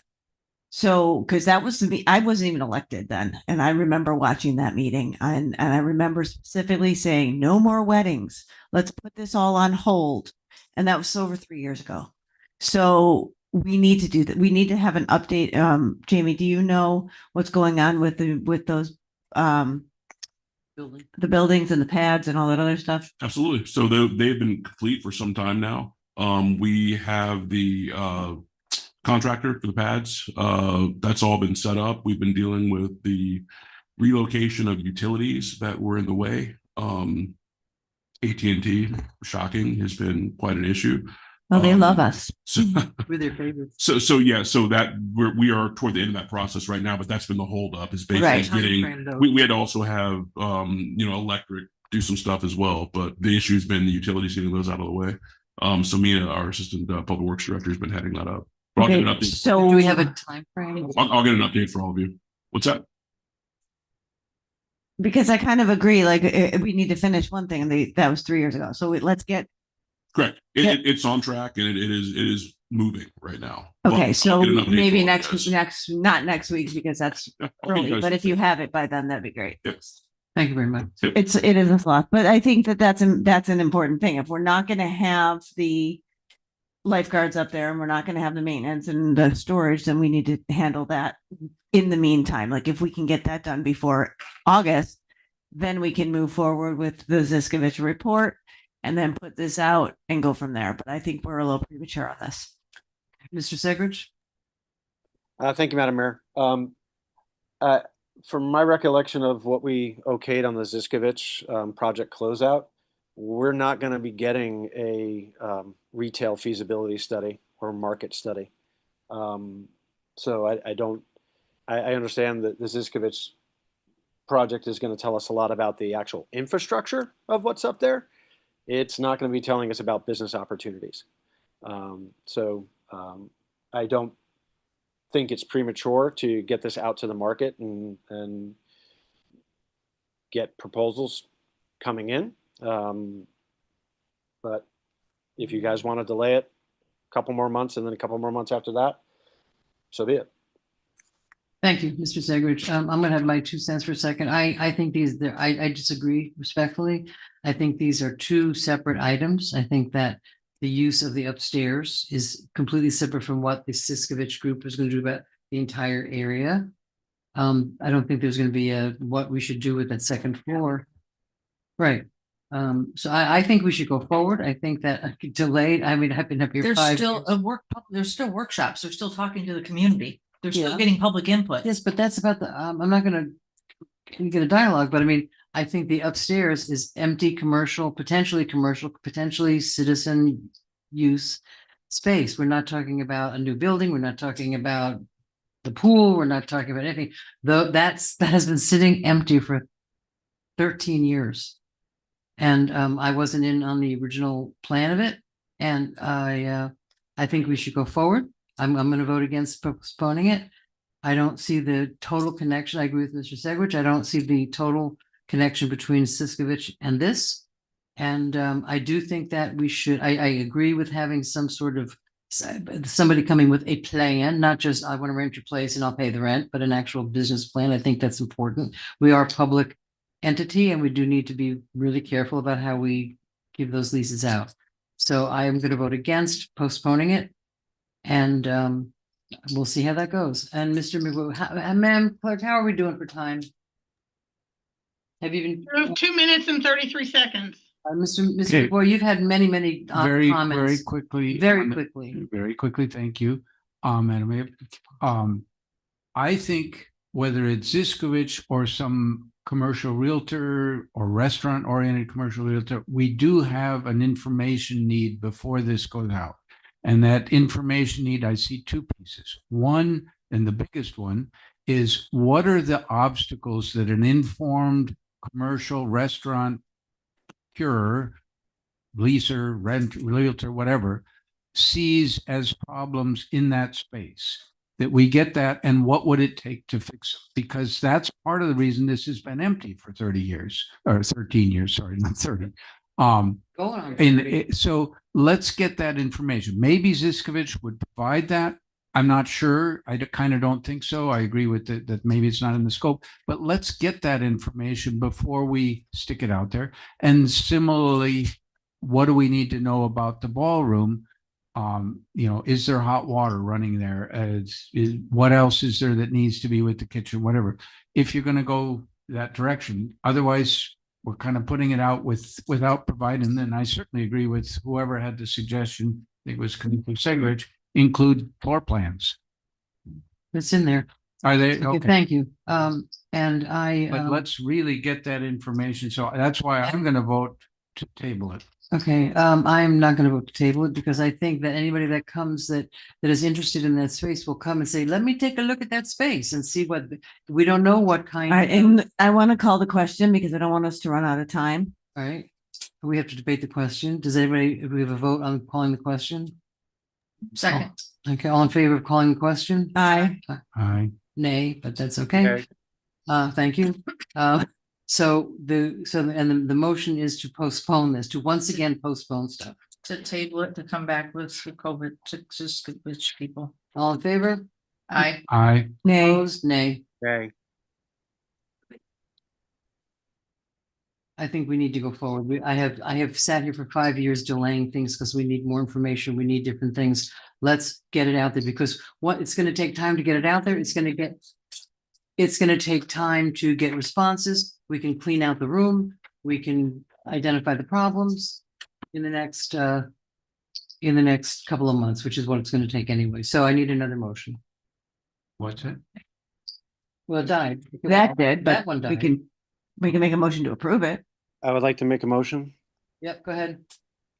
I would like to make a motion to approve with the understanding that we will, before evaluating and marketing this, we hire a commercial real estate broker to assist us with this, and that we remove the items in the ITN that are actually city responsibility, such as the ADA of the building, the affordable food elsewhere, and keep it as simple as possible.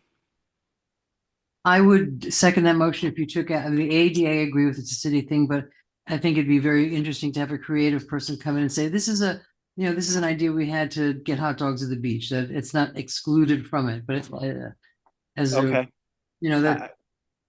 If they don't come up with a good idea, then that's part of the evaluation process that we look at.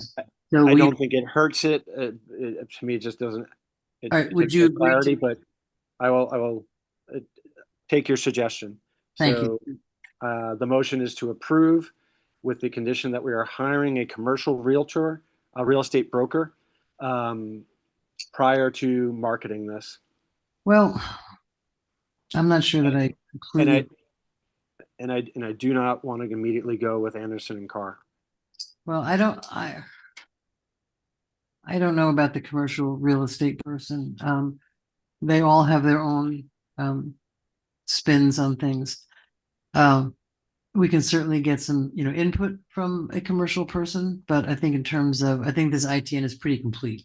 So if we send it out, maybe, and also that's something we could revisit once we see what comes back, to have somebody get us help to evaluate what proposals do come in. We can get clarification, but I don't think you can change stuff on the fly during an RFP or ITN process. I'm not saying that, I'm just saying to help us evaluate them. Yeah, but then you got to say that up front that this is how they would be evaluated. No, I don't agree with that. So, I don't disagree necessarily with the commercial, but I think that's a whole, then how do we pick, that brings the whole thing of how do we pick the commercial realtor? It's like a whole nother step, which I think we could do if we approve this process, we could certainly visit that before any ITs and any proposals come in? So I'm just going to read the Okay. language to you because we have. Okay, some- Valentina is going to read something. So we have that in our step 1A on your page 8. We have included that the city manager designee shall appoint an evaluation committee comprised of city staff and relevant consultants. So if we do desire to hire a realtor or a consultant, that we have ability to do that with this language.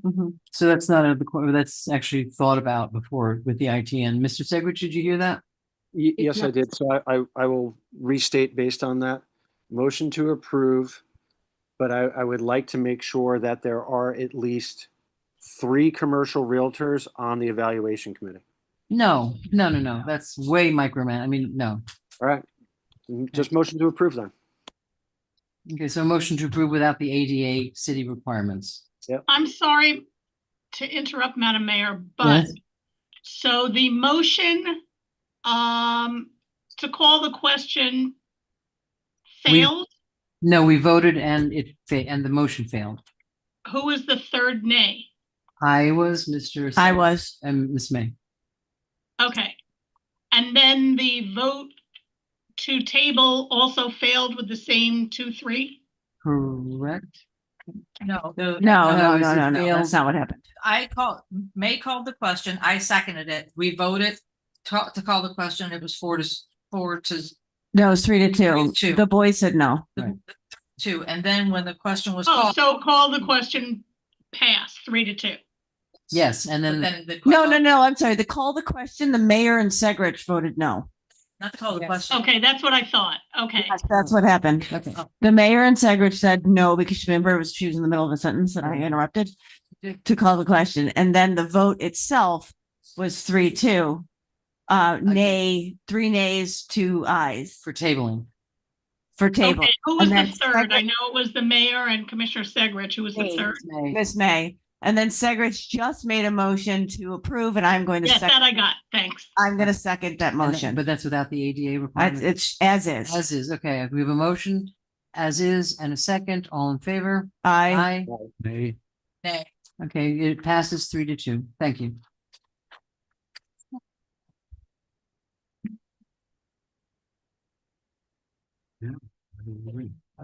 Okay. Oh, God, another, forget my. Oh, jeez. This is a meeting of discussions. Direction to staff regarding the beach club lease. This is number. At least you only have 2 left. Do we have staff input? Good evening, Madam Mayor. Good evening, Mr. Brown. Another county heard from. So, we obviously have a current lease that is up later on this fiscal year with the current tenant at the beach club. We are at a point now where we need to get some direction from all of you. If we put it in. Oh, I'm sorry. Go ahead. We apologize. So this You went forget. really fast. And I just want to clarify that we have approved to publish this ITN as Oh. is. Yes, Taking out the the ADA ADA. requirement. and the No, food- actually, Mr. No. Segrich said as is, as is. That's what I wanted to Uh-huh. clarify. So we're going to publish this As as is. is. Correct. Thank you. That's okay. Is your light on for a reason? Oh, for this, okay. So Mr. Brown, Yes, before I was rudely interrupted. before you rudely interrupted by the ever lovely Valentina. Yeah, so we're at a point now where we need to get some direction from all of you as far as, are you interested in continuing and extending the current lease with the current tenant? Was this something you would like to put out and see if there is other interest in this this space? If there is, we would probably have to do a short extension on the current lease in order, depending on what we put out. Again, in whatever the direction is, could be an RFP, could be an ITN. It just really, we need to have this conversation because we need to start something. Okay, and if So we that's did where it's decide to coming from. stay, and I'm just asking, if we did decide to stay with the current vendor, that lease would be renegotiated. Not, That is correct. So we did have, and it was part of the backup, an assessment done on market rate. And if you guys kind of went through there, you can see what the current tenant's paying, what market rate is as of last year when this was produced, that little report. We have had some conversations just to kind of get an idea of what the current tenant would be interested in doing or willing to do, just so we had some more information for all of you. But the real question is, what would you guys like us to do moving forward here? Just So in we can general, move in one direction or another. Globally. Okay, Miss Malega had her light on. I see Mr. Segridge has his light on, his hand up, so we're gonna start with Miss Malega. Thank you. Staff report. Third paragraph down.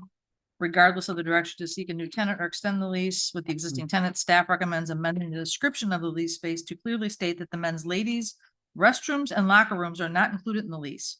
Well, how do you have a restaurant without having bathrooms? Who's maintaining them? Who's cleaning them? Who's paying for the water and the electric? You cannot have a restaurant. You cannot be licensed to have a restaurant without a bathroom. We are. It's our building. Tiana McKay, Director of Leisure Services. McKay. We removed that because we also use our golfers also use that, and the locker rooms are the golfers and our members. So The that's bathrooms I understand, but the Yes. bathrooms, yeah. well, they're the bathrooms, so that's why we had that, and so we use them, we maintain them, we clean them. So we took that out, but they would, of course, they have access to them, the restaurant patrons. We just removed. So it. how do they pay for the water and the electric for that portion? They don't. I'm asking staff. Thank you. They don't. We do. Okay. So, we owe it to our residents, business owners to maximize the experience and the financial positive impact of our assets, especially after the last election. I'm in favor of grandfathering current players to the rates that we have now, but I'm also in favor of giving this current entity a 6-month extension. The operations of this restaurant and the golf course are a direct reflection of the city since our name is on it. I personally think that we are missing the mark. This needs to go out to bid. There are other entities out there that may take over the entire operation, like the one that was just done in West Palm Beach, which is a whole different experience. This is our opportunity to move our city forward, in my opinion. This is not about just renting the space of the restaurant. This is about taking what the residents were very loud about in March and saying, okay, we hear you residents, but how do we maximize the assets we have and the experience? Lake Worth Beach deserves better. Madam Mayor, I don't know why you're scowling at me. This is my opinion. Yeah. Lake Worth Beach deserves better. I understand that we have residents that can afford to golf there right now, and we want to make sure that continues. So I think that that's important. But for this amazing facility, the acoustics are horrible. The experience is never 100%. This entity has had illegal launch pads of kayaks and paddleboards. They have put on a patio without permits that we've had to overcome. They haven't been the best tenant. But I think that now is our opportunity, just like we have with all of our other properties, to say, how do we maximize this asset, keeping it in public ownership and public access, but making sure that whatever is there is a direct reflection of our great city. So I'm in favor of giving them an extension, but I am in favor of going out to a RFP for a triple P offer and seeing what comes back. Now, this is only about the restaurant, not about the golf I course. understand, but it could be anything. Okay. Mr. Segridge? Thank you, Madam Mayor. I am, to keep it kind of quick, I am in favor of exploring other or entertaining other opportunities for this lease. I did want to bring up the issue of affordability. One of the things that many people love about our golf course and about the beach club, that it is affordable. When we raise the rent there, it is going to raise prices because prices are directly related to base costs. We saw that happen at Benny's on the pier there, and some residents were pissed about it. But the city wanted to maximize its lease there. But I do think we need to be getting our fair shake here. I did want to address a couple of things with the report that we received, because I was a lot kind of disappointed with it in terms of where we got to the $20 number. And I don't think that, based on their own report, that that's actually accurate. If we look at what's going on now, our current tenant doesn't pay any CAM. They basically just pay their base rent and for their gas. They don't pay their water, they don't pay their electric, and so on. So they're basically on what's called a gross lease. In looking at the report, when they were going through their comps, they were listing out these comps as if they were gross leases, but they're in fact not gross leases. Most of them involve the payment of property taxes, utilities, as well as a percentage of profits. So that $20 quote base number there is really off from what the actual comps should be. So, you know, the report did say that we needed to explore potentially adding a percentage onto that number of profit. I've heard from some of my colleagues on the dais that they don't want to be involved necessarily in the daily operations of a tenant. If we did move towards a percentage lease like that, it would put us heavily involved in that. The flip side of that coin is, unfortunately, small municipal golf course restaurants, they don't have the captive audience to support a really high base rent, which is why you see the rents in the $15, $25 range versus the $35, $45 range. And you do see that percentage lease component to it. But without getting too far in the details, I know it's late. There are a lot of issues that I had with this report and that $20 number. And I would like us to revisit that data set before we do anything in terms of getting new lease in there. But I would support looking at other essentially bidders or companies coming in to take a look at that. Whatever stopgap measure we have to do to keep the restaurant open, that's fine. But I think we need to look beyond where we currently are. Thank you, Mr. McVoy. The thought that came to mind to me was, if it ain't broke, don't fix it. So my question for my colleagues would be, what's broke about this that needs fixing? And I'm open to hearing, because I'm not terribly knowledgeable about the golf course or the room, other than I 100% agree with the acoustics are miserable in that main space. They just are. And that would be a nice thing to fix. Maybe there are inexpensive ways to do that. I don't know. I will say that although I'm not a golfer and don't use the golf course, I have talked in recent times with a number of people who did have professional golf, and independently, several of them said, this is a municipal golf course. It's a spectacular site as far as golf courses go, but they both independently mentioned that what West Palm Beach did, we should not do. That sure, it's all very nice and wonderful and much more expensive, and as a result, it's priced a lot of people out. I would weigh that quite heavily as the argument that, well, we deserve better. That's a very mixed thing. I would say, do people like the fact that it's kind of low key, it's financially accessible to a wider range of people? I would say that's in the if it isn't broken, don't fix it area. On the restaurant, I know that a lot of families do go there because the price is pretty reasonable. I've also heard very frequently that with Benny's, there's a lot of concern that it is way overpriced for most people here. And interestingly, when the whole discussion of the Benny's lease extension, which by the way, wasn't that we gave them a break or we gave them a hard time, it's that they were asking to have the same rent for 10 more years that they'd had flat rate rent for the previous 10 years, which seemed to anybody who had looked at it financially ridiculous. So fortunately, we did, negotiate that a little bit better to the responsibility of the city. But interestingly, when that Benny's discussion was going on, probably 95% of the calls that I got, oh, don't do something to Benny's, were non-Lake Worth residents. I think I got one call from a Lake Worth resident. I got a lot of calls on that. So I think there is some interest in the community in having the restaurant, the beach club, be something that is family friendly, is pretty accessible by cost. And I think what Commissioner Segrich said, you know, if you're going to raise the rent, you're going to raise the prices. I mean, you know, they're not going to eat all of that, especially if you double the rent.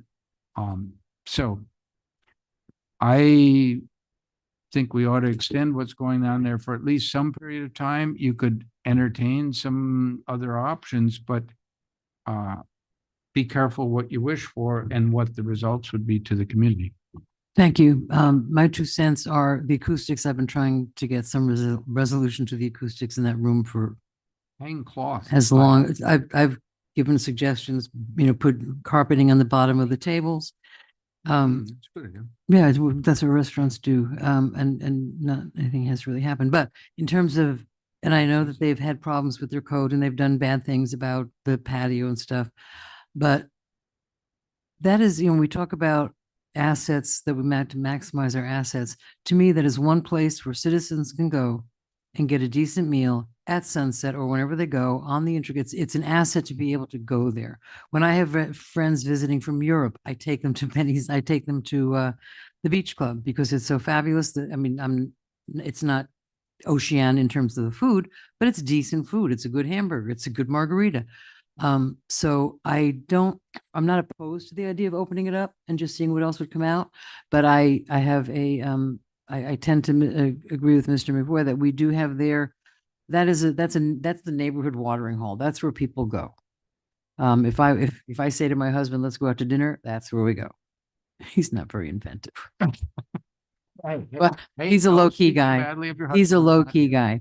So I have a great affection for the place. I think that obviously everything could use improvement, but you know, if we do renegotiate, if we do end up going with him, we would, I think, have to renegotiate certain things about it. Like you don't do stuff without permits to start out with. Right. Yeah. I mean, there's negotiated, but I mean, I would rather get to yes rather than say the negatives. It would have to be different. Life is a little bit different and CAM should be included and all that stuff, but that would be part of the negotiations as far as I see it. So I'm not opposed to opening it up, but I'm hesitant to make it a fancy place that we can't afford to go to. Well, Ms. May. Thank you. Questions. So on the staff report, it says that the maximum extension that may be negotiated with the current tenant is approximately 7 years. Is there a minimum? No. Okay. That's my first question. My second question is, did you sit down with Mitch and talk to him? And did anybody sit down with Mitch and talk to him? Yes, we did. And can you give me the highlights of that conversation? Well, that's on him. Go ahead. Yeah, we met with them. It was with Glenn Torsivia and Carrie Sable, his partner was there with them as well, and all of city staff that were kind of involved. And we mainly just wanted to know, well, first we had our building official there as well, because there were still some outstanding issues that we wanted to make sure that they were aware that they still need to address. But we wanted to know, after they kind of saw what the report was in the backup as far as market rate and some other things, what would they really be willing to do? Because we were showing, hey, you know, obviously this is not adequate if we were to move forward. They came back with, what was it? Basically $7,500. Okay, if you don't mind. Sure.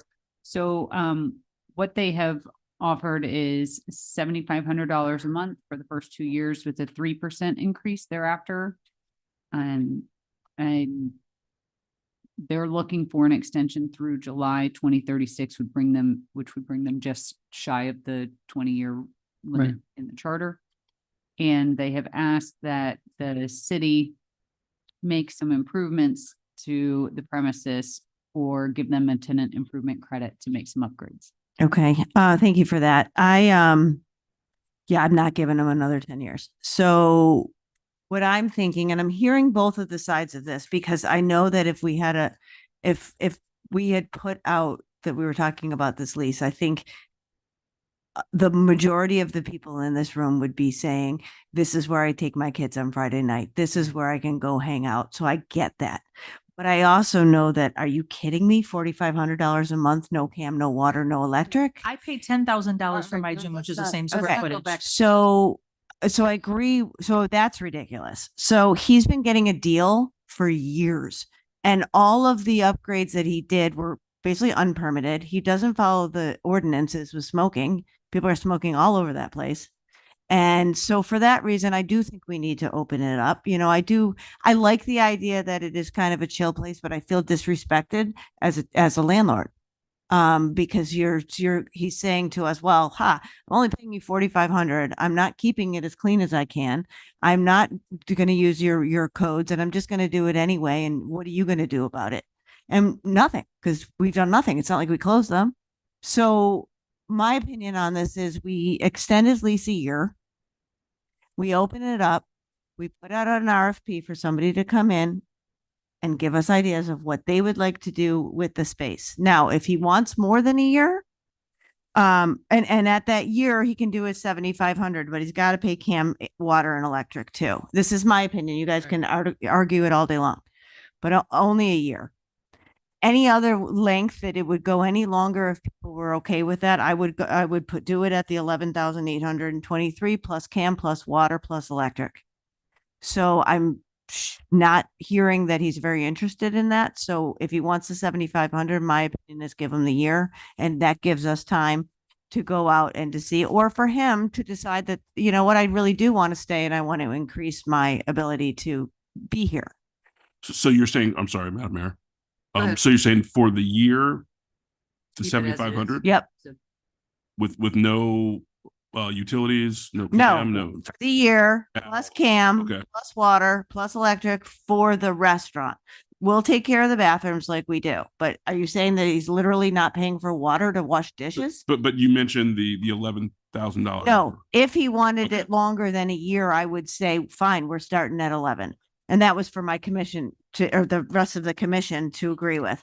So for me, I'm saying that you guys heard what I just said. So Is that a motion? that is a motion. Okay, I will second that motion, but a hard stop at a year.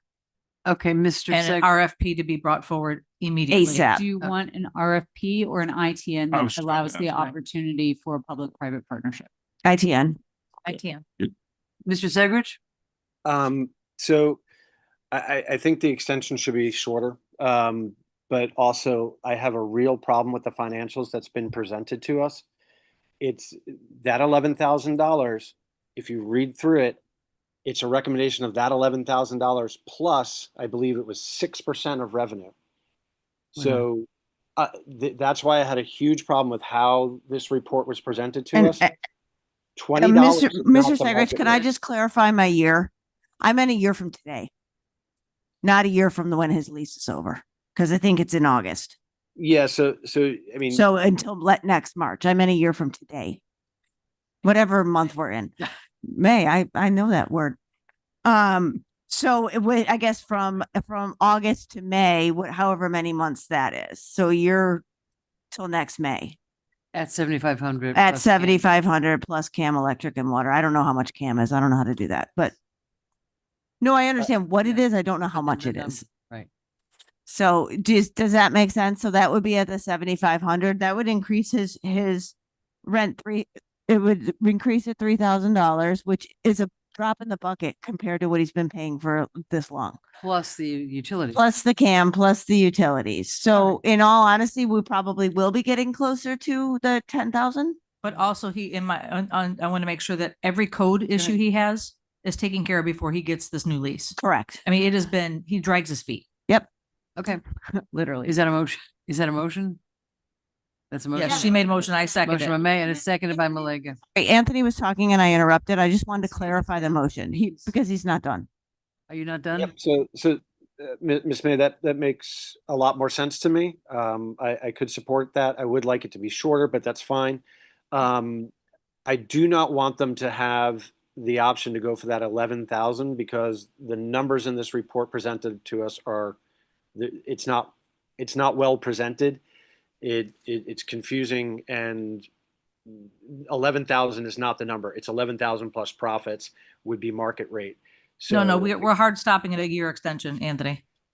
It has to from be, today's yeah, date. something's gonna Okay. happen if within that year, right? But I think we still need to be moving forward now with the ITN process in order for us to have a tenant. That's what we ready. just said. Yeah, that was the motion. Got it. Okay, so we have a motion and a second. I'm I have two unclear. public comments. I'm a little unclear about the motion. I didn't hear anything in. Vice- Do you want me to repeat it? Why don't you repeat it? Okay, so I'm making a motion that we extend his lease until May 1st of 2020, or sorry, April 30th of 2027. So that's a year from today at a base rate of $7,500. Bump kicks in August. No, kicks in.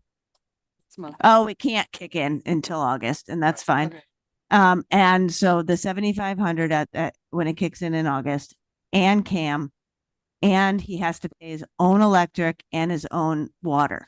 Now, that does beg the question. Hang on, wait, Hold Andrew's on. code. Hold on. It does beg the question. There are separate utilities for just the restaurant that we could bill for, correct or incorrect? All right, but There's probably just a single meter. Okay, so let's find that out. We'll follow up on that. Okay. All right. And in order to renew the lease, he must have all of his code violations taken care of. And the ITN, or no? yes. And they have to put out the ITN When? All right, that's now for something in next May. And he's welcome to apply for it, of course.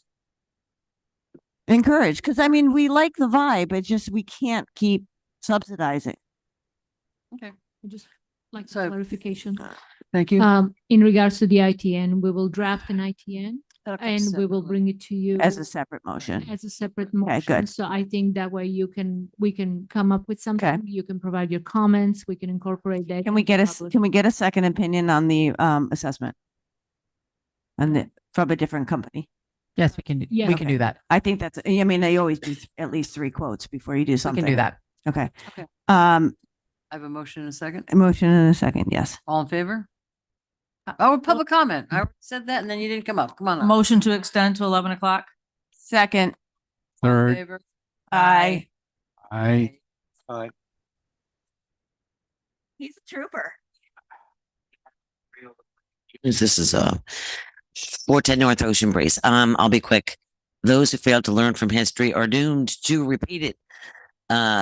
Contrary to popular belief, at least in this room, people don't like to do business with governments. They don't like to do business with governments that want to tell them what to do and how to run their operation, especially when you're not restaurant people.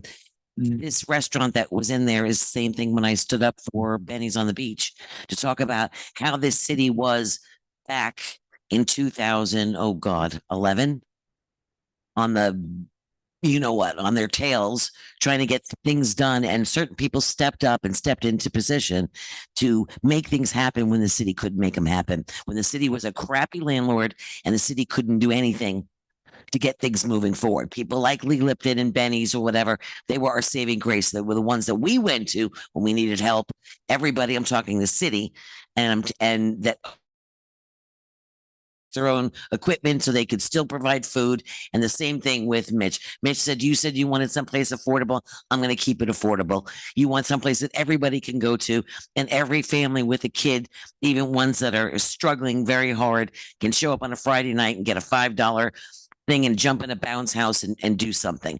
And a lot of those improvements that he did without is because the city couldn't move fast enough in the old days. Some of them, probably not all of them. And I don't know what you're referencing, but I'm just saying that these are people that stepped up and stood out in a time of need when we asked our own citizens to come and work for us for free. That's how we got all of these boards and groups involved in neighborhood associations. They weren't around. We didn't have enough staff to run City Hall, and we went to volunteers to come and volunteer for us in 2011. People forget these things that happened, and certain key people were there to make it happen. And that restaurant was one of them. And so was Benny's, and they deserve. Thank you, that's time. Thank you. Ms. Fisher?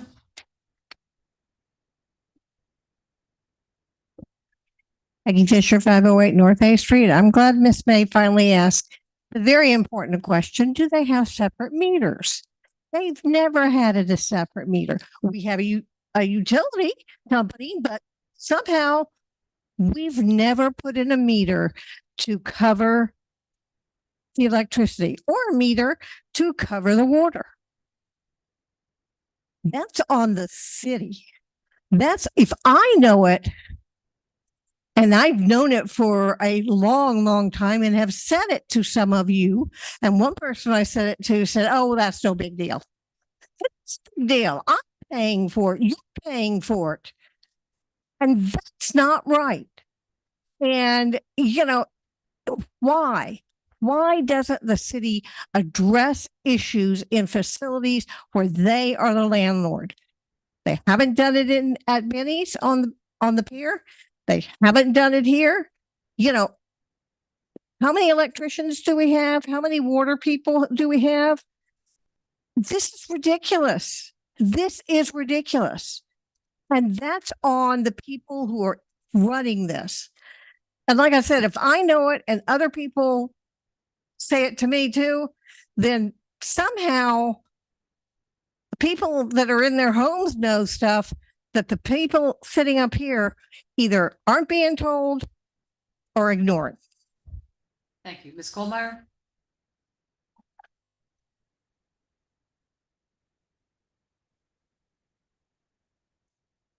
Catherine Kohlmeyer, 503 First Avenue South. I just thought this was a pretty reasonable conversation and mostly without too much emotion about how to approach the renewal of this lease. So I was actually thought this is how you should talk about this stuff. You know, look at the market rate, look at how that was assessed. It seemed to me there was some give and take for someone who's been here a while. And then I think it's reasonable for the city to try and get a more market rate for somewhere and take into account affordability, which you can if you get responses to an RFP or an ITN.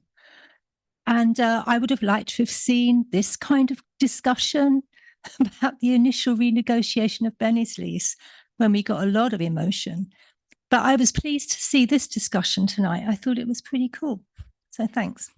Thank you. Okay, we have a motion and a second. Mr. Boyd? I think it is helpful what former Mayor Triolo shared with us that, and I sort of vaguely remember that I can't remember if I was on the commission at that point or not, or what happened when there was a stretch where I was off, but I do remember that we asked somebody to come in and make it pretty affordable, make it, you know, pretty a family place. And the person did that, I think, and it's a concession within a publicly owned place. The golf course is publicly owned. It's like a concession within a national park or something or other. I wouldn't be surprised if some of the concessions in other publicly owned places that the owner is paying for some of the water. Keep in mind that it sounds easy to put another meter in, but it may be that the plumbing is all connected together or the electric's all connected together. I'm sure it's possible to split it out, but it may be more complicated than it seems. And I would want to know, before we pushed on that, I would want to know, what are we looking at a month here? Is it $500? Is it $5,000 for the water and the electric? If one can make a guess as to what his portion is, because charging for the locker rooms that are used by the golf people and some of the other stuff doesn't make sense to put on his bill. But to get some idea, what's the total bill? What's a reasonable estimate of his percentage? You know, ballpark, 50%, 80%, 30%, whatever it is. so that we actually were talking about real numbers, I still would say, I think we're coming down hard on somebody who apparently did kind of what the city asked them at that point, try to make it sort of low key and accessible. And I think the mayor has alluded to that well, although I have to object to her throwing her husband under the bus when he's not here. I can amend the motion to have us look into the portion of the electric and the water. But then are you taking that out of your motion? So I don't know. Am I taking it out? No. But because I do want them to pay their portion, but I want you to come back with the estimates at least before we approve the lease, because as you We don't have said, to do anything right now. no, we don't have to do anything right now, but I do think that you're right. If it comes back extreme amount of money, well, then we have to talk about that. Right. So go ahead. I'm just, what would there be to talk about? The city should not be paying whatever the utility is, if it's $100 a month or if it's $500. But to that point, we don't know if it's the showers or the restaurant, if it's only on one bill. So we don't even know what the total is each month. We should just split it by the square footage. And that's fine, but let's find out how much it is before we say, I think we keep it in, absolutely, Okay, and I that's think what he should pay his portion, Okay, thank but I don't want us to say any specific number because we have no idea. And Yeah. some reasonable effort to figure out, Yeah, the because square I don't footage square makes footage sense or whatever, necessarily gets but it doesn't necessarily make sense because they might be using more water in their square footage. Who knows? So maybe we talk to the water department and the electric department. Okay. No, just, Mr. Did you have something? Okay, so I'll try again. We have a motion and a second. And the motion is to extend it to May of next year, starting in August with an increase, April 30th, to increase it, starting August 1st. To 750, which was his suggestion. 7,500. 7,500, yes.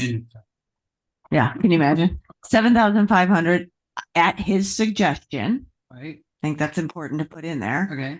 And then looking into seeing how much the electric and the water would be as an add-on starting in August. So giving the staff time. As well as taking care of his outstanding Code stuff. code And issues. he has until August to do that. I mean, If he wants the renewal, yeah. It's a very long motion, but I'm done. We have a gift. No. Do I have a second to that? Seconded. Okay. Seconded it. All in favor? Aye. Aye. Mr. Aye. Sec. Okay. Thank you. Unanimous. And I think we're done. huh? No. No. What are we missing? Sunset Ridge Park. Purchase order item number, it's just. Motion to approve. All in favor? Second. Aye. Thank you.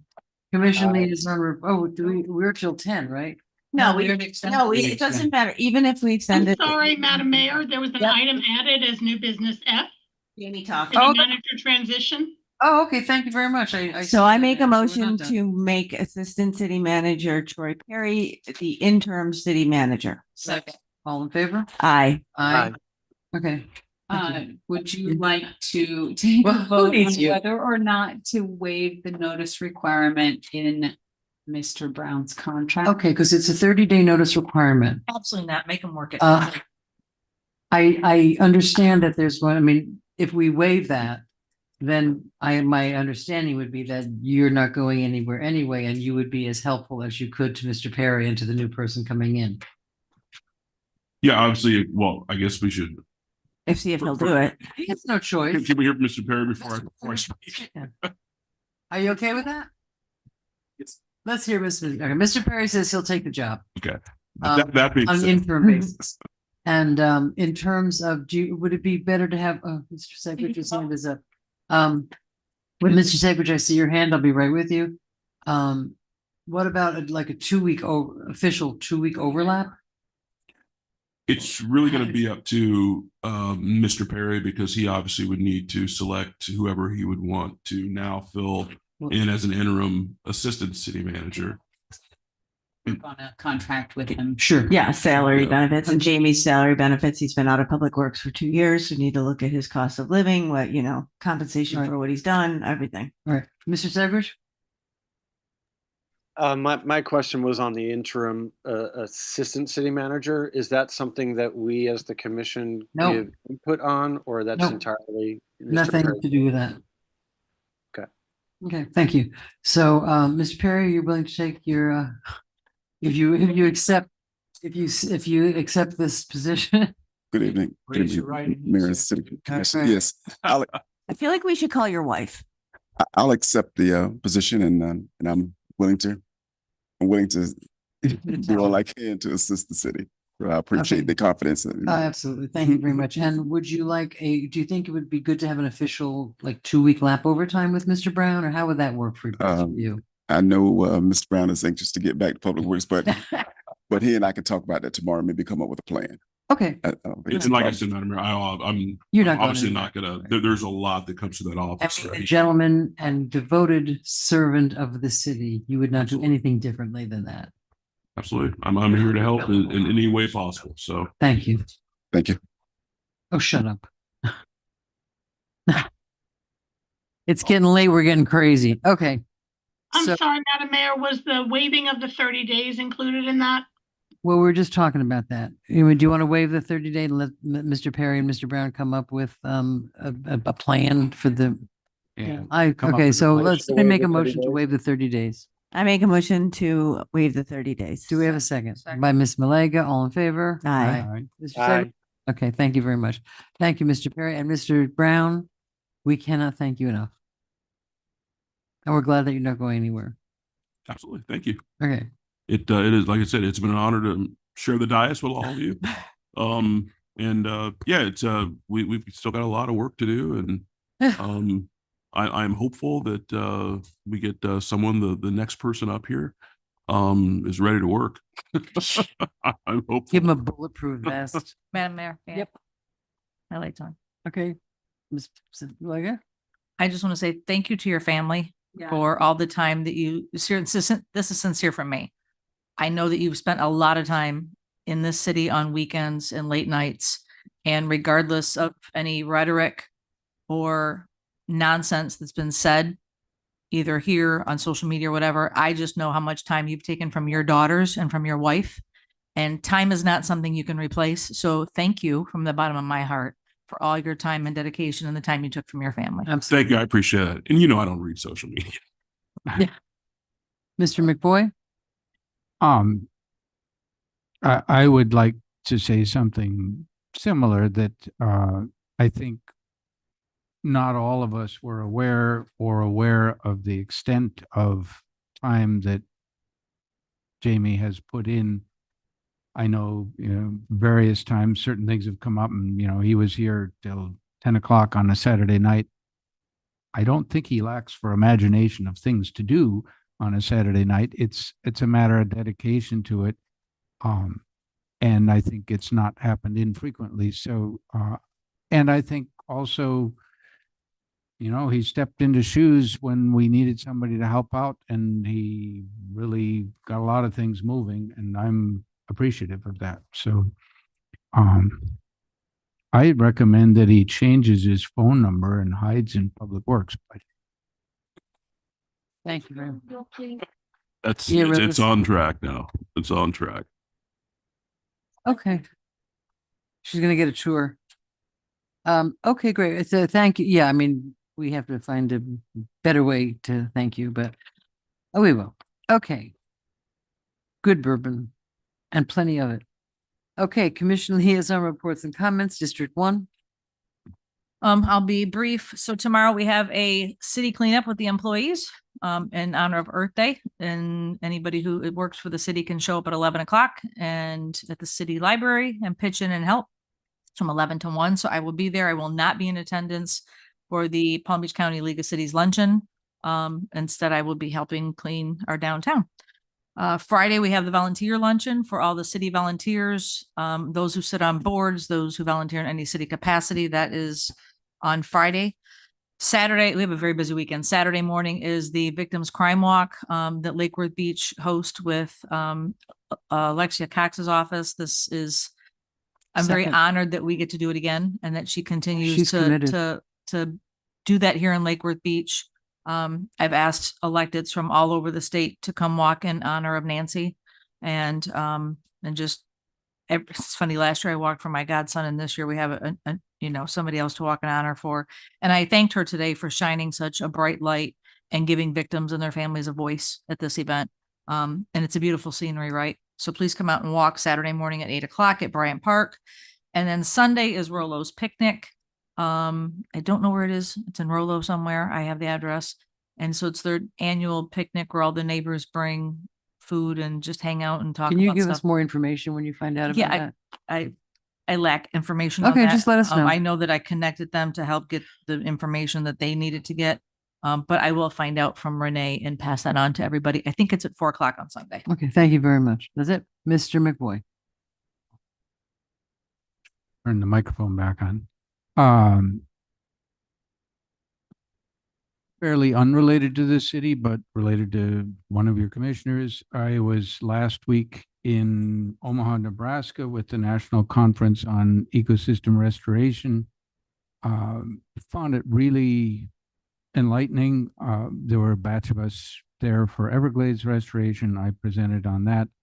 But there were projects from all over the country, Lower Colorado River, where people are balancing water usage, which is a big deal in the West, with environmental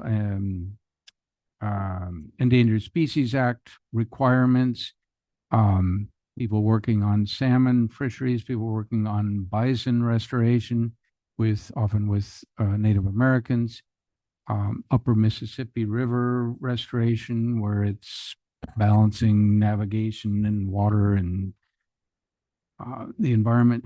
Very interesting to see what other people are doing. So I appreciated the opportunity to be that. I'm sorry that I could only show up for part of the pre-agenda meeting, but was why. Then more locally with the city, in my mind, the election that we had in March, although I've heard it described here as something failed, and I suppose in the sense that 4 members of this commission pushed a certain direction and got a resounding It doesn't make it true. May I speak without being interrupted, please? Thanks. No, I will speak my piece. This commission, 4 members of this commission pushed a particular angle. No, we're not going to do that. I'm not No. Put it on the agenda. You No, pushed- absolutely not. Okay. All right, listen. Absolutely Stop, not. stop, everybody stop. Okay. We put No. a question. I think Mr. that- McBoy, stop for a second. No. We put a question to the public and it was answered. It's just that simple. Well, yes, but some people put it on and some people said it was a bad idea to put it on. God Okay. bless you. My point that I would like to make is that it is not often that we get such a clear message from our community. And I am looking to see what is the response of the 4 folks that heard that and that were involved in putting it out there. How are we going to take that information that we have received and perhaps alter how we do things or how we think about things, having heard from the community? That's my question for my colleagues is, and I will, be interested to hear over the next stretch, not in our comments now, but just what do people propose to do, having heard a clear message? Thank you. Thank you. Ms. May. Thank you. The message I heard was that they don't want to do 99-year leases, period. Number 1, I wanted to show off this lovely hat that I got at the golf course. So I want to talk about swag. The swag at the golf course is definitely improved, and everybody should go to the pro shop and go shopping because there's some really cool Lake Worth Beach swag there. Secondly, I did the library Booking It 5K run on Saturday. I actually ran, and believe it or not, okay, so in my age group, let me preface it with that, there were 10 people and I got 3rd. All right. That's not bad. That's great. Yeah. Yeah, I was I was shocked. Okay, then I spoke last night at the Pear Cove meeting.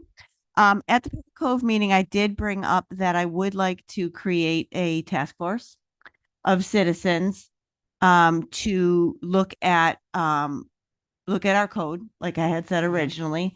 I think we need to discuss it and make it very defined on what the role is, so it doesn't become complaining. What I made clear last night is, if you are somebody with one complaint about one issue, it's probably not the right task force for you. But if you are willing to go through and you have experience with code and you want to look at each of the lines and discuss as a city what would be, some suggestions to bring forward to the commission, that might be a good task force for somebody. So I guess I would like us to kind of think about that. I'm not going to ask for consensus now, but I wanted to put that out because this is the only time I get to talk to you guys. Second, then this is a consensus item. I had to go because the bell rang and I had to go to class at the end of the meeting. And I was told that after I left that we decided not to do the proclamations for public works. And what was the other one? That was a city department. Okay, I'm gonna ask for consensus that all proclamations that honor our city staff and departments are automatically done. 100%. I agree with you completely. How did it get? I don't think I was there. Yeah, you How were. did it get taken off. Because because the rule was that if nobody asked for it, it wasn't done. Right. And I think that when it comes to honoring our staff, that's asinine. Absolutely. I agree. Okay. I wish Tiana was here to Anthony? hear you say that. Consent. Thank you. And then the other thing is regarding Saturday, I'm not going to go to the walk, although it is one of my favorite events because I get to do the Fire Ops 101. So I will be rappelling down a building in like 80 pounds of gear. So I might die. Mr. Perry, you're welcome to come watch and laugh at me. Look at him. So I might die. And if you have any tips, I will take those. And I think, oh, wait, one more thing with the race, I got to, do a little welcome for everybody. And I forgot something and I felt terrible. We had a lot of volunteers from Lake Worth High and they positioned themselves along the race and they did the water and they cheered and they were awesome. And I neglected to thank them. And I wanted to do that publicly. Maybe we should send them something from the dais, like a letter. That would be great. Who was it? It was I don't know. I don't know who it was. We can find out from Tiana. Send a letter. Of thank you because it was really helpful. And then they didn't have to get adult volunteers and they were there at 7 a.m. Those kids are amazing. So I really, if we could write a letter, how do we do that? Do I write it? Or a resolution thanking them? We don't need another resolution. We can write a letter. Okay. Me and ChatGPT will get to work. Oh, stop. Mr. Segrich? Thank you, Madam Mayor. Hopefully I'll be here for the Saturday walk. I get it very late on Friday, early Saturday, but it's 5:20 a.m. here, so I'm going to keep it very short, and that's all I got. Okay, thank you very much. Sweet dreams. I have a few things. We had talked the one way at the beach road. When's that going to happen?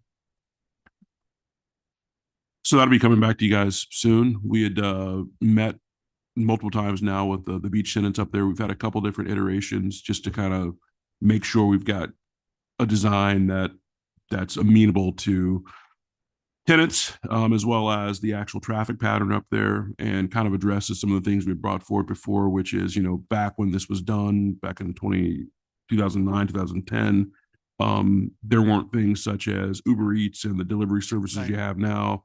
There was no temporary parking put up there, like 10-minute only, so someone could pull in real quick just to pick up, to go. So these are concerns that have been voiced by tenants up there that makes it a deterrent for people to order. So- like if you want Right. some Mamma Mia's or something, Yeah.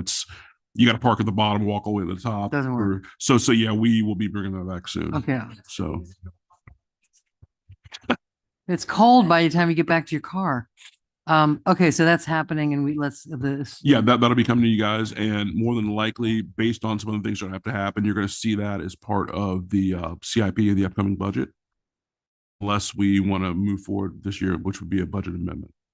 I would love to because see it it's- happen sooner than, I The- think, I would like to see it come forward. Yeah, the idea would be, if possible, to bring that forward ahead of time, because it would be nice to have it done prior to season please. starting Yeah. this upcoming year. So that's what. So it's going to session's come to about. us soon? Yep. Okay, great. Thank you very much. I appreciate that. We have a new principal coming into Lake Worth High School.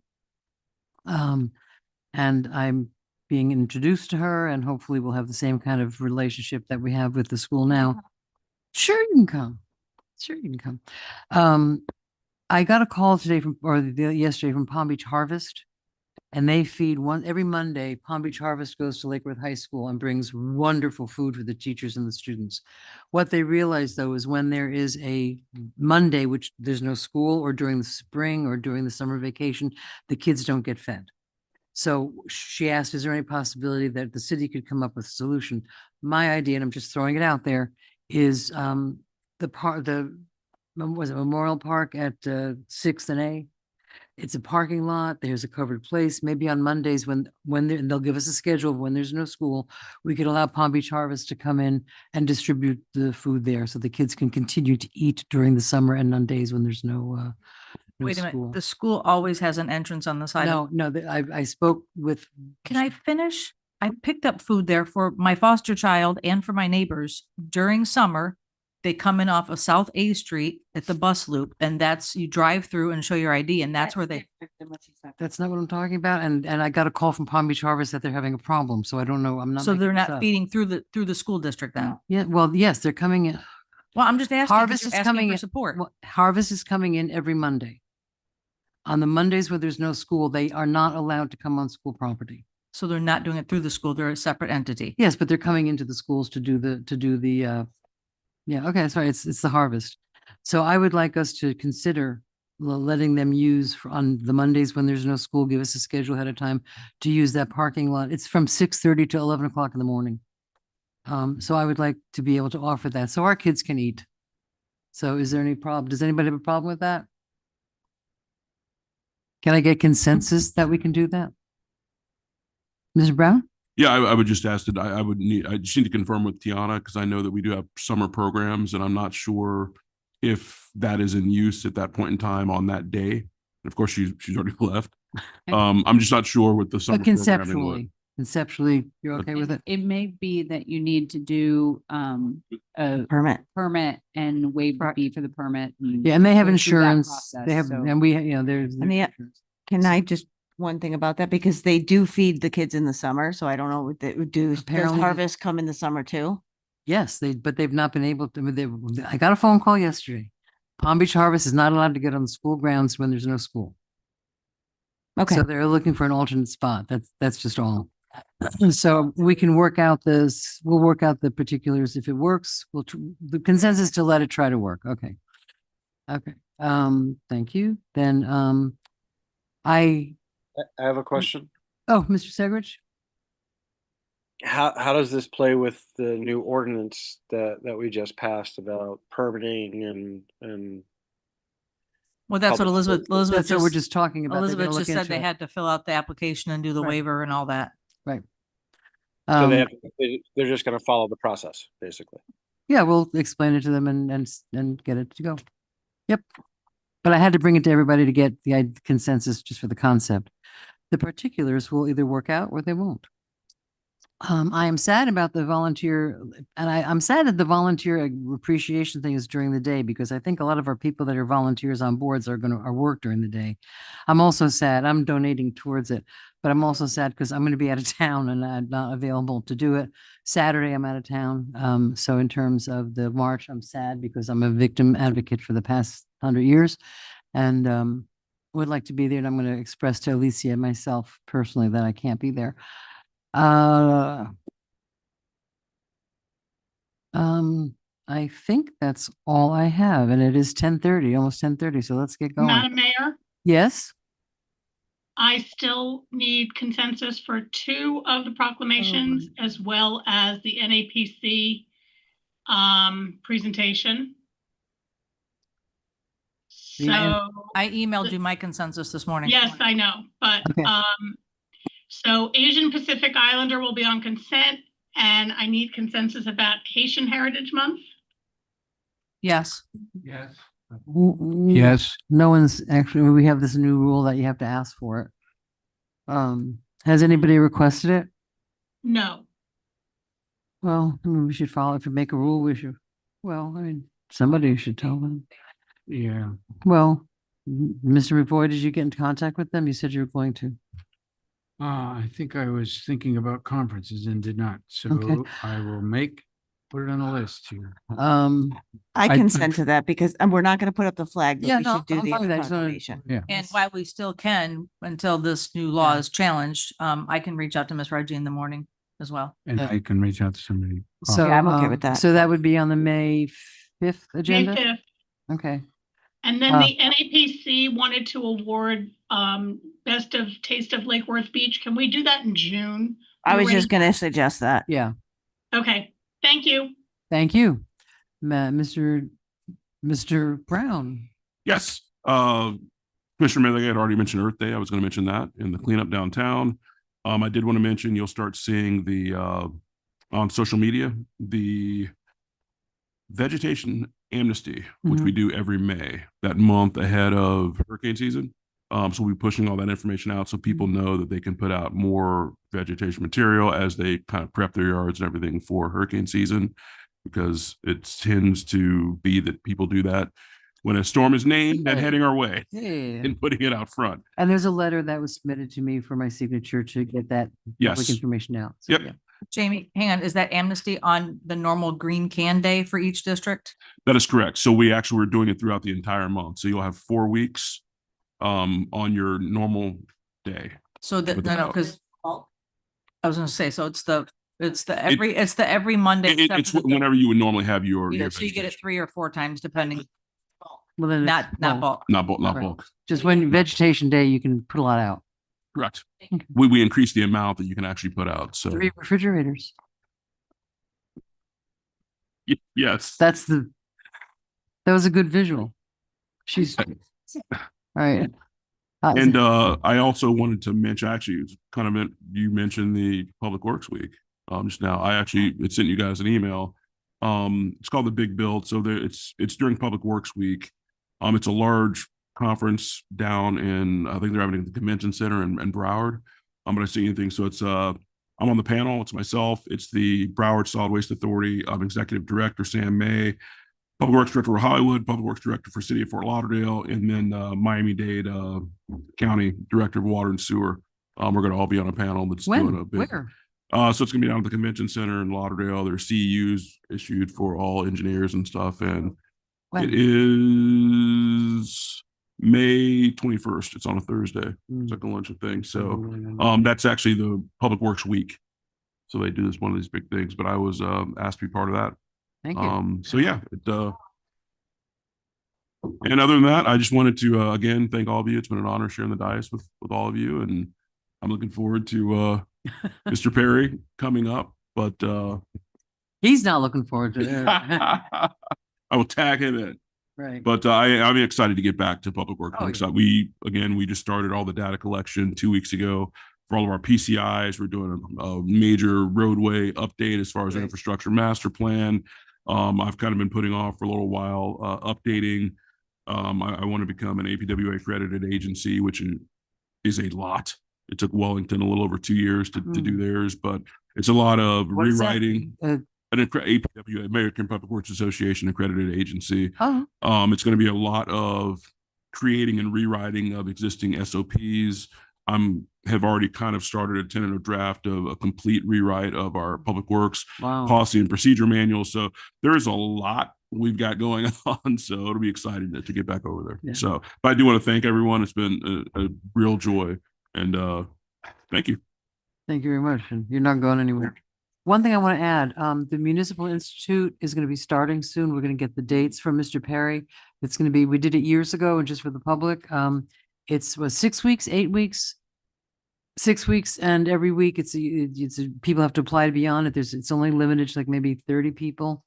And you go every week to a different department, learn how that department works, get a little snack and become more I think this is good because, now with you know, what with term limits, there's going to be a lot of openings up on this dais. And if people want term limits, they also have to be willing to put the time in and run for office. So this is a way for people to get a better idea of how the city actually runs, what's involved with that. So I just want to put that out there. There'll be a formal announcement about that. Madam Attorney.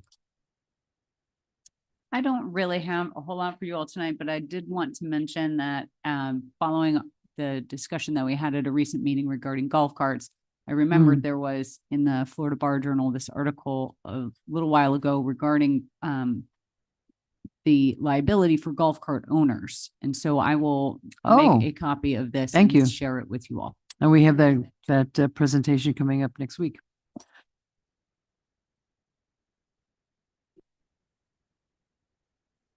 What?